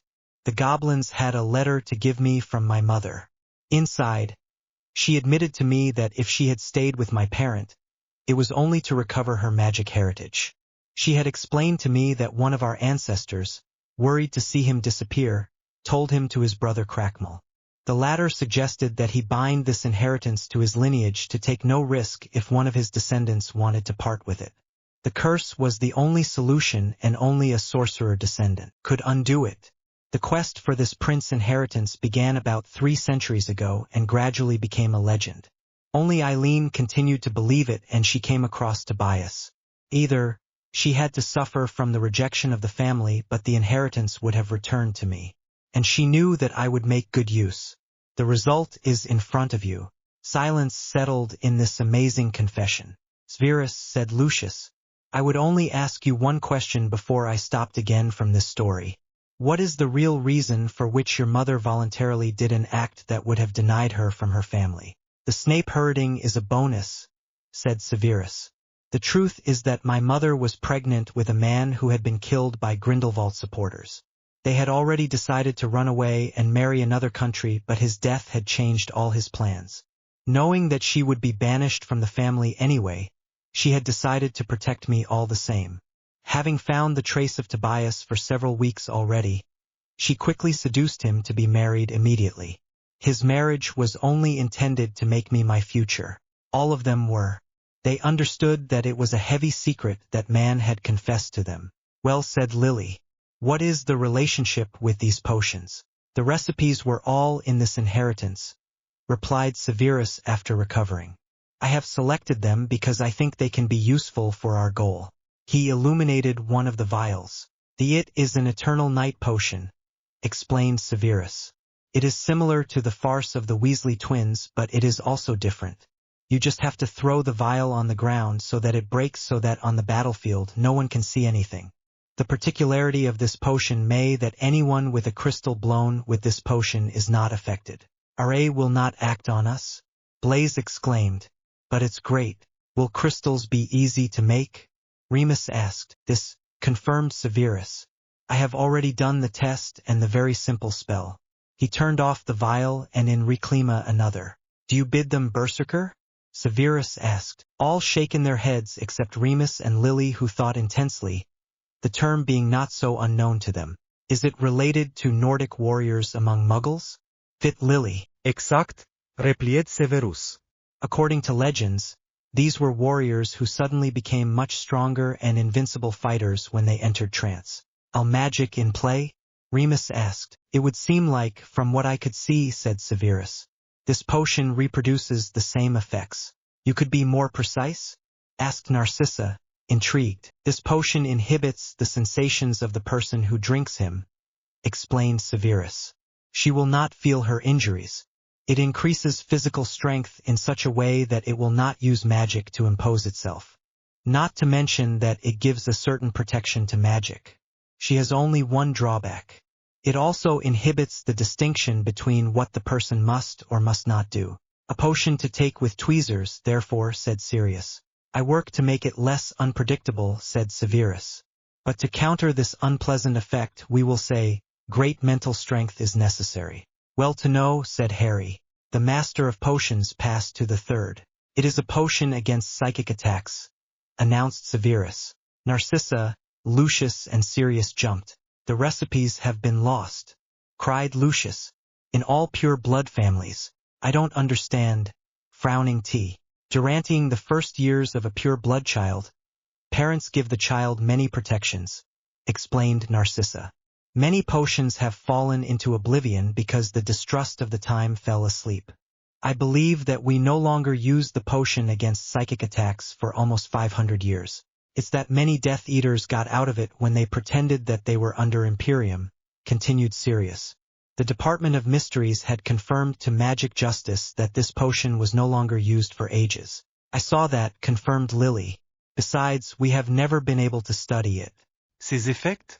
Said Blaise, refocusing the conversation. It established a clume barriers, explained Severus. Only, it is completely useless for a clume masters and it only lasts 12 hours. Severus went to the fourth. That is a blood potion, said Severus. Clearly synthetic blood. All eyes moved.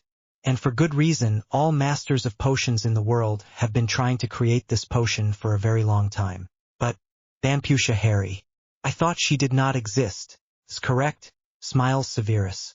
In truth, the discovery could never be made public for a simple reason. It was that it was unfinished. Sashiv? Questioned Lucius. The recipe that I discovered in a grimoire was not over, replied Severus. The grimoire in question was a collection of research. With the advances in potions I knew, I was able to finish it. If this way we can bring the vampires to us, thought Harry. I have already contacted certain vampire clans in Eastern Europe which have been very interested in this discovery, said Severus. Why so far? Fit Harry. That I want to undermine the support of Voldemort, Ricana Severus. It is not a secret for anyone that Slavic clans are listened to worldwide. If they spread the rumor that the synthetic blood exists, then the serpent face will lose all its vampiric support. The fifth vial was a very powerful sleep potion which could vaporize on a very large discovery surface. The sixth a more powerful blood regeneration potion than those current. The seventh a magic regeneration potion, unusual to date. The eighth a potion of regeneration of the magic nucleus, much more rare, and the ninth was a potion that was carried gravity, which was very practical on the battlefield and more particularly for the Sectum Sempra, which was part of the arsenal of Voldemort and its Death Eaters, following a trap that the evil mage had stretched younger in Severus. Indeed, when he was still furious with his father whom he had killed, Voldemort had approached him under the identity of a famous potions master and asked him for the possibility of being able to examine his creations. Naive, the young man had presented his sixth-year potions book to him when he had annotated all the improvements in the potions taught. Unfortunately, in these pages was also the fate of black magic created by him that Voldemort had been quick to fly. When he saw that his fate was used for bad ends, he was hard to find a counterspell whose only drawback was that each wound one by one had to be closed. With the ninth potion, in a sip, all the wounds were neat in one go, which was very practical. The 10th potion was a new welcome surprise. This potion produces an effective shield for an hour, describes Severus. It stops most of the spells unless they are launched with enough power and does not resist the unfinished. He went to the 11th. T is a bomb, announced Severus. Literally. A bomb? Lily surprised. I thought only an unstable potion could explode. Today is the case, said Severus. This potion is perfectly stable. I think that to clean up she could serve. He took the 12th potion. The potion is strange, admitted Severus feverishly. When I read the description of its effects, I was really intrigued. It is not one of the potions that can really help us in our fight, but I did not resist the challenge represented by its manufacture. What made a long time since I saw you so excited? Smiles Lucius. Explain to us what it is for. It allows you to know and master your animagus, said Severus. The assembly fixed the vial with round eyes. Animagus? Surius stun. James, Peter and I have taken no less than 4 years to get there, and you come to tell me that drinking a potion can we arrive at the same result? It's likely, said Severus. I have not yet had the opportunity to test it. And why not on you? Sirius said. Reflecus a little, the cabot, sniffless Severus. No one in this room will be able to find an antidote if a problem should appear if I took this potion. Given his complexity, even Lily, Draco and Harry would only come to brew it. So find an antidote, let's not talk about it. The 3 concerned did not take the fly. Even if they were emeritus brewers who could easily claim the 3rd degree of potions, which was much more than what the Lambda sorcerer could claim, generally not looking for aspic, even the 1st degree for the bravest of them, none of them were up to the master of potions who was recognized throughout the world and the doctorate 30 people in the world proving it perfectly. The 13th and last potion was the pride of Severus. This potion, announced Severus, is called the prison potion. A few drops launched on a person and will be frozen while being aware. In addition, a simple finite incantatum does nothing. You need the antidote to release the prisoners, and it is not within everyone's reach. Ingenues. Felicita Lucius, how you brought you this potion. Fit Lily. I was also part of the research grimoire and she was even less successful, explained Severus. Thanks to many tracks in the book and that I found, I was able to finish it. As well as her antidote, it goes without saying. It looks like the potion I used on Aurora. Thought of Harry. It's true, conceded Severus.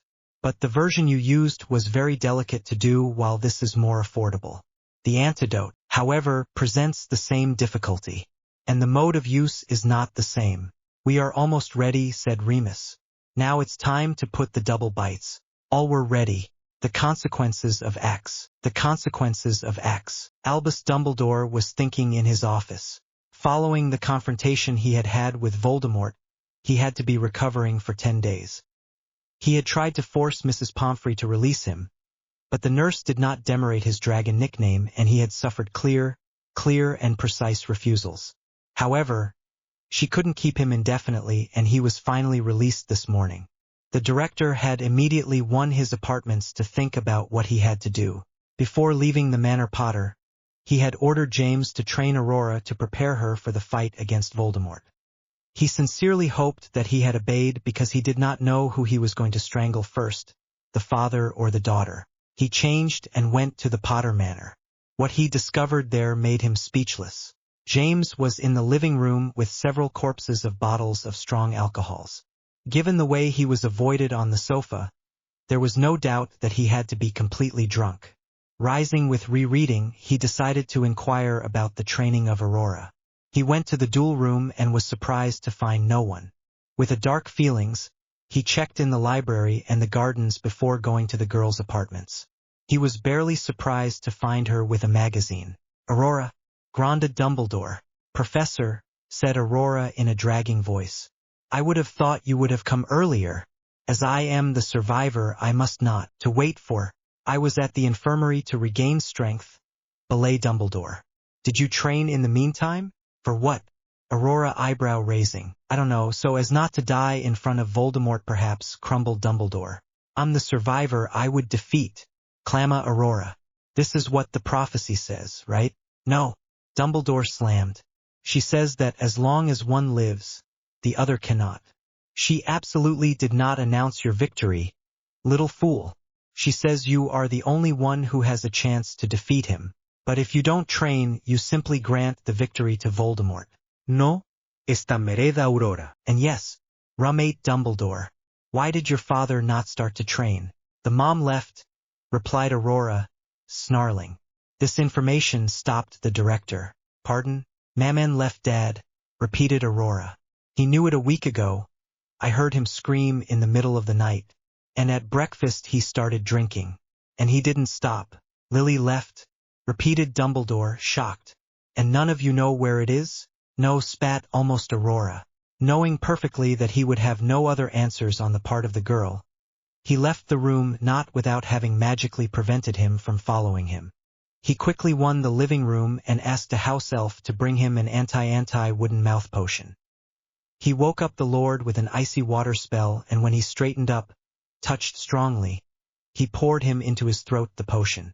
It waited for a few minutes for it to have an effect. Oh, my head!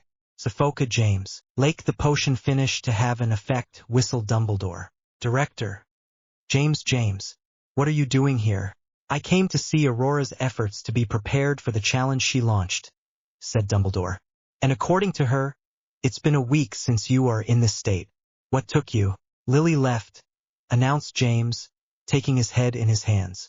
She already threatened me, but I would never have thought she would. You know why? Dumbledore asked. No, sighed James. The director sighed in turn. The marriage of Lily and James had a beneficial effect for his plan for the greater good. It was indeed quite rare that a pure blood, even more an heir of a line as prestigious as the Potter, married a Muggle's born.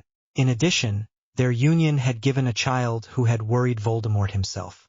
Even being born Muggled, Lily remained more powerful than the majority of pure blood. In addition, it proved that a Muggle-born could be more capable than pure blood. In short, she was the perfect example of everything he defended. But if she had gone, it was not going to help her. He glanced around him and saw a letter on which there was a seal that he would recognize among 1,000. So when you had this letter from Gringotts? Suddenly asked Dumbledore. Gringotts? Straightened James. Where, sir, it said Dumbledore. With that of the ministry. The brunette stood up and went to take the letter. With his baguette, he opened the letter and unfolded the sheet. But as he read, he became paler and was at force that he joined the sofa. James? Worries Dumbledore. No. Impossible, blowed James. James, insisted Dumbledore. Without a word, the youngest handed him the letter that the elder hastened to read. Lord James Potter, we contact you to tell you that your wife, Lady Lillian Evans Potter, activated a contract clause that you both signed before your marriage. The incriminated clause is as follows. If one of the spouses were to deny his wishes of loyalty, then marriage will be dissolved. Your wife brought us evidence of the violation of this clause, proofs that we have carefully examined. After consulting the council concerned, we agreed to break the contract. You have until midnight tonight to prove your innocence.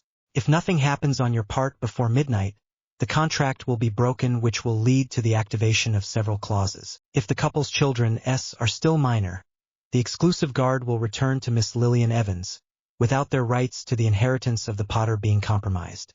If the children are major, the separation would not compromise their rights to the inheritance of the Potter. In case of proven separation, the goods and sums brought during the union as well as the goods and sums acquired separately during the union will be returned to their owner. The contract signed being linked to the magic ceremony. In the event of a violation of a clause of the said contract, the magic union will be cancelled. We are impatiently awaiting your answer. Gringotts Bank. The Grand Albus Dumbledore turned radically. It was worse than what he thought. The divorce was very frowned upon in pure blood, but the cancellation of a magic union was simply the ultimate dishonor. Especially after almost 20 years. He had not been aware of this contract, and if he had known, he would have asked couple to cancel it. Without consulting James, he seized the letter from the ministry and read it eagerly. Lord Potter, the Union Service of the Magic Administration Department noted the dissolution of your union with the so-called Lillian Evans at midnight. As it is a magic act, the dissolution is immediate and irreversible. Your devoted servant, the Ministry of Magic. Dumbledore dropped the letter. Dated a week. The news was spreading everywhere. In addition, we would quickly know that the twists were on the side of James, since he would never have come to the idea of dissolving his marriage. According to pure blood traditions, an arrangement was found between the spouses and appearances would have been preserved. But there, since Lily had been at the origin of the dissolution. In addition, if the idea had just given the reason why she had to resort to this end, then the political weight of James, by extension that of Aurora, was going to tumble. He absolutely had to find her. So do you know where Lily is? Dumbledore asked. No, aleta James. But it is sure that she did not leave the country. It is too much due to this less than nothing. Who? Harry? Davina Dumbledore. Well, sure, spat James. The director began to think very quickly. The dissolution of marriage did not help his business at all. But he couldn't do anything about it, except trying to limit the damage, and for that, he had to find Lily. It was absolutely necessary to train Aurora as much as possible. He wouldn't have ignored herself. She had no chance if we didn't do anything. Lily would have been a perfect teacher, but she had never wanted to train her daughter, since the latter had spit in her face at the sweet age of 7 years that she preferred to learn with her father. When we knew that the said father let her do what she wanted during her lessons, we easily understood why. Hence the spectacular results of Harry from his first days to Hogwarts, and at the same time those catastrophic Aurora. Remus also as serious could have helped, but since James had obsessed with Aurora, and more fatally since he had hunted Harry from the manor, the other two marauders no longer wanted to hear about James. However, there was a person who could help them. So you looked for people to train Aurora? Dumbledore asked. Yes, said James. I tried to get Hermione, but I don't think it succeeded. I will try to convince her, decided Dumbledore. Start dragging Aurora. I will try to come back very quickly. Do not fall especially in the drink, otherwise you will have to do with me. After brief greetings, the director took leave. It was time to know what had happened during his convalescence. Battery or face. His arrival at the Ministry of Magic made a big splash. Albus Dumbledore headed directly to the office of Cornelius Fudge, and he was only waiting for a few moments before being introduced into his office. Albus, Balputia Fidge. I see that you are in good shape. Is correct? Belay Dumbledore. What have you planned for the duel? I believed. What did you think? If Voldemort succeeds in defeating Aurora, he must not come out alive. But James Potter, it is not intended to defeat him. He simply challenged it and managed to get out of it. What can we do? Place Aurors all around the place where the duel will take place. You only need to be Death Eater. And that Voldemort does not come out alive. What do you think? Say must, I would do the necessary. Do you will fight? No. But then? Person will not go. And on a flight of cape which was pale compared to that of Severus Snape, the director of Hogwarts left. The old man went to the administration offices, to the service that had sent the letter to James. As he feared, the information was freely circulated and it was impossible to come back on it. He tried to obtain the new address of Lily, but as the information was not necessary in the file, the former Lady Potter had not transmitted it. He raged internally. He decided to go to his workplace, but he just remembered in time that she had never worked and that she had tried to resume his studies first at the Magic University and then at home. Without much success, since he had never heard that she succeeded or not. Defeated, he returned to school and began to write. First a letter for Lily to have an interview with her, and then to Hermione Granger to give him permission to consult the Hogwarts Unrestriction Library and also give a few lessons to Aurora. And finally, the hardest. He put less than an hour to be satisfied. Dear Harry, I know that our reports have never been as close as those I had with your sister, but I would like to remedy it. You are not without ignoring the challenge that your twin sister has taken up. I have to reveal to you why it's up to her to defeat Voldemort. Some time before your birth, a prophecy was made. She says that a child who will be marked by the Lord of Darkness will be the only one who can defeat him. You were 3 to meet the conditions. Neville Longbottom, Aurora, and you. Voldemort attacked you, and it was Aurora who was marked, having a concentration of black magic around her following the death fate launched by Voldemort. This night, you only kept this flash-shaped scar. I have to ask you for your help. You got very satisfactory results during your visit to Hogwarts. I am sure you will be able to hear yourself to exchange your knowledge. There, he did not make many allusions. For example, the fight in Gryffindor and Slytherin would never have reached their climax if the twins had not been in enemy houses. And even if Harry had been in another house, she would never have forgotten the hatred she bore to her twin. You have to help your sister. You have always worn the family in high esteem, and I hope you will be sensitive to the threat that weighs on them. Sincerely, Albus Dumbledore, Director of Hogwarts. The director reread the letter before sealing it. He called Hawks his phoenix and attached the 3 letters to it. Lever these letters in this order: Hermione Granger, Lillian Evans, and Harry Potter. Go. The Firebird left without a look or a friendly trill. The director then went to his plan B, battery or face. The winter solstice was in 10 days now. And there, Harry read the letter sent to him by Dumbledore. By his side, in the Lily Lounge, the owner of the premises were Held and Hermione. They too read the mail he had sent them. Is it a joke? Hesitated Hermione. I do not believe, sighed Lily, resting her own letter. Dumbledore has undoubtedly took matters into his own hands, since he has just left Mrs. Pomfrey's guard. It is categorical that I will not help this plague, whistled Harry. She seeks to spoil my inheritance, my magic, and make my life hell, and I have to help her? Without me. It's understandable, smiles Lily. Even me in your place, I would have done the same thing. But, hesitated Hermione, this is your daughter. Anyway, I gutted it, of course, said Lily, but she denied me as a mother a long time ago. If Dumbledore asks me, I would refuse to help him. What does he ask you? Harry asked, in an interview housed from Lily's shoulders. Presumably to ask me why I cancelled my wedding. And why, if it is not indiscreet. Rugit Hermione. James cheated on me, admitted Lily. This world can make mistakes, temporiza Hermione. Phineas, that Harry is 5 years old with everything that has a skirt, added Lily. His conquests have been counted by the thousands since time, and I am sure I still miss it. Harry hugged his teeth. He knew that his sire had cheated on his mother, since when he was 9 years old, when his mother was out, he had seen his father take one of his mistresses to the marital room. But the magnitude of the betrayal made him furious. Often more than he had heard numerous rumors where James was not even hiding. He knew that the pure blood did not throw the stigma on their name by having mistresses or lovers with a shovel. They remained faithful, or, if it really did not work, they were extremely discreet. He admired his mother even more, who had been able to remain proud while her husband covered her with shame. What does he ask you, Hermione? Harry asked to divert the conversation. He said he leaves me full access to the Hogwarts library, reread Hermione. In exchange, he asked me to give a few lessons to Aurora. He decided that it was necessary to train at all costs the survivor, spat Harry. He plunged back into his own letter. A detail jumps at him. There is something strange, said Harry. When then? Fit Hermione. It mentions the way he appointed the survivor. Frown Harry eyebrows. To see, said Lily. The redhead read the letter and passed it to Hermione after Harry's agreement. It's what he also told us, to James and I, confirmed Lily. A so-called prophecy that would designate Aurora as the one who must kill Voldemort. You know that I never really believed in divination, but the Department of Mysteries takes it very seriously. I don't understand this brand story, said Hermione.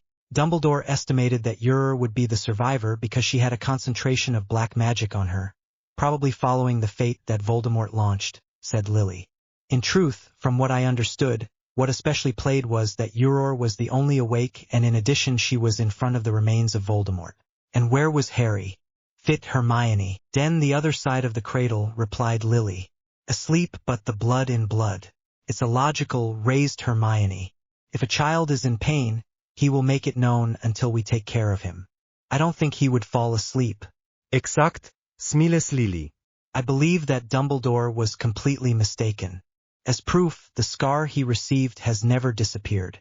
A good, Sursata Hermione. I never noticed it. I have always made sure that it is not noticed, crumbled Harry. So when she treated you as a scaper, thought Hermione, it referred to this particular scar, completed Harry. Mom, you don't have to doubt, the old madman was totally wrong. You have evidence? Lily asked Lily. I can see what Voldemort sees, announced Harry. Feel your moods when they are particularly strong. The two women were speechless. You know it since when? Lily asked in a white voice. For he decided to be reborn after the 3-wizard tournament, Harry replied. But why didn't you say it? Fit Hermione. I did not hate this title of survivor, so announce that I was the survivor? No chance. Harry whistled. As for telling you, I may have told you about, but I did not yet trust you, and above all you still dragged too much with Aurora. As for Mom, I trust her but not in Dumbledore. Lily nodded. She knew that she had very efficient Acclum's barriers, but she knew that for the greatest good, Dumbledore would not have stopped there.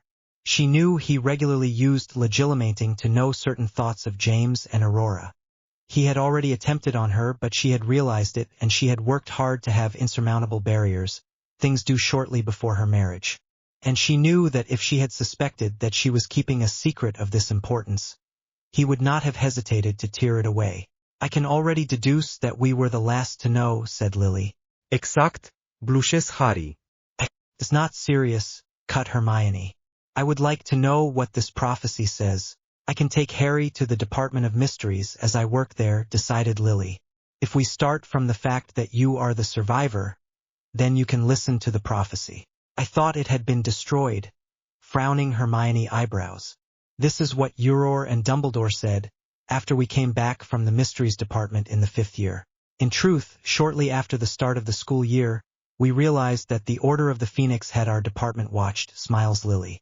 After we recognized Mowbray, Tonks, and the Weasley, we added a +1, and we understood that Dumbledore wanted to draw attention to the prophecy that linked Voldemort and the survivor. So we just put the prophecy in another room and put an illusion in the place. That's why no one heard anything. Donk, we will still have a new advantage over these fools, smiles machiavellically Harry. When can we go? I would like to do this as quickly as possible. Dès tomorrow, smiles Lily. Just time to send a message to my boss. Do we get the prophecy out? Harry asked. No luck, said Lily. It remains only thought, Harry. Okay, go for tomorrow. But since Dumbledore is looking for you, I hope you have enough to hide. Who takes me for? Sniff Lily. On the other hand, I think it would be necessary to strengthen security around Hermione. For what? Sursauta Hermione. Dumble, now that he woke up, will do everything to ensure that Aurora was driven by the best, said Lily. Hermione is the only one who has managed to enter something in the head of this plague. What are you proposing? Fit Harry. Stall it to your home, asked Lily. Your apartment is even more protected than Fort Knox. Not to mention that in no time you can go to another country, with the international fireplace. We can do that, smiles Harry. I don't have my word to say? Rechigna Hermione. You know perfectly well that Mom is right, sneered Harry. Even if your apartment is sorted with protection spells, it is nothing compared to what my damn souls and I did on ours.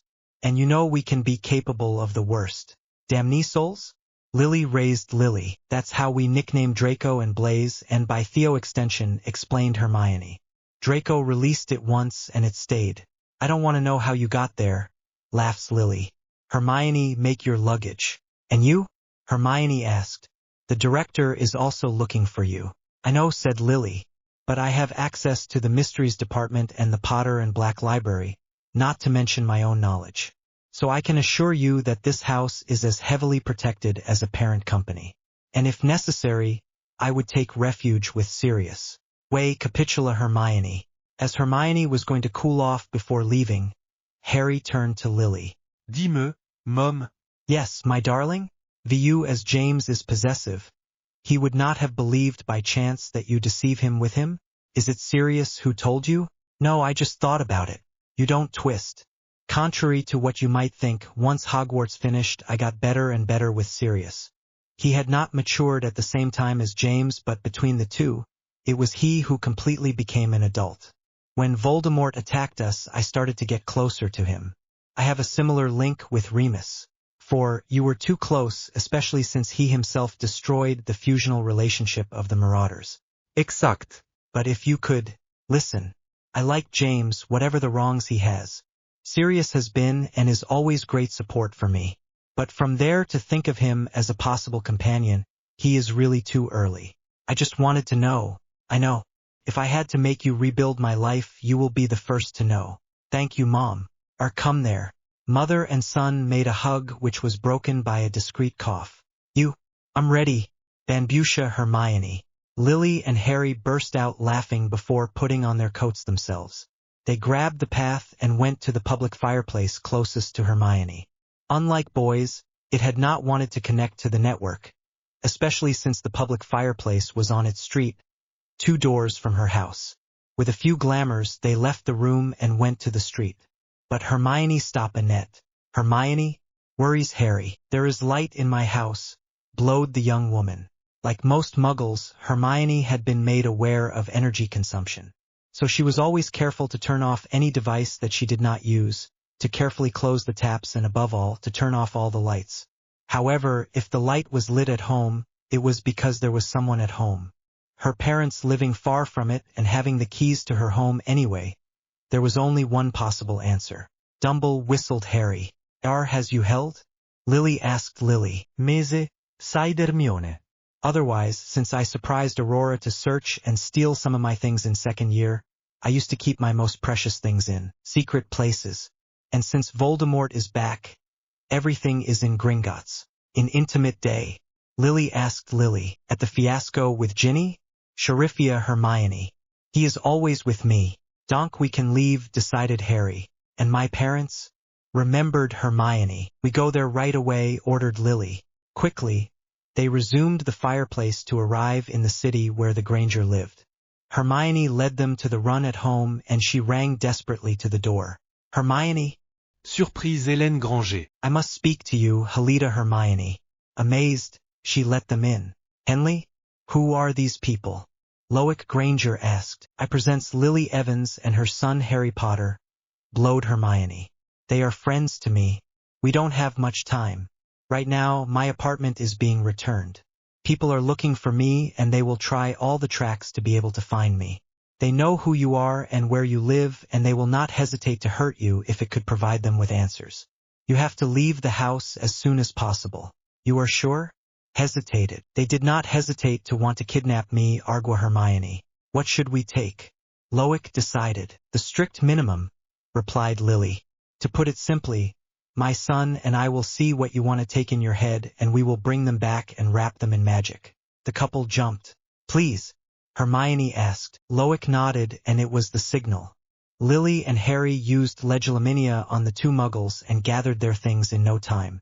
They are there, smiled Hermione as she looked outside by a window on the floor. How long will they be here?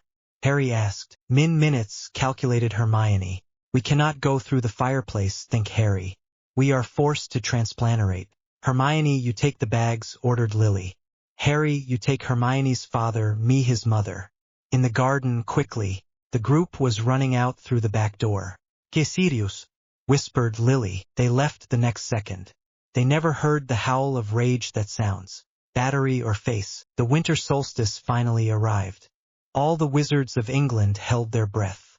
Because of his convalescence, Dumbledore could not prevent Fudge from revealing to the press the challenge that was going to take place.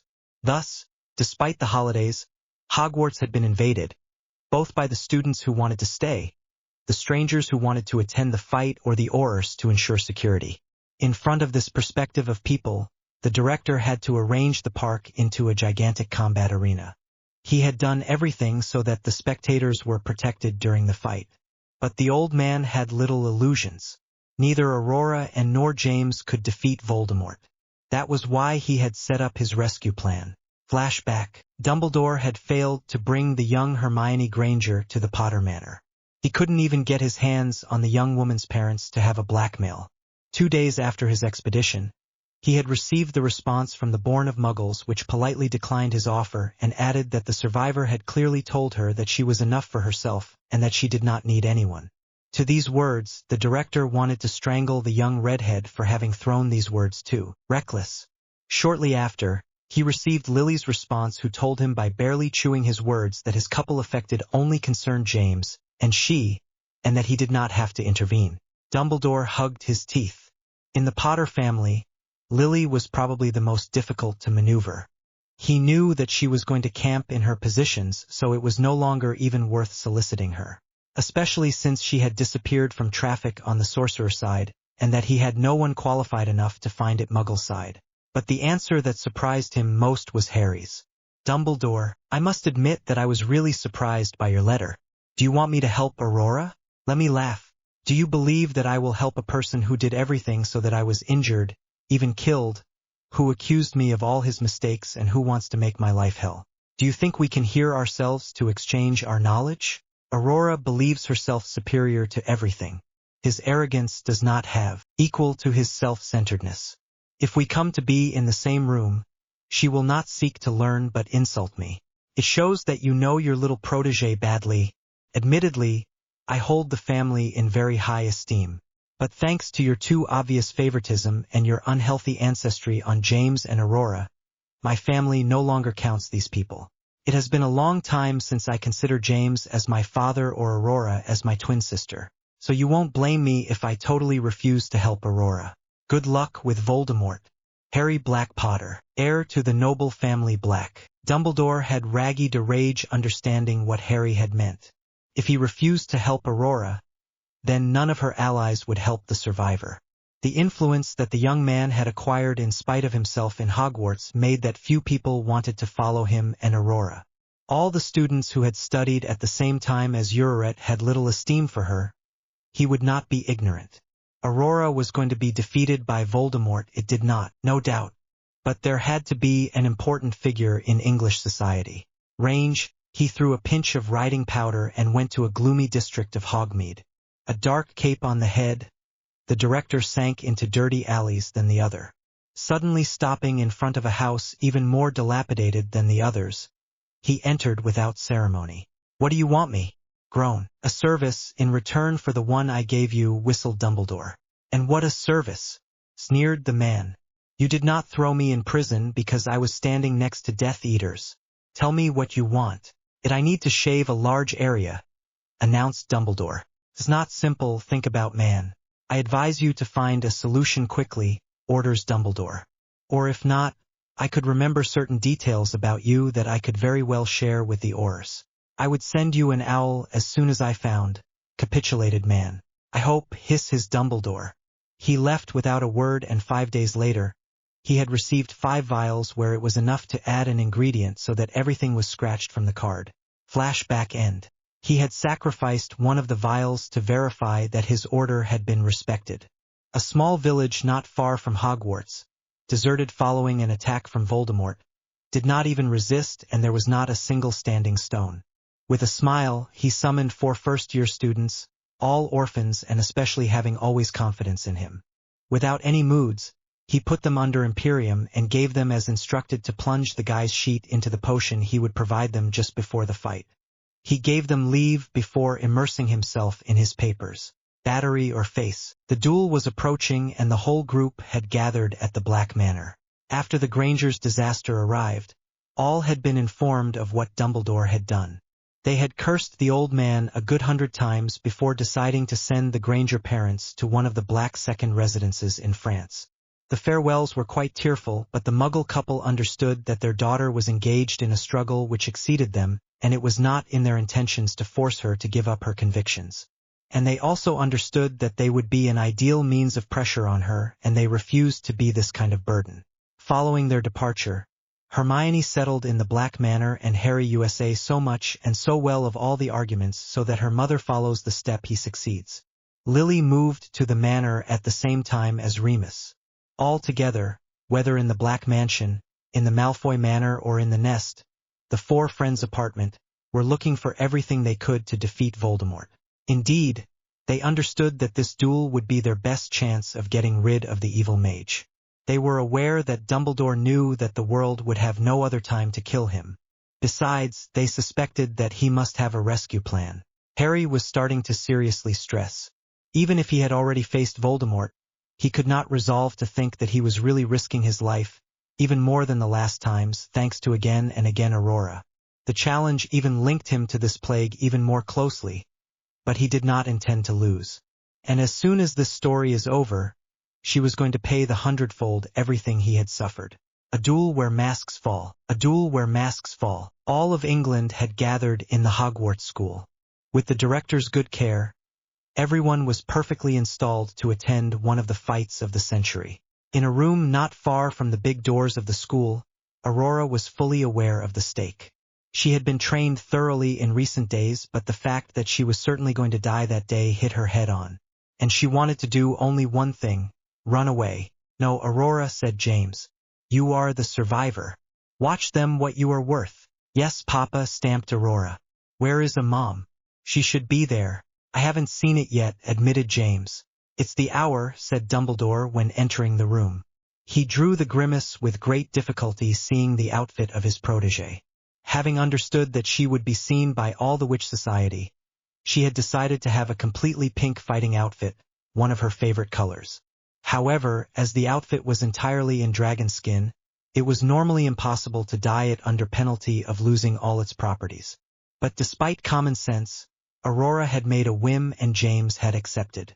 So, in addition to being a vulgar and horrible shade swearing completely with its hair, the outfit no longer protects it in the least. All three went to the arena under the stands. Aurora was breathing and without listening to Dumbledore's latest advice, entered the arena. A huge ovation then sounds. Section. It Harry whispered when he saw the red in the arena. With the others, they had established a strategy.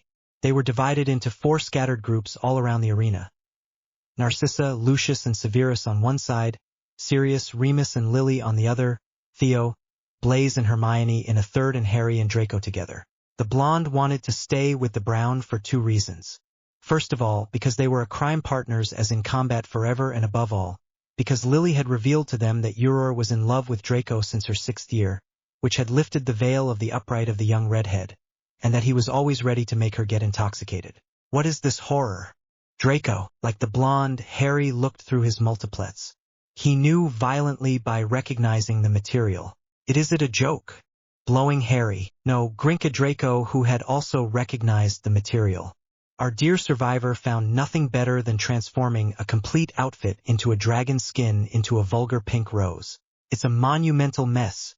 Any protection flight for the benefit of a more than doubtful aesthetics. I don't make you say, sighed Harry, jaded by so much stupidity. The duo had taken place just above the entrance that Aurora had borrowed. It was a strategic place since as soon as Aurora and James were defeated, Harry was going to have to fight for his own life. Each group could not communicate with the others by magic means because of the protections all around the arena. However, they had discovered that simple walkie-talks. Muggles were working strangely perfectly. They had camouflaged them so as not to attract attention. All the world is in place, murmured Harry through the talkie. Adol, smiles Sirius. Don't worry, we're here. Parley for you, sniffless Severus. You are never there when you need you. To calm both Lily temperature. You are aged to be the fathers of the youngest and you fight like 5-year-old kids. I would not have said better, Ricana Blaise. Protested Sirius and Severus. Disol, but it had to be said, Ricana Blaise. Due calme, smiles Draco. News from Voldemort? It will soon, said Lucius. I have never heard one person say that he had been late. Soft if the person is no longer there to say, said Sirius. Sirius, roamed Remus. We would have gone from this comment. But Buddha Sirius. In short, said Lucius. He warned that he would come at 10 o'clock. And since it is served the survivor on a silver set, I don't think he's going to arrive late. It's true, smiles poorly Harry. Do you have everything? We have checked everything before leaving, reassured Lily. No worries, we are there. We are going to get rid of this horrible serpent face, said Narcissa. I hope, sighed Harry. Harry Black Potter. Roars Hermione. Dare to doubt it, and I promise you that I would kill your ass until you manage to fly without a broom. Way, you should calm down a bit, said Theo. Désolé, apologized Hermione. You have convincing arguments to say the least, sneered Sirius. Tension, Lucius exclaimed. The Death Eaters are coming. Indeed, many silhouettes wrapped in black capes took place in the stands. And in the arena Voldemort stood. Section. Aurora Potter whispered Voldemort. I thought you would have fled like the coward that you are. I'm not loose. Aurora roars. Well, said Voldemort. So why would you have abandoned your Borb Granger friend to the Ministry of Magic 3 years ago? Draco suddenly turned to Harry that he discovered teeth. The release in the Mysteries Department had led Voldemort to officially reveal to the Wizarding world after a year to gather its forces. At that time, James had not hesitated to admit to his daughter that Death Eaters wanted to seize the prophecy. Aurora, in her glorious arrogance, had trained Hermione, Ginny, and Ron in an expedition to the Ministry of Magic, as unnecessary as it is dangerous. Harry, Draco, Theo and Blaise, by the greatest hazards, had heard Aurora describing her superb plan to stop Voldemort. Rolling her eyes, noticing that she hadn't even bored to throw a spell of silence around the group, and why would she have done it? Since she missed almost all her spells, they had decided to follow her. She had chosen to leave school and take the chimney to the Ministry of Magic, especially the private fireplace of James Potter, of which she had the password. Then, the quartet had only to go to the Mysteries Department and stop the evil mage. The Slytherin had decided to follow them. But the appearance of Umbridge had forced the group to divide. While Draco, Blaise and Theo were diversioning with their horrible teacher, Harry had continued his journey and had opted for the Thestral, Sombrals, to go to London. Thanks to the fact that Urret and Ron had managed to lose the group in the Ministry, the Brown had been able to join them in time before they penetrate the Department of Mysteries. Hidden under many disillusionment spells, he had seen the group separate, Ginny and Ron on the one hand, Aurora and Hermione on the other. He had followed his sister, still wanting to keep an eye on Hermione. And there he had attended an act of cowardice that he would never have thought capable anyone. While the two young girls faced Voldemort, Hermione had found herself struck following a disarmament spell and her wand had escaped him. And there Aurora, instead of getting to the help of her friend, had taken her legs around her neck and had fled with the room without a single look. Hermione, her mind found, had to wipe the anger of Voldemort. Furious that her prey was fled and without the help of Harry, she would have left the reason, following the many Dolores she had taken, even life. Hermione, blowing Harry. "Do not worry," said Hermione in a tied voice. "I survived thanks to you. It's just a bad memory." "You are sure?" worries Harry. "Yes," reassured Hermione. "You should explain to us," Draco said. So now cut Harry all about confrontation. Understanding that he would not have an answer at all, the blonde did the same. "He knew how to fight perfectly," declared Aurora. "I must admit," said Voldemort, "even better than you, a little girl." "I'm not a little girl." Screaming, "We don't shout on Lord Voldemort. Siffla Voldemort, since I'm the one who will defeat you," launched Aurora, straightening up. Well, so let's start," said Voldemort. Aurora hastened to howl the disarmament fate that inevitably struck the earth 5 meters to the left of the mage, and then turn his back to him by raising his arms to signify his victory in front of the delirious crowd. Voldemort, having not even moved, houses a non-existent eyebrow before launching a gesture neglecting and stupefix followed by an Expelliarmus.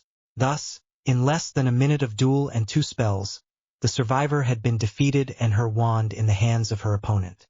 Faced with this observation, the public is silent, dismayed. Voldemort approached his victim and released her with his fate. In the process, he launched several Dolores and other unknown spells for her that made her scream at length. The redhead, under the shock, cried, and everyone had noticed that she had forgotten herself in her clothes from the start. "The voluntary," proposed Voldemort. "You will pay." Roommate James by ruling into the arena. The fight lasted a little longer. James Potter did not demerit his title of Auror, but many realized that he was not really qualified to take charge of the Auror school. When we saw the number of faults worthy of a student who did not yet have his aspic, only his power against swarmed. The fight hardly lasted more than 15 minutes and James received the same gift as his daughter. "You only have that to offer me?" Ricanna Voldemort. "A kid without powers and his incapable of father?" While the mage started in a speech to his ode, a movement attracted Narcissa's attention while the public seemed frozen. Discreetly, she turned and saw a first-year walk outside. The blonde frowned. She realized that the director had prohibited all the students not being adult to attend the duel. So see, this child was strange. Wanting to draw this story to clear, Narcissa drew the attention of Lucius and Severus. Completely absorbed by what Voldemort said, the blonde indicated that he was going to stay there. Severus therefore agreed to accompany Narcissa. Both wired in spells for disillusionment and indifference before leaving their place. Once in the stands, the potions master finally noticed the child, who left and who had aroused the curiosity of the blonde. They followed him to the exit and they saw him stop. But something was raging them. The child's gesture was far too rigid, too well calculated. "Imperium," whispered Narcissa. "It didn't take more." Severus rushed to the child and made him drop the vial that he had taken out of his pocket. He fixed the child in the eyes, and the vitreous and empty gaze confirmed the diagnosis of Narcissa. He did not bother and plunged into the mind of the child to know what he had been ordered to do. Immediately the information found, he threw a sleep spell to the youngest, transformed a paper found in Portkey which he put on the child with a message, all starting for the Prince Manor. Meanwhile, Narcissa had recovered the vial as well as the guet leaf. I was held in her other hand, said Narcissa, showing the sheet. Severus veiled, opened it and brought it to his nose. His complexion turned suddenly by understanding what he had in his hands. With haunt he examined the guet leaf. Severus? Worries Narcissa. It's a potion against spiders, blowing Severus. Normally it is harmless, but when you add a guy's sheet it explodes. Very strong. Who dared to use children to kill them? Ragia Narcissa. You don't have to look far. It's Dumbledore, confessed to Severus. Dumble? Jumped Narcissa. What? We do not have time, cut Severus. There are 3 other children to find. Immediately understanding the urgency of the situation, the 2 adults began to run to their places to tear the talkie from Lucius' hands. Well, me all, said Severus. All around the arena on the outside, there are 3 children. They were put under Imperium to perform a suicide mission on behalf of Dumbledore. Find the children and tear them away from the vial they have in their hands. Right away. Join me afterwards. Potted, replied the others. By mutual agreement, Sirius, Remus, Theo, Blaise and Draco left their places to pass under the stands. They hardly paid time to locate children who did not have their place in these places at all. As requested, they torn off their vials before putting children to sleep and meeting Severus. He sent them to the Prince Manor before addressing others. Reove in your places, said Severus. Draco, tell Harry to enter the scene. We have to get rid of Voldemort. Okay, replied the blonde. Quickly, they returned to their places. Draco signaled to Harry that he was time. The Brown sighed a good blow before listening to Voldemort's words carefully. During the few minutes that the expedition had lasted, Voldemort had continued to speak. Thanks to the arrogance of your survivor, the Potter line is defeated. Not yet, shouted Harry.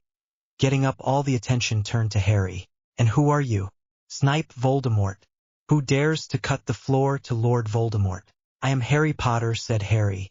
I thought that James Potter had finally managed to deny his eldest son definitively in front of his peers. Will whisper Voldemort. Harry jumped. The Slytherin clan had not had any representative for centuries, and Voldemort had assured Sirius to him, did not sit on the Council of Clans. But that he was alluded to it showed that he knew him. However, all the clan leaders were subject to the secret, except with their direct family, and the latter took great care not to reveal anything, except Aurora. And there were only 2 people to whom she could have said that James had finally made a request for a change of air. But being so well conditioned by Dumbledore, Ginny and Ron would never have joined Voldemort of their own free will or even on his order, if the director did not want to be faced with the formidable Molly Weasley. A minute, there was a person left, Aurora's own godfather, Peter Pettigrew, and there all the pieces of the puzzle gathered. Harry consigned them in a corner of his head before focusing on the being facing him. It would seem not, smiles Harry. The young man descended from the stands to find himself in the arena. Discreetly, he froze James and Aurora. Sometimes they would have the more than stupid idea of intervening while he was trying to save their miserable carcasses. I remember you, said Voldemort. You were never far behind your sister. It was true. At each meeting in Aurora with Voldemort, Harry was present.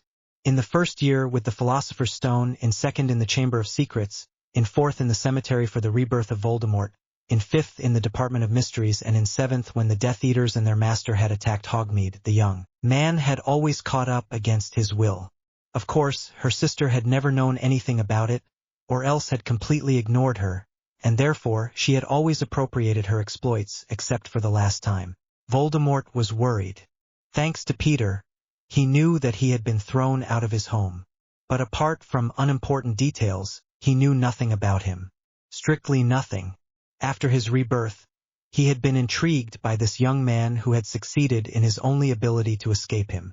he had asked for information on. But no one had been able to answer him precisely.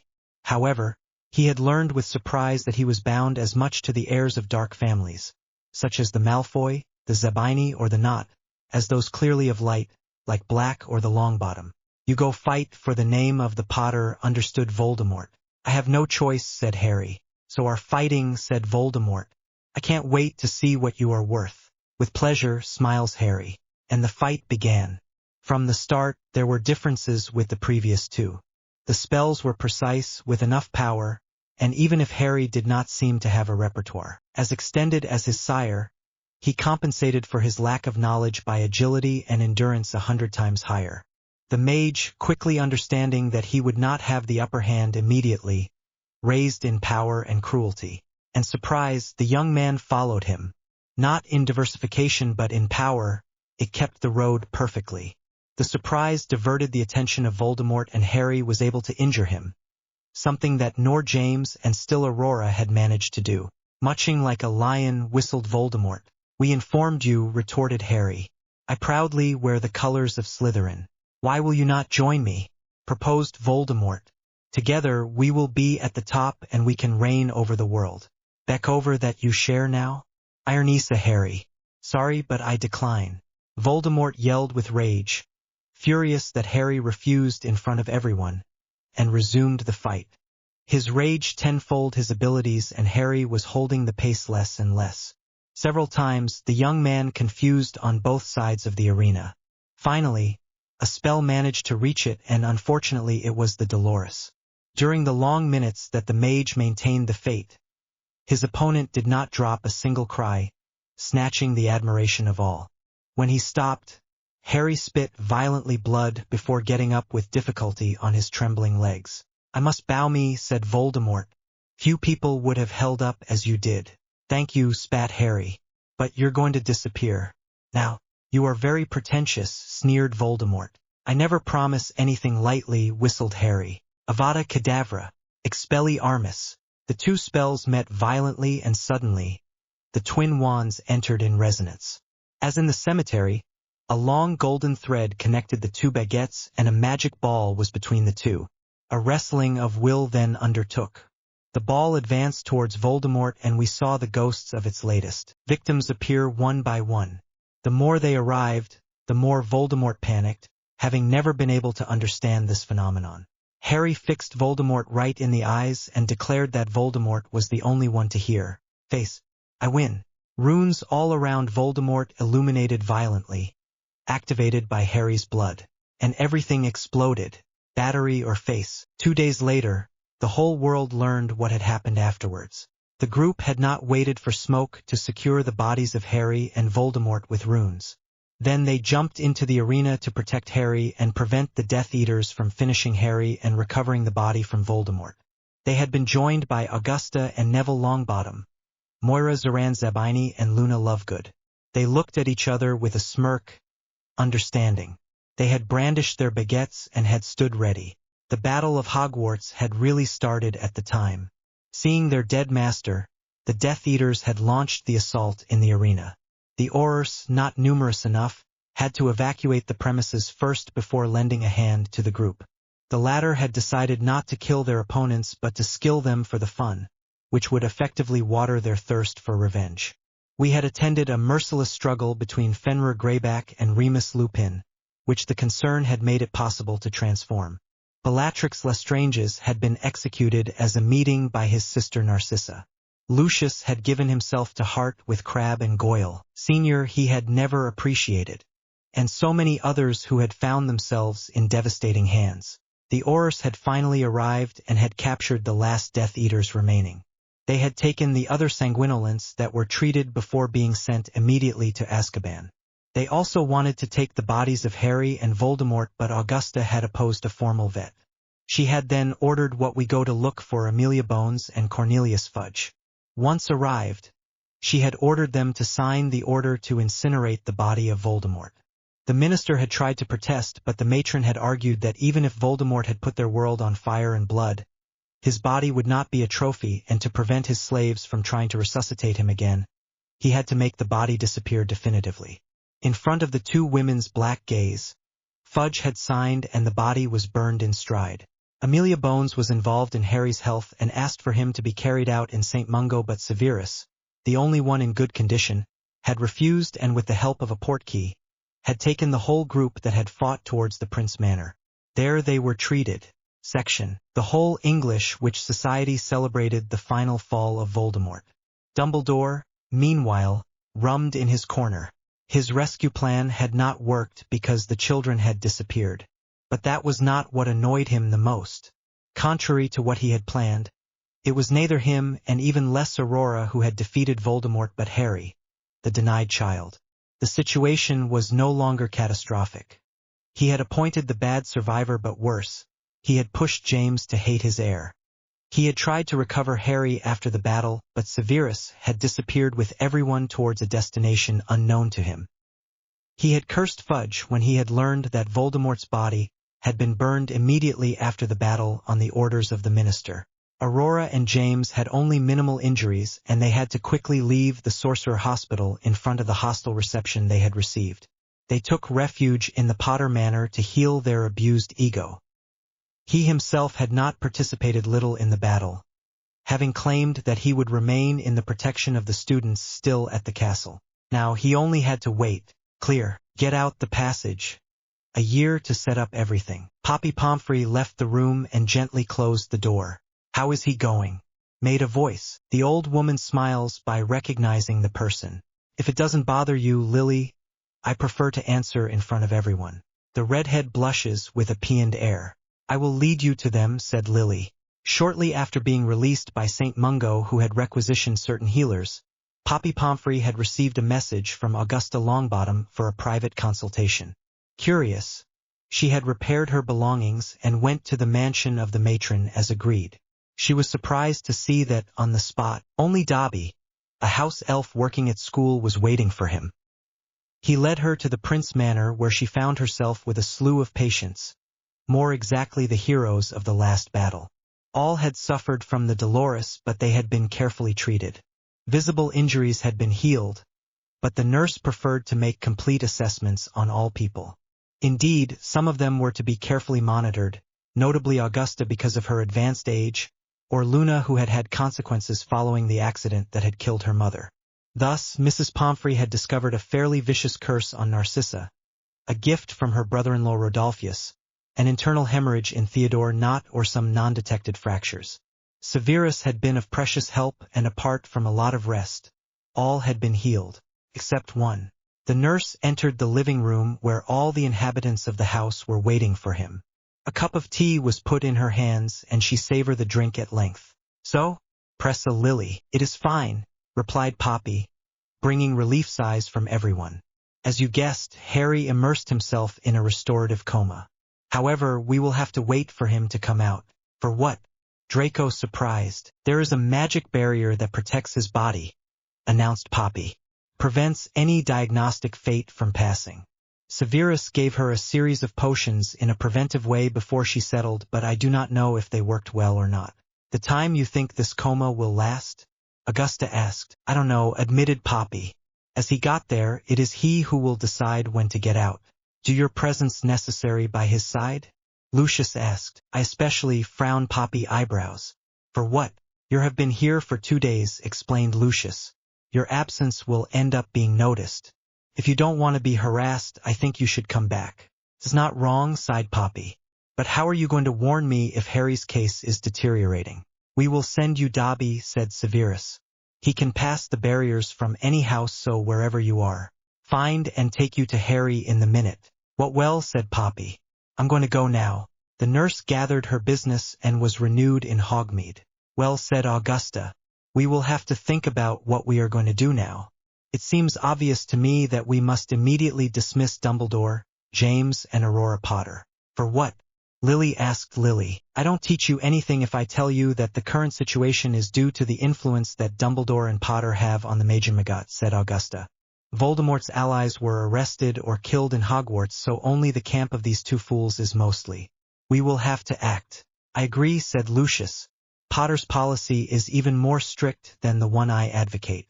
For example, I may ask for a more rigorous control of the wolf's guru but asked him squarely the filing and the confinement. Since Potter arrived at the Magot, we regressed at least 100 years. And as he has the support of Dumbledore, we couldn't do anything. If we can accuse Dumbledore by providing irrefutable evidence, could this trigger an investigation into him? Severus said. What do you mean, Severus? Gronda Augusta. The man told him what had happened when they had discovered children intended for suicide. Where are these children? Veistlet Augusta. How, replied Severus. I asked Poppy to examine them and they are fine. I explained to them that they had to be maintained isolated so as not to be accused of influencing them. Well, said Augusta. I think it should bring an investigation. I'm going to take care of that. What about the Potter? Fortunately, we will have to wait for Harry, sighed Sirius. James made a request for a change of air, and since the Voldemort threat is no longer there, the clan council can finally judge the behavior of the Potter. It's not too early. Yans count the heirs who will become clan leader after their elders have thrown the dishonor on their name by following Voldemort, added Lucius, looking at Theo, whose father had been arrested. Augusta tapped the ground with his cane. We are going to focus on these objectives, Augusta decided. We have to find evidence to drop Dumbledore but also Fudge. Personally, I'm tired of this fool. We are going to delay the clan council until Harry wakes up. I refuse that Ur won the title of the Potter. All grim acted. I will return to the mansion, announced Augusta. With Neville and Luna. I'm going to start putting sticks in Dumbledore's wheels. Good day, everyone. Matron therefore left with the two young people. She is right, said Lucius. We will have to reappear very quickly. Narcissa and I are going to come back.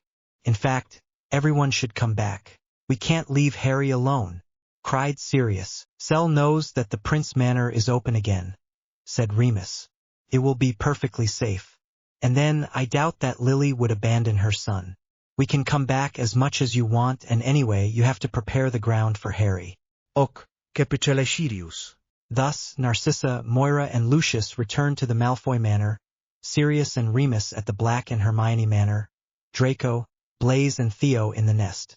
Lily and Severus remained at the Prince Manor to watch over Harry. All had agreed with an order of priority. First Fudge, then Dumbledore, and finally the Potter. As they were aware that for the Potter it was not until Harry, the clan leaders had asked the council to wait until the young man was on foot before making any decision, which was granted to them immediately. Augusta decided to take care of Fudge. Remembering what almost happened at the reception at the Potter, she contacted Amelia Bones about an investigation into their highest leader. Far too happy to help him, the director of the Magic Justice Department served him on a silver set all the evidence of the embezzlement which the minister would have been guilty, as well as very strong suspicions. Matron took care of the latter more particularly and took care, with the help of Neville and Luna, to find the corresponding evidence. It was hardly difficult since the wizarding people, having seen nothing coming from the minister, did not want to see him stay in office. After 3 months of investigation, the group was ready. In less time than it was necessary to say, Fudge was dismissed and imprisoned in Azkaban for proven corruption and endangering the wizarding world. The case of Dumbledore was more delicate to manage. He was certainly the winner of Grindelwald, but he had also acquired a growing influence in England thanks to his post as president of the Magot and director of Hogwarts. However, his behavior with Aurora and James had completely foiled in his favor, and an entire generation openly despised the director, except some irreducible such as the Weasley or the Potter. By carefully questioning certain supporters of Dumbledore in Magot, Sirius and Lucius had realized that many obeyed the finger and the eye of the old man simply because that he made them sing. By digging deeper, they realized that the director had orchestrated the situations so that he poses as a savior and that his victims owe him recognition. Disgusted before the means used, the two men sought a solution to help them. But what had been implemented was difficult to undo. Unless a trial? Said Augusta. I wouldn't want to call you fools, but it's not far. Augusta, calmly said Lucius, trying not to get upset like a louse. We managed to recover the memories which clearly show that Dumbledore makes them sing. If we show it all in front of the Magot. I didn't know you so utopian, Casa Augusta. The blonde saw red and began to sulk. You found something else? Augusta asked. It was Remus who brought them a solution. We cannot drag Dumbledore to court, said Remus. He has far too much influence and political power. But why not a magical way?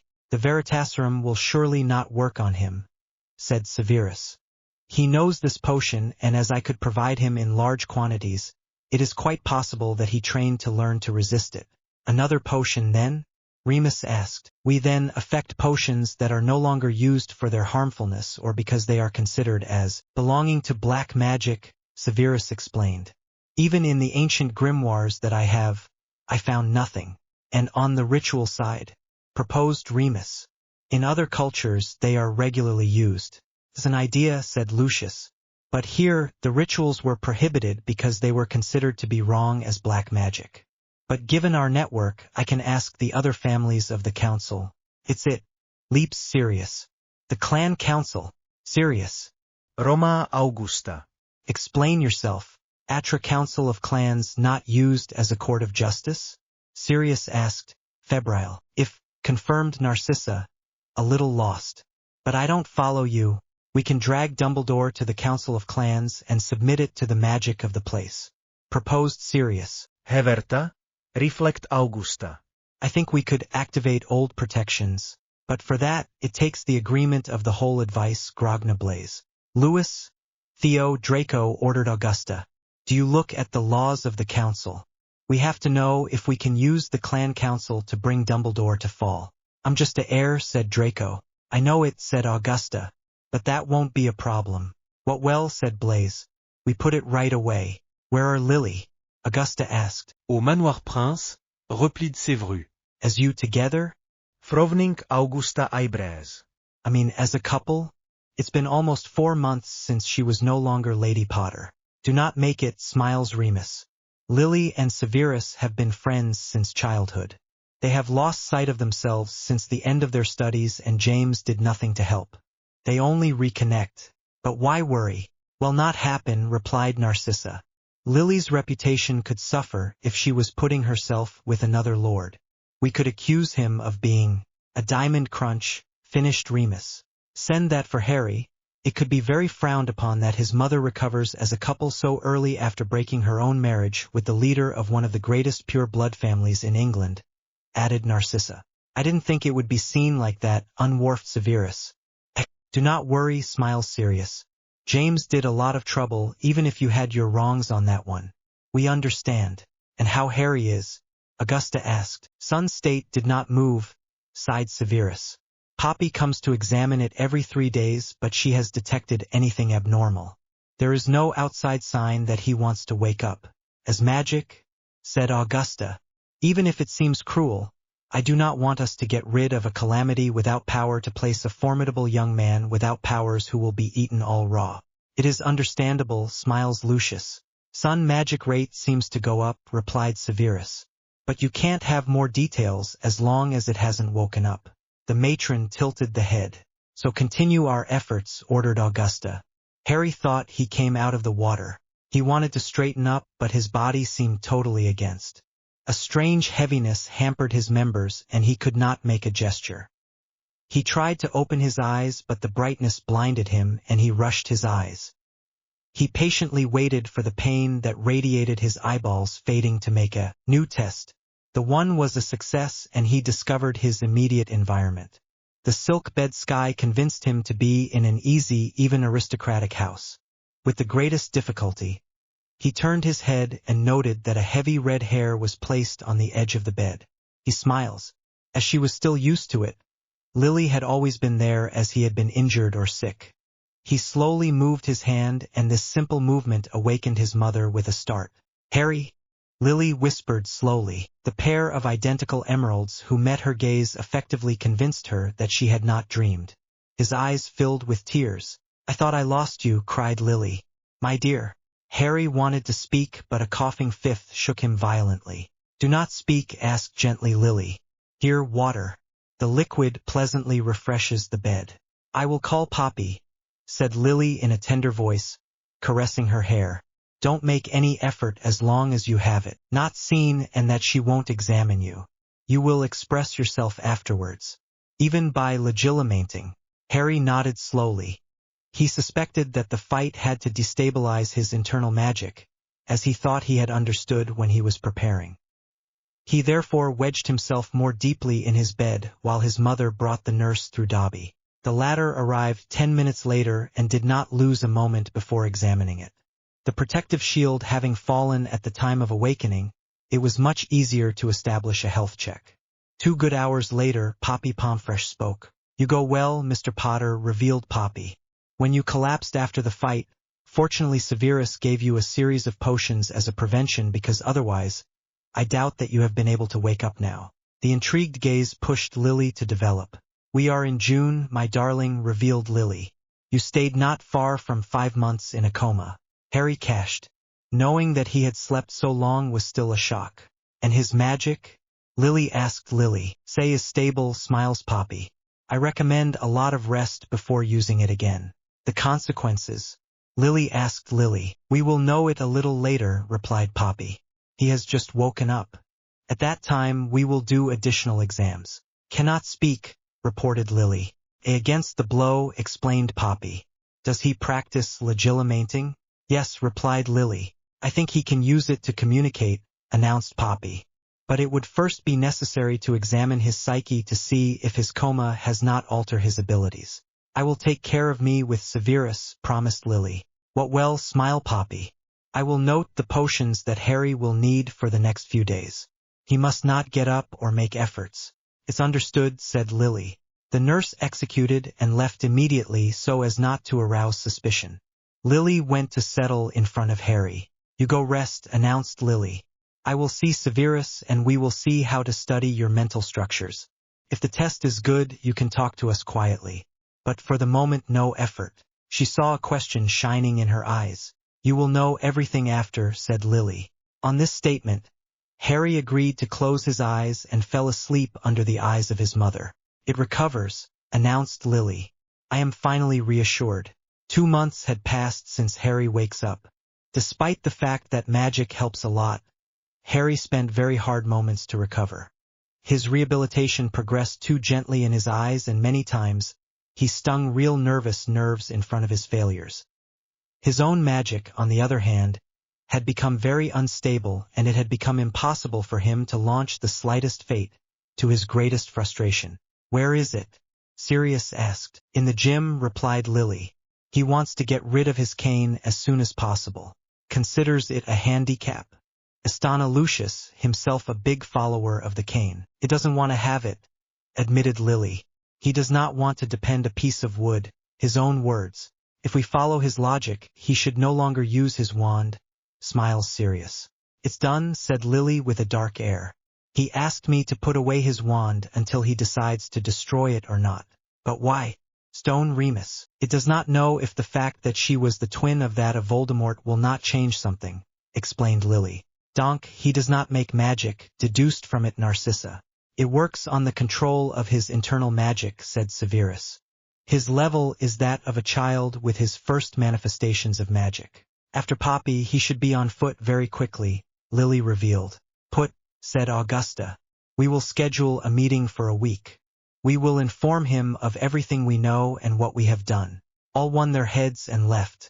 The whole small group had met to truly take stock of the last 10 months. "Fudge was dismissed several months ago," announced Lucius. "The new minister is Jonas Hook, a blood mixed with his condition." It had made much jest the society that a mixed blood accesses the highest position in English politics. But as Augusta Longbottom had just noticed, if we had defeated Voldemort, it was not to follow his totally absurd ideas. We took care of Aurora and James, Rick and Draco. When they lost the fight, they were finally received as they deserved. "How?" Harry asked. The young man had still not completely found the floor.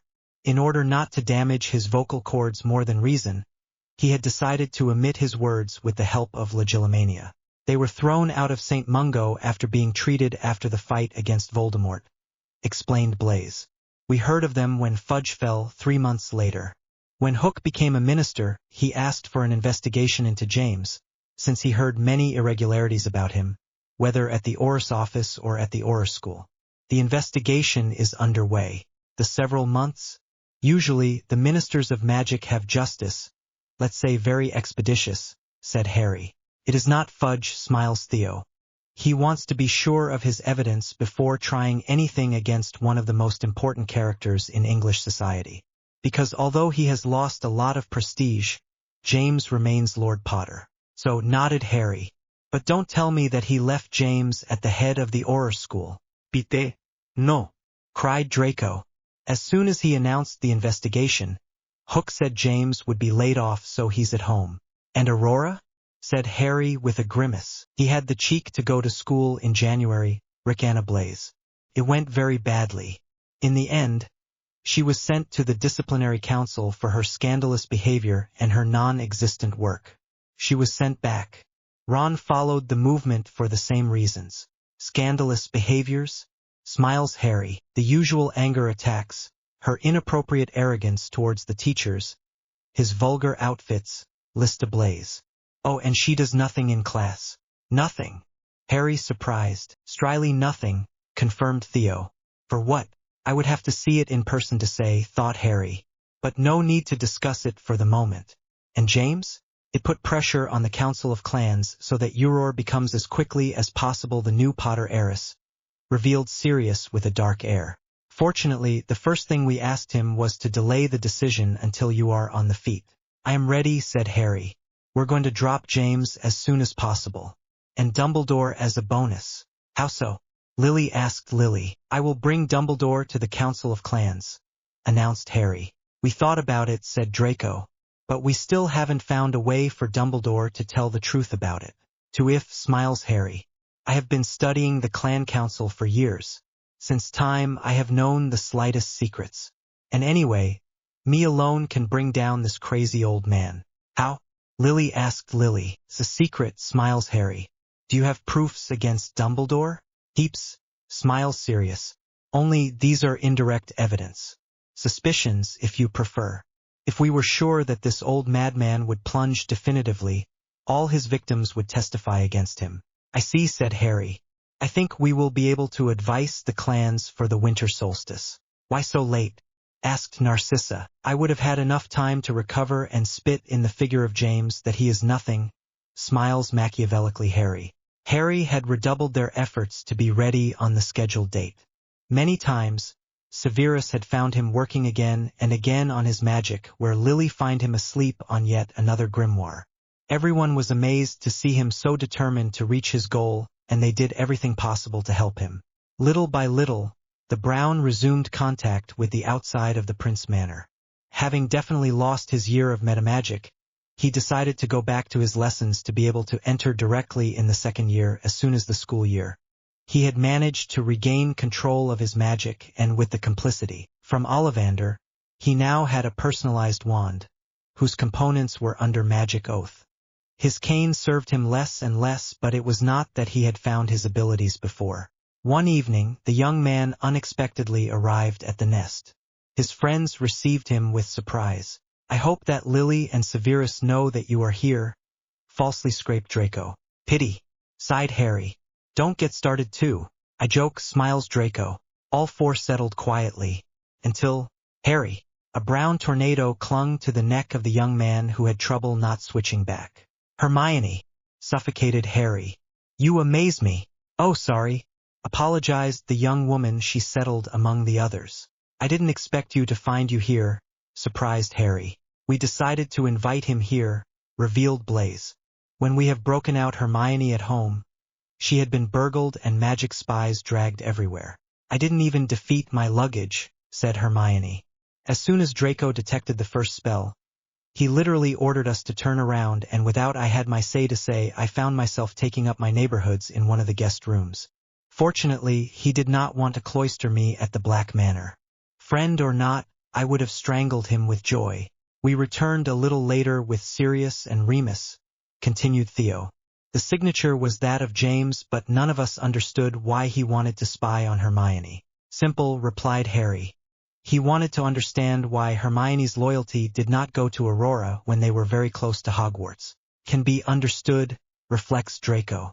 You have not tried to stay elsewhere? Harry asked. I feel good here, admitted Hermione. And then here I have people to count on and my total freedom.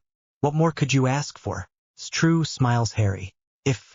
What is your visit worth?" Blaise asked. "I am looking for information," announced Harry.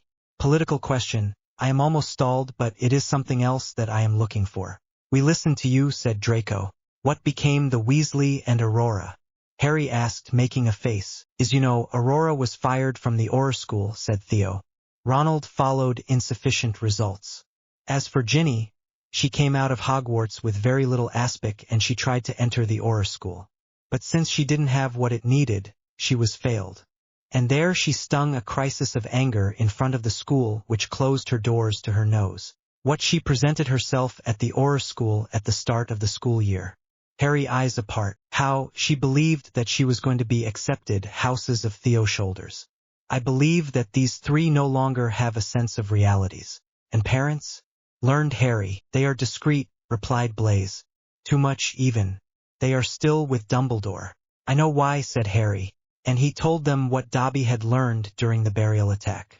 Learning that the so-called Head of Light had gone so far as to force the loyalty of his most emblematic supporters was more than shocking.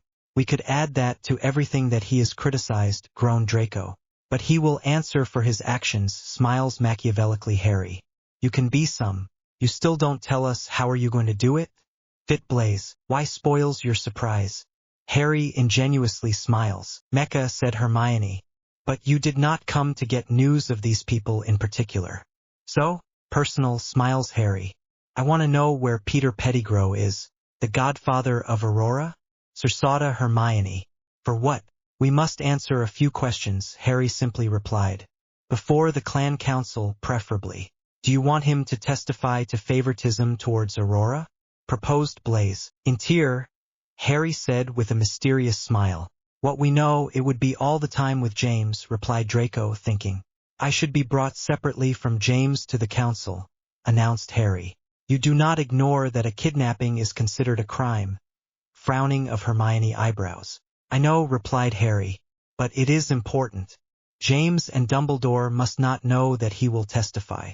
Do you think they will put pressure on him so that he will give a version that would be favorable to them? Davina Blaise, is the idea, admitted Harry. Unlike other marauders, Peter has no charisma at all and even less bravery or courage. Small, I have always seen him use the fame of James or in rare times of that of Sirius or Remus. He was doing nothing for himself or for his own name. Without the others, he was nothing. Perfect shadow. All meditated. There is something else, said Hermione and Theo at the same time. Eh? Said Harry, surprised that they had the same idea at the same time. I hate when they do that, grommeled Draco. That's to say? Harry asked. Hermione and Theo are very often. How do you say that, Hermione? Fit Blaise. For the same wavelength, smiles Hermione. Come on. Tell us everything. How of question, sneered Harry. I keep the surprise. Can you find it to me? Do you make you no problem, smiles Draco. Doit this rat out of his hole, whistled Harry. It's not the first time you call it like that, pointed out Hermione. For what? I don't know how, but he managed to become animagus, admitted Harry. Sirius told me when I came to live with him. Turns into a rat. The very attractive, sneered Blaise. We take care of it. Thank you, smiles Harry. Sell what? Houses of Theo's shoulders. Friends are made for that. I know, said Harry. They ended up spending the evening together as a group of young people had to do it. James thought in his office. His life had completely changed since Voldemort had been defeated. He had trouble believing that for so much time Dumbledore and he might have been mistaken about Survivor. But Harry had never shown extraordinary abilities, unlike Aurora who had made her first magic demonstration at the age of 2.5. What James did not know was that this magic manifestation was obviously Harry's work, and that each of them was monopolized by his twin. The misduel had only brought inconvenience. Because neither he and nor Aurora had defeated Voldemort, the population completely disparaged them. Having lost all their prestige, we came to return to their actions. The fact that he systematically protected each daughter's escapading was not ignored by anyone. Some wanted to look more carefully. Not to mention that the dismissal of Fudge, documents compromising implicated it in dark cases and the word corruption very often emerged. Thus, the new Minister of Magic had suspended him from his post and launched an in-depth investigation into his actions, since he had entered the department of the ministry. They began not to please the investigators, and the minister had not hesitated to permanently withdraw his post at the head of the Aurora school. He had been furious, but he knew he made a low profile. Little by little, he realized that he lost all his connections one by one. Many of his contacts had cut the bridges when he saw that he was completely overwhelming his daughter. In the light of their failure in front of Voldemort, all had started to analyze what they knew about the Potter father and daughter. And before their conclusions, everyone decided to move away from the duo.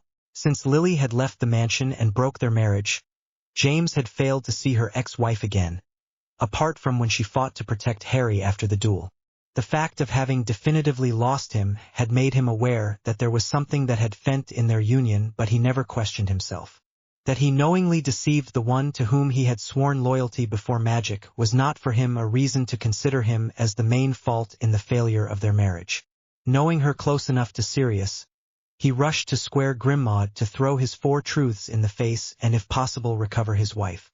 But his ex-friend had not deigned to open the door to him, and had let him get angry on the doorstep all day. James had tried to find her through the ministry, but no one had wanted to help her, especially since the fact that Lily had left him had gone around the community, and no one was aware that the reason she had done was in direct contact with the fact that he was having fun deceiving her with everything that was carrying a skirt. So helping her to find her was absolutely not in their projects. The more the months passed, the more James realized that the presence of Lily in the foyer Potter had played a big role in his notoriety. He saw now that the redhead had opened a lot of doors to him that could have closed before him when his parents' death. Doors that now closed on his nose. More and more people whispered in his path that he should have respected his wife more, especially since she had decided to make many of her discoveries known, especially in enchantments and spells. And now, a year after his disastrous duel, he took stock. He had lost all his wizarding partners, and he was about to be excluded from worldly society. The name of the Potter had not lost his prestige in no way thanks to Harry, but he and his daughter were treated like plague. His contacts only swore by the one who had defeated Voldemort, this son he had always hated for trying to overshadow his formidable daughter. And there again, he had managed to fly to Aurora something that came back to him, victory over the Black Mage. And he had only one way to take revenge on this affront. The clan council. Aurora turned around in her room. Since the fall of Voldemort soon a year ago, his life had completely changed. Always adulated wherever she goes. Now as soon as she set foot outside, she was despised or even ignored, something she couldn't bear. When, with her father, she had to go to St. Magot to be treated after the duel, the hostility that the staff of the magic hospital had shown them pushed them to leave immediately after the care given. Moreover, carried out with a coldness bordering on the blizzard. Back in the mansion, she had bitten a monumental crisis, screaming it all going that her good brother had stolen her victory. But nothing did it. She couldn't make us forget that it was Harry who had destroyed Voldemort. Harry, not her, but convinced that it was she who had sufficiently weakened the Black Mage so that her brother drums it. She presented herself arrogant at the start of the school year at the Aurora school. Everyone looked at her in the way, but she didn't care. His behavior did not change an iota, and he had not come to the idea of making a low profile since she had not defeated Voldemort at all. Believing that her fame was going to grant her what she wanted, she was completely surprised to see that she had been summoned for the class council. The practice was not common in Hogwarts, so she stung a crisis until she noticed that each student was summoned before the council. Once in front of her teachers, Aurora was very quickly. Everyone was pointing to his total lack of work and his more than fatty behavior. From the start of the school year, indeed, the redhead was systematically late and very noticed, irreparably disturbing the course. Its outfits, in addition to being unsuitable for most lessons, were vulgar, both for sorcerers and for muggles still very close to their world of origin. Her duties were not done, and her spells, when she had to want to participate in a practical course, triggered disasters of all kinds, and not once the students came out without an injury. The whole being covered by his father, who cancelled any punishment that his darling daughter could harvest. Without state of mind, the teachers sent her mercilessly from school, arguing that they did not want to give the population the image they left anyone, and especially incapable, becoming Aurors responsible for protecting them. Furious, she had expressed her dissatisfaction in front of many journalists, and the images had been published the next day, increasingly pushing the survivor. She was happy to see that her faithful friend Ron had followed her by also leaving school. She did not want to know that taking an example of her behavior had also earned her expulsion. Her summer had been gloomy and his birthday the worst of all since no one had responded to his invitation. At the same time, James, deposed from his post at the head of the Aurora school, stirred heaven and earth so that his daughter was accepted in a new school. But, not wanting to believe her claims that Aurora would be an excellent student, all asked for her to pass an entrance exam. But the girl refused to provide any effort, so the attempt fell into the water. During the month of August, Aurora had managed to convince Ginny to go to the Aurora school. The latter, convinced that her friend was right, had presented herself in front of the school. But in the meantime, the announcement that James Potter would no longer be director of the school until the end of the investigation into him had made himself, and the new director had almost been a pleasure to send back with losses and smockas the girl who had not prevented herself from showing herself like her friend a few months earlier. And since then, she was waiting. His only consolation was that Harry News has still not had news. Unwitting from the duel, the young man was adored on every street corner, cringing the teeth of his twin. She couldn't even join the few friends she had for seeing that everyone had turned her back on her. Suddenly, the door opened suddenly. The brown hair in Battle of James was easily recognizable. "Dad," howled Aurora. "You are not allowed to enter here." "You," the advice replied, "cut James." The redhead is silent, interested. "So?" "Ensa Aurora. It will meet at the winter solstice," announced James. The more the winter solstice approached, the more everyone was anxious. They all believed themselves a year earlier, just before the duel against Voldemort. The only one who did not let his anxiety show was Harry. The latter, under cover of many glamour spells, had been able to meet James and Aurora from time to time. He sneered under the cape when he saw his sire and his daughter being repressed in the various businesses, the managers tolerant much less the whims of the girl and no longer hesitating to ask them to leave the premises before they decide to call the Aurors. Their furious air over time became a real delight to watch. During one of these visits, Harry had taken a tour of Gringotts. Although heir to Sirius, the young man had always wanted to be independent, especially since he knew that his title of Black Heir was only temporary, and that of Heir Potter largely in danger. So, since the age of 16, he worked in a muggle bar not far from Square Grimmauld, and as Sirius was upset to paying him everything that concerned his magical studies, he found himself at the head of a small sum. This money, he had invested it on the advice of the manager of the Potter accounts who appreciated him, and now he had a small fortune which could singularly help him in the event of a blow or unexpected change. Flashback. Harry entered the Goblin Bank and showed the reception the letter which indicated that he had an appointment. It was quickly introduced and installed. "Well, Mr. Potter." "Well," smiles Harry. "So I come for an assessment of my assets." "Well, sure," replied the goblin. He won in his papers. "In the trunk you opened now 4 years ago you have, with the placements you made, the sum of 10,000 galleons approximately." Harry's breath cut himself off. He had opened the account with his mother and his godfather with barely 50 galleons, and seeing what he had won in 4 years was simply prodigious. Both went into technical discussions to find the best way to make this sum already substantial prosper. After a good half-hour of negotiations, they decided to leave about 3,000 galleons for immediate use and to reinvest the rest in other placements, all as promising as the previous ones. The goblin rose his throat. "I must announce something to you," said the goblin. "Your father has decided to close your account and claim all the sums you have taken in it." Harry did not retain his sniffing of disdain. His sire was far too predictable. When he had been chased from the Potter Manor, he no longer wanted to have to do with James and Aurora, and as a sign of protest, he had stopped providing the account opened at birth. Sirius paying him everything, his act had not had more consequences than that. But after the fiasco of the 3-wizard tournament, to avoid thinking about Cedric Diggory, killed on order of Voldemort, he had started to think very carefully about his life until this day. The account could be a flaw in his plans, and he had come to think that he had to dissociate himself completely from the Potter. So, with his mother and his sponsor, he had opened a new account where there had been the 300 galleons there that the twins Weasley had asked him to keep while being able to use them for their future shop. Subsequently, Lily had withdrew from the Potter account all the sums she had deposited there for the future of her son to put them back on the new account, convinced by her son that in view of the hatred that James and Aurora wore, they were not going to wait to cut his food to get rid of him as soon as possible.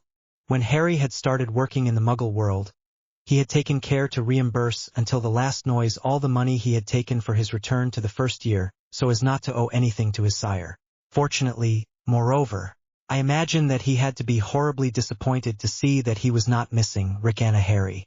Exact, replied the goblin with a carnivorous smile. He cursed you before ordering that everything was on your account was transferred to that of your sister. Needless to say, this sum has disappeared in just a few months. Aurora does not know the value of money, said Harry. What she wants, she has it in the minute. It doesn't matter whether it is dear or not, whether it endangered its reserves for the future. It is an expense. It's true, conceded the goblin. Fortunately, she has not yet touched the inheritance. Legacy? Stone Harry. But James is not dead, that I know. This one, said the goblin. That of your grandparents, Harry thinks. His maternal grandparents died during an attack from Voldemort when Lily had just left Hogwarts. Everything they owned had shared between his sister Petunia and her. The redhead had still left her sister with the house that her parents had just bought, and she had been able to recover objects that her sister absolutely did not want a fair sharing. All this, Lily had decided to transmit it to his children, but with the disdain that James showed for the world Muggle and Aurora who followed the same path. She had decided to bequeath everything to Harry when the time would have come. As for his paternal grandparents, he did not know many things of them, except that they had been killed during an attack by Death Eaters Nostalgic when he was 2.5 years old. I don't understand, capitula Harry. Voss' paternal grandparents had a fortune separated from that of the Potter family, explained the goblin. She was unknown to everyone, including their only son, although he had doubts. This fortune will return to the one who will be able to take over the torch of the Potter. These are their own words. The formulation was strange. Unless, you mean they already suspected that James was going to try to dismiss me from my title of heir Potter. Suffolqua Harry. They told me that they feared this possibility, admitted the goblin. To support this necessary inheritance clause according to them, they had told me that they had seen their son too many times only concern his daughter and going so far as to deny your existence. They knew their son sensitive to popularity, but they were almost sure that his ego had been the strongest. They had planned that Aurora could recover the title of the Potter? Harry asked. Yes, said the goblin. If this is the case, this fortune would go to that which the bank would consider the most capable. It reassured the Brown. Aurora was incapable of good relations with the goblins, so it was impossible that she ends up with a sum that she would spend in less time than should be said. Well, said Harry. I think we went around. Yes, confirmed the goblin. So I wish you a good day. After a handful of hands, both separated. Flashback end. Harry had still won a point on his sister Hani and his sire. Knowing that there was a lot of chance that his paternal grandparents had seen their son's behavior gave him with a very bad I gave him a balm in the heart and comforted his assumption that James had ignored all logical in the education of Aurora, and that he was going to do everything to pay. James was in febrile. The winter solstice was the next day, and with him arrived at the Council of the Clans.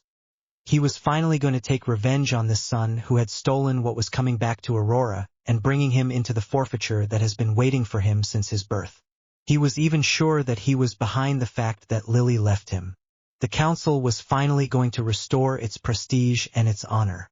And who knows, if he managed to maneuver correctly, he could in turn cancel the cancellation of his marriage and recover Lily. He had spent thousands of galleons to find her, but in 10 months, nothing. Suddenly, the door of his office opened on the fly. Dad, howled Aurora. I have nothing more to put myself for tomorrow. We have to go and do the shops. James sighed. He could not admit to his daughter that their finances were at the bottom. But he could not refuse anything to his darling daughter either. What well, capitula James. I too have to find something to put myself. Aurora yelled with joy before rushing into her apartments to recover enough to cover herself, and 2 minutes later, she was ready to leave. 10 minutes later, both were on Diagon Alley. Griving disgust for their people, the Potter spun to the custom clothing shop in Mrs. Malkin's. Of course, The owner was used to the luxury tastes of the girl, and she offered them richer outfits than the other. Thus, 3 hours later, Aurora had chosen not 1 but 5 different outfits. The seamstress watched her do, but in her inner loudness, she could only denigrate this spoiled, rotten girl with atrocious tastes. Indeed, 3 of the outfits were of a sustained pink, completely swearing with its hair, and the last 2 were pale pink, not highlighting the light skin which went from pair with natural redheads. Not to mention that the cuts were very vulgar and too short, even in the eyes of the muggles. In fact, like the girl, she was happy to see the Potter leave, having never appreciated the whims of the former survivor. Papa, whining Aurora. I want to go to the Quidditch store. But you're not flying, James amazed. But I want a new broom. Tapa of the Aurora foot, who in agreement captured James again. So they went to the shop. When they came across people they thought they were there. In front of them were Draco Malfoy, Theodore Nott, Blaise, Zabini, and the most surprising, Hermione Granger. Blaise was holding Theo possessively, and Draco's hand on Hermione's size clearly implied that these two were very close. Aurora's gaze literally flambé when she surprised the blonde's hand on her ex-best friend. "What are you picking up?" rumored Aurora in Hermione. "Way, Aurora," replied Hermione. "Draco, keep yourself quiet. I don't hurt," maliciously smiles Draco, kissing her hand. "Draco," ruged Hermione. "I did not know that your frequentations had dropped as much," whistled James, forging the boys who accompanied him. "Black mages in power. Met frequentations only concern me, Mr. Potter," whistled in turn Hermione. "The 3 people who are there with me have been more trustworthy than all the people I have met so far." "You have abandoned Aurora," spat James. "Even," sent Hermione. "Your formidable girl, seeing that I did not say amen to everything she said or did, and that I did not want to make a career of horror, decided to cut the bridges with me. I was no longer used for anything, so she got rid of me. Isn't that Aurora?" The redhead blushes. Indeed, she had violently rejected the brunette when she understood that Hermione would not go with her to the School of Horrors. At the start of the school year, she had tried to convince her to come back to her decision, but she had camped on her positions. So the next day, she had yelled on the one who had been her friend and had denied her with great cries. So she was wrong. But she was not going to admit defeated. "I remind you that Draco is my fiancé, Grinka Aurora. So you don't have to stick it like that." The blonde, whose hand had again migrated on the size of his friend, confused himself violently on it. One of the problems they did not want to look was the famous marriage contract. But if this bitch put it back on the carpet, it was not going to last long. Faith of Malfoy, feeling the nervousness of dawning in her friend, Hermione put her hand on hers to calm him down. Seeing this, Theo and Blaise got closer to the pair. "I haven't had my say yet," said Draco. "As I do not feel engaged, I can very well go out with Hermione." To illustrate his statements, he tenderly kissed Hermione's neck, which blushed even more. "Do you prefer a Bourb blood to pure blood?" spat Aurora, drunk with rage. "You were very happy when Bourb's blood was there to help you," slammed Hermione, upset. "And don't like it," added Draco. "You're not pure blood but blood mixed. If this is to say such imbecility, I prefer to leave." On this, while Theo and Blaise already turned his heels, Draco presented his arm to Hermione, who immediately accepted him, and after a tender kiss on the cheek deposited by the young woman, the couple went away, leaving the father and the furious girl. "You should have seen her. She was all red," sneered Blaise. "You amaze me," smiles Harry. Back at the nest, the 4 friends had found Harry, who had decided to leave the Prince Manor some time before. That day, the brunette had not been able to accompany them on the Witch Alley because he had succeeded in obtaining an appointment with the directors of the various Muggle companies of the Empire Potter, who had gathered in an extraordinary committee. So, after having summed up his day succinctly, he listened to the adventures of his friends. "It really seems to believe in this marriage," reflects Hermione. "However, she had to suspect that today she would have no chance with you, Draco." "Stred does not seem to understand that the fact that Harry defeated Voldemort changed everything," said Theo. "Less than just she understood that this marriage was one of her last chances," contra Harry. "That's to say?" Frowning Draco. "Inch my contacts with the goblins. I know that the finances of the Potter are at the lowest, thanks to the lifestyle of Aurora, confessed Harry. The fortune of the Malfoy is comparable to that of the Potter before James begins to spoil this bitch. To keep your lifestyle, so you are the best choice. I'm going well, growled Draco. Did you take care of this damn marriage? Fit Harry. Si, sniffed Draco. At the ministry, Father took care of the contract, lamented by stressing the fact that neither my parents and nor I had given our agreement for such a union. Our new minister was very conciliatory and kindly cancelled this aberration. Only we asked for the secret to make the Potter completely crazy. In sum, a very Slytherin plan, quipped Hermione. But how do I go into history? I did not know that I had to pretend to be Draco's girlfriend. I thought you gay? Surprise, Harry turning to Draco. Everyone turned to the blonde who was it. In Hogwarts, the latter was always displayed with the most sublime girls in society. European witch. Then the affirmation of the brown had something to surprise them. I haven't changed edge, said Draco at Harry. But I took advantage of Hermione's presence to make our dear surviving jealous. Without resentment, I would make you pay, promised Hermione. But are you gay? Bamputia Blaze. So when I was bored while strolling naked in front of you, yes, I'm a Tate, replied Draco with a carnivorous smile. Theo, I admit that your guy is very well fucked up. And do you remember that he is mine? Said Theo with the air of not touching it. It is not at all my type, sniffed Draco. And what is your type? Asked Blaze, given his surprise. Secret. Blaze, smiles Draco. You stop bickering like kids? Koopa Hermione. They do nothing wrong, smiles Harry. But they can be exhausting when they got into it, sighed Hermione. I don't know how you did to endure them. Such habit, said Harry. And the evening continued. The Clan Council, Part 1. Confrontation between the Stonehenge generations housed that evening a strange feverishness. No sooner had the sun disappeared behind the horizon than the Moldus repelled spells were doing their office and emptied the premises. When everything was sure, the wizards took possession of the place. Home elves, in the exclusive service of the clan's council, sank on the site, bringing tables and armchairs to one of the underground caves which served as a meeting room on the council. Everything was installed in an arc of a circle, like a court. This configuration was rarely used because it was not often that people outside the council were invited. One by one, each member of the council arrived and settled in his place. The spectators, also exceptionally accepted in these places, had been placed in front of the council which had been raised. You could easily recognize the people present because each head of the family had put on their official attire. The places that had not been occupied for years had been provided, the war against Voldemort having made the council realize that it was really necessary to renew and evolve. Only one place, however, remained empty because of course being the purpose of the council. The head of the Potter clan. In an annex room, James was raging. When he had appeared to sit, one of the house elves had a missive that he could not take place with his peers, being one of the parties in conflict. Another had reached him shortly after to tell him that Aurora had no right to wear the official holding of the heirs. The upset girl had therefore stung a crisis which had quickly calmed down with a mutism spell launched by Albus Dumbledore.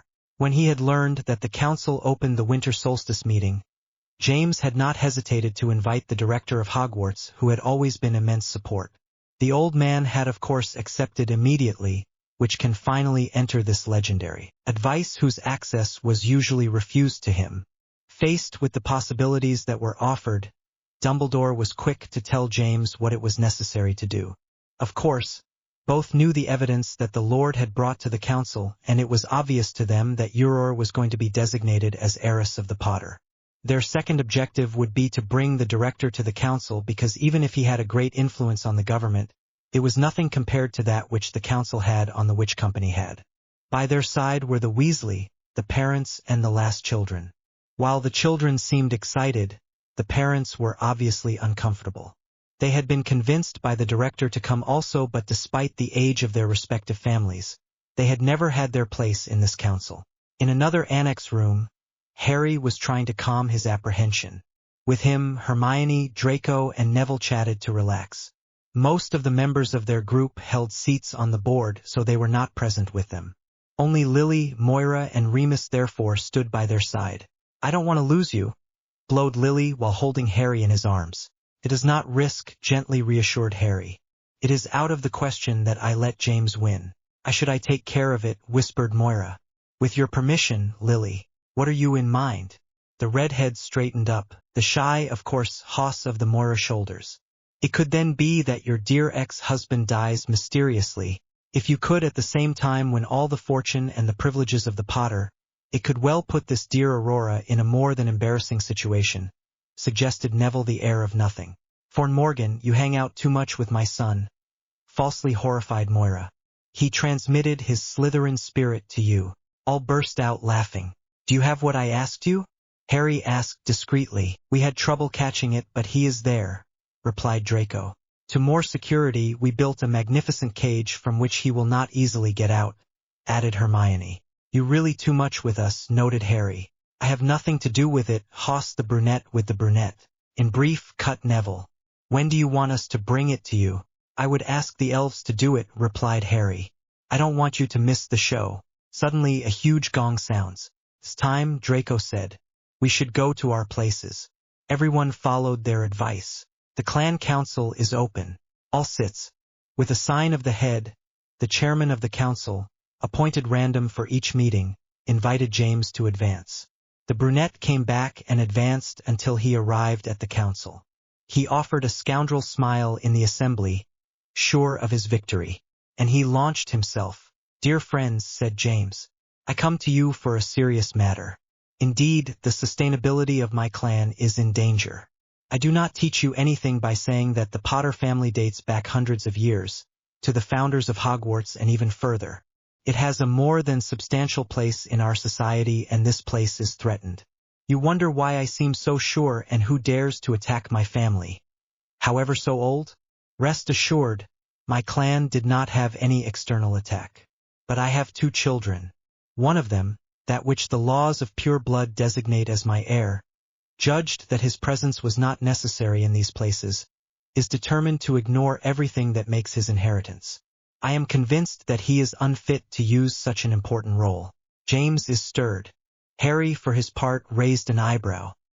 He was always stunned by the cheek that his sire could show in all circumstances.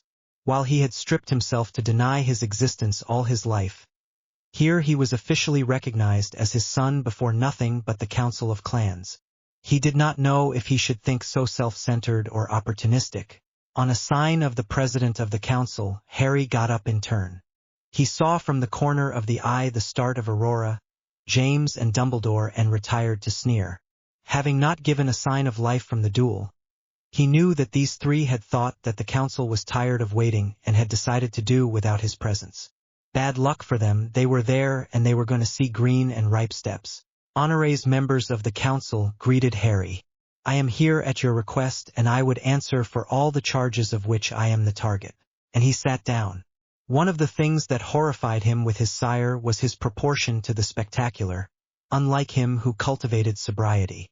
Now it was up to the advice to decide on the continuation of events. Well, said the president. The purpose of this meeting is therefore to decide who is the best successor to the Potter line between the 2 possible heirs, Harry Potter, the heir according to pure blood laws, or his twin sister Aurora Potter.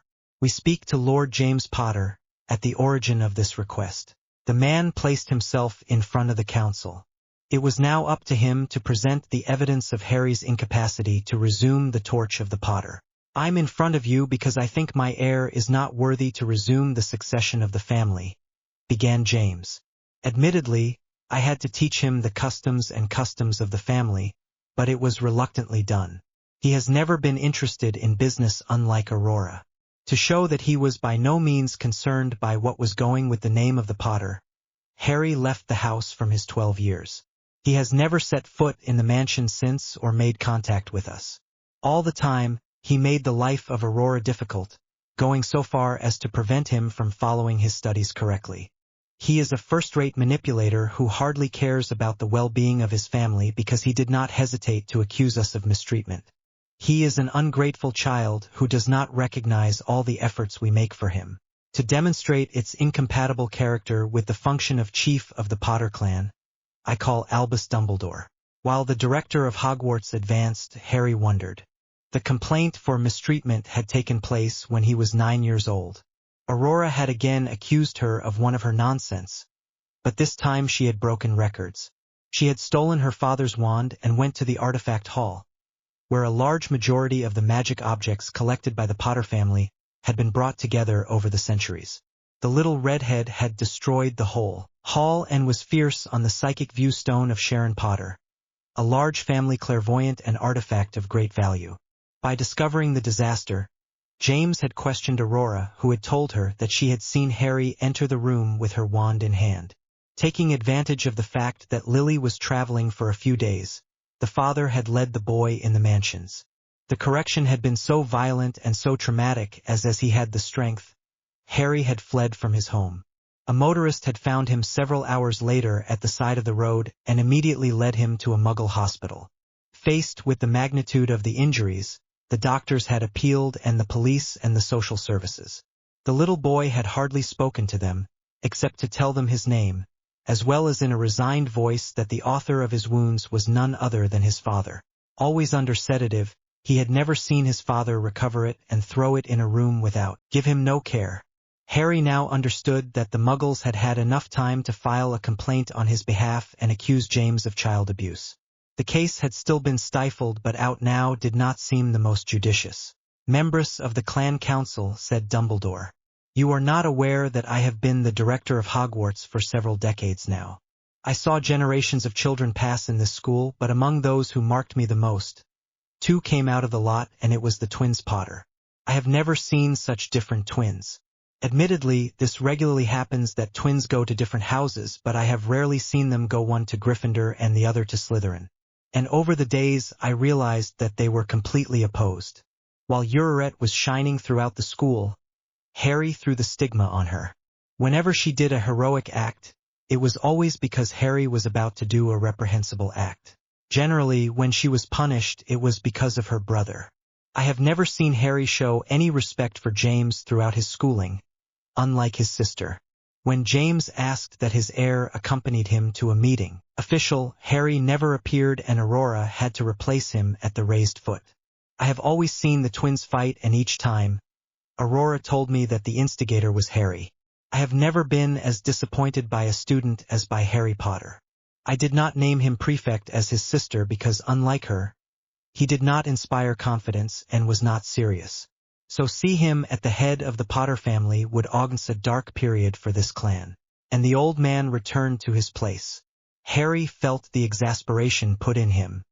He had never seen such a fabric of lies, but in front of the trio, nothing could surprise him. The worst part in what the director had said was that everything he had said was almost true. If we replaced Harry by Aurora. Well, now that they had ruled with all their drunk, it was in turn to spit his venom. And there was only the truth that hurts. The president glanced at James, who gave him that he had finished. "Lord Potter presented us several evidence that we have carefully examined," said the president. James expected what he had thought about it, but the president did not extend. "It's Harry Potter's turn to answer these accusations," the president announced. Harry got up and placed himself in front of the council. He concentrated. It was now that everything was going to be played. "Honorees members of the council," he began. The whole assembly, including Harry relatives. From the duel, the young man had not made his voice heard, except perhaps at Mrs. Pomfrey. And there, all realized that the confrontation had done a lot of damage. Harry's voice was irreparably broken and had become much more serious. We could see that he had been tortured. "I will already reveal to you what happened during this year," said Harry. "After the fight, Severus Snape, the current Lord Prince, brought me back on his property. At the request of Lady Augusta Longbottom, Mrs. Pomfrey, the Hogwarts nurse, examined me. But she couldn't do anything since I plunged into a coma that lasted until June. Then my rehabilitation was long, very long, and it still lasts. As you hear, I did not recover my voice, and there is little chance that I find it one day. And if I did not introduce myself to society during all this time, it was to devote myself only to my rehabilitation." Harry paused. He had to lift the veil on his disappearance because he had heard assumptions all more eccentric than the other. Conking what accuses me of Lord Potter and the statements of Albus Dumbledore, continued Harry. A general dropout was heard when he came out a dagger from his pocket. He threw his hand deeply and let the blood run. As soon as the first drop touched earth, a huge basin came out of the ground and collected all the liquid. Put the blood shed. I ask that the truth be revealed, said Harry. The wave of magic that followed everyone in its headquarters. No one had ever succeeded in such a powerful ritual of blood, and the whole assembly was widely convinced of two things. One, that no one will pass through, and by two, that the backlash was going to be terrible for the young man. Indeed, the ritual of truth, belonging to the magic of blood, was extremely dangerous, even more dangerous than that used by Voldemort to find a body. He was normally invoked by a group of 7 people whose power had to be above average, but there was only one person. And that meant an important thing. Harry had defeated Voldemort in equal forces. Your request is not usual, said the president after regaining himself. For what? Say that I am enough of the lies, replied Harry. My whole life has been governed by them, and it is time that it ceases. Well, said the president. You can start. I will not make speeches, announced Harry. Since the truth is required, I will call several witnesses. However, I have a special request. Deethies always, said the president. I want that following the council, everything that has been said under the seal of the ritual can be used as proof before the Magot if it were asked, announced Harry. We are going to vote, said the president. While the secret vote was made quickly, Hermione and Draco connected this request with their prisoner. But they did not see what Peter Pettigrew had done to justify such a request. The response of the vote arrived very quickly. The advice agrees, said the president. Thank you, said Harry. The young man will savor the pale air of his sire and his master puppeteer before getting started.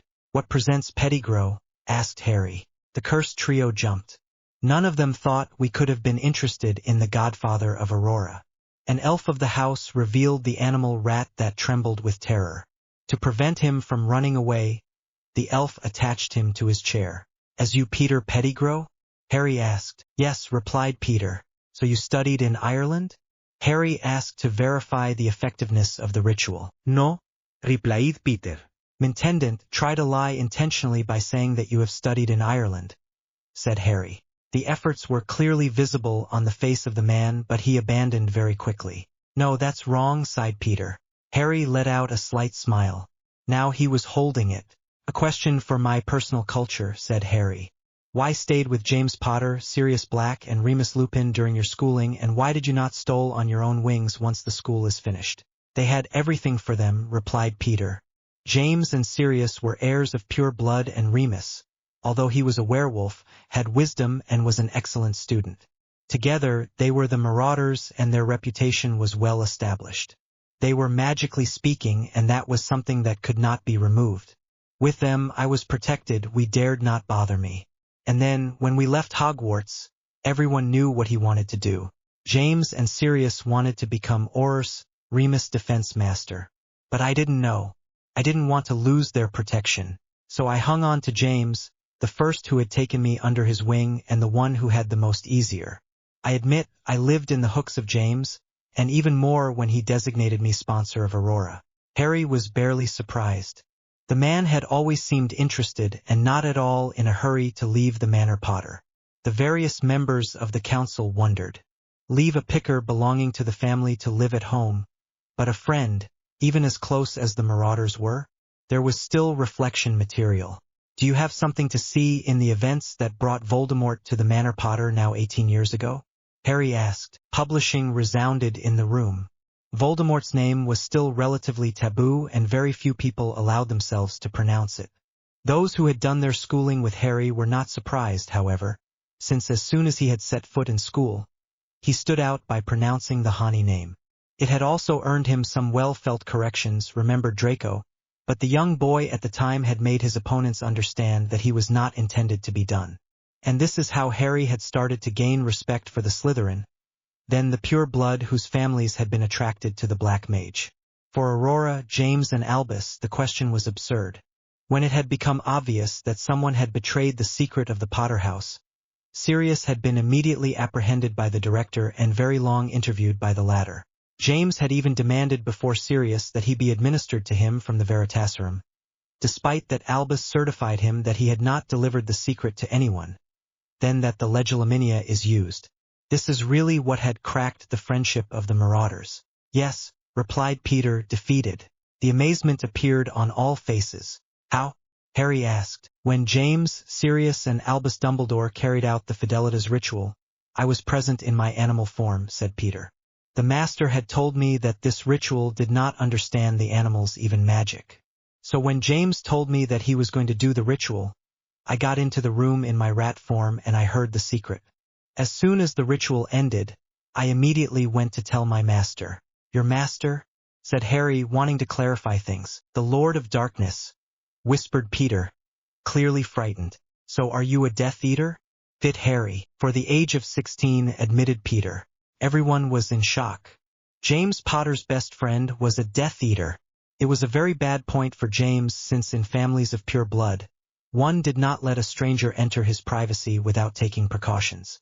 Even Sirius did not understand this fact, since he had recovered the title of Lord Black. He had linked Remus to him by a blood ritual specific to the Black, despite their strong friendship.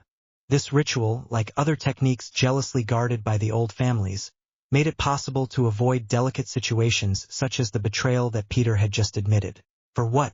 Harry asked. For glory, said Peter. The master had promised more powers for the person who managed to provide him with information about the Potter. I became his closest servant. I was finally going to make myself known for myself. Harry smiled at himself. It had to be admitted that even if he had very strong suspicions, questioning Peter Pettigrew was a poker blow. When he was younger, he had always experienced repulsion towards the animagus rat, and it was only very recently that he had discovered that the rat was synonymous with danger for him. By analyzing his memories after his release from coma, he understood that during the Fidelitas ritual where he was present with his mother and sister, he had furtively saw a rat run away. With the information that Voldemort had left to escape that he was about to be denied, doubt was almost allowed. Besides, a born Voldemort disappeared. You stayed at the Potter Manor, said Harry. What did you do when he returned? The master ordered me to spy on the family, replied Peter. He was curious about the survivor since she had defeated her when she was just a baby. But, yes, Pausa Harry. Plurs times, he mumbled that the sorcerer world was still filled with fools with Dumbledore at their head, admitted Peter. He also said it was really time for the director to withdraw, if he made such huge mistakes. Harry stretched out. Could it be that Voldemort also understood that Uriret was not at all the one who had overcome it? What did he want to say? Harry asked. It only made its meaning at the end of the duel, revealed Peter. The master was convinced that Uriret was not the survivor. A hubbub stood. If the Black Mage had come to think that, then all the prestige of Aurora and James built on the first fall of Voldemort had no value. Thank you, said Harry. With a sign of hand, he asked the elf of the house to return the man to his cell. Once done, he turned to the council. What question it? Asked the president. This does not fall within the framework of the succession. It's true, admitted Harry. But I warned you that I didn't want lies anymore. What Peter Pettigrew has just admitted is the first of them, the first in a long series. Harry didn't want to bring charges. Not yet.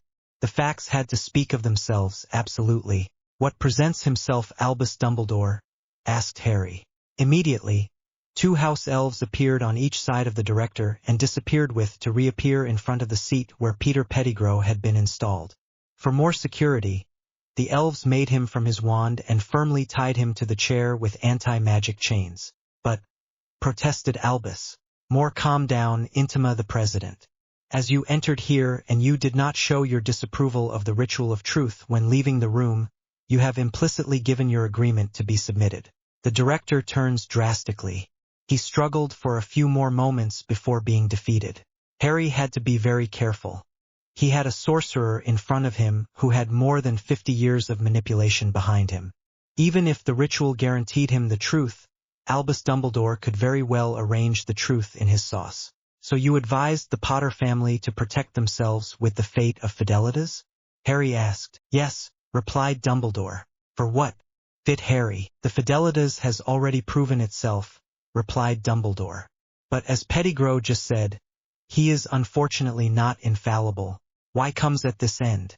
Voldemort was after them. For what? Prophecy had been made. She designated one of the twins Potter as being the only one who can defeat Voldemort. The face of the old man was worth the detour. It seemed obvious that he did not want to inform anyone about this prophecy.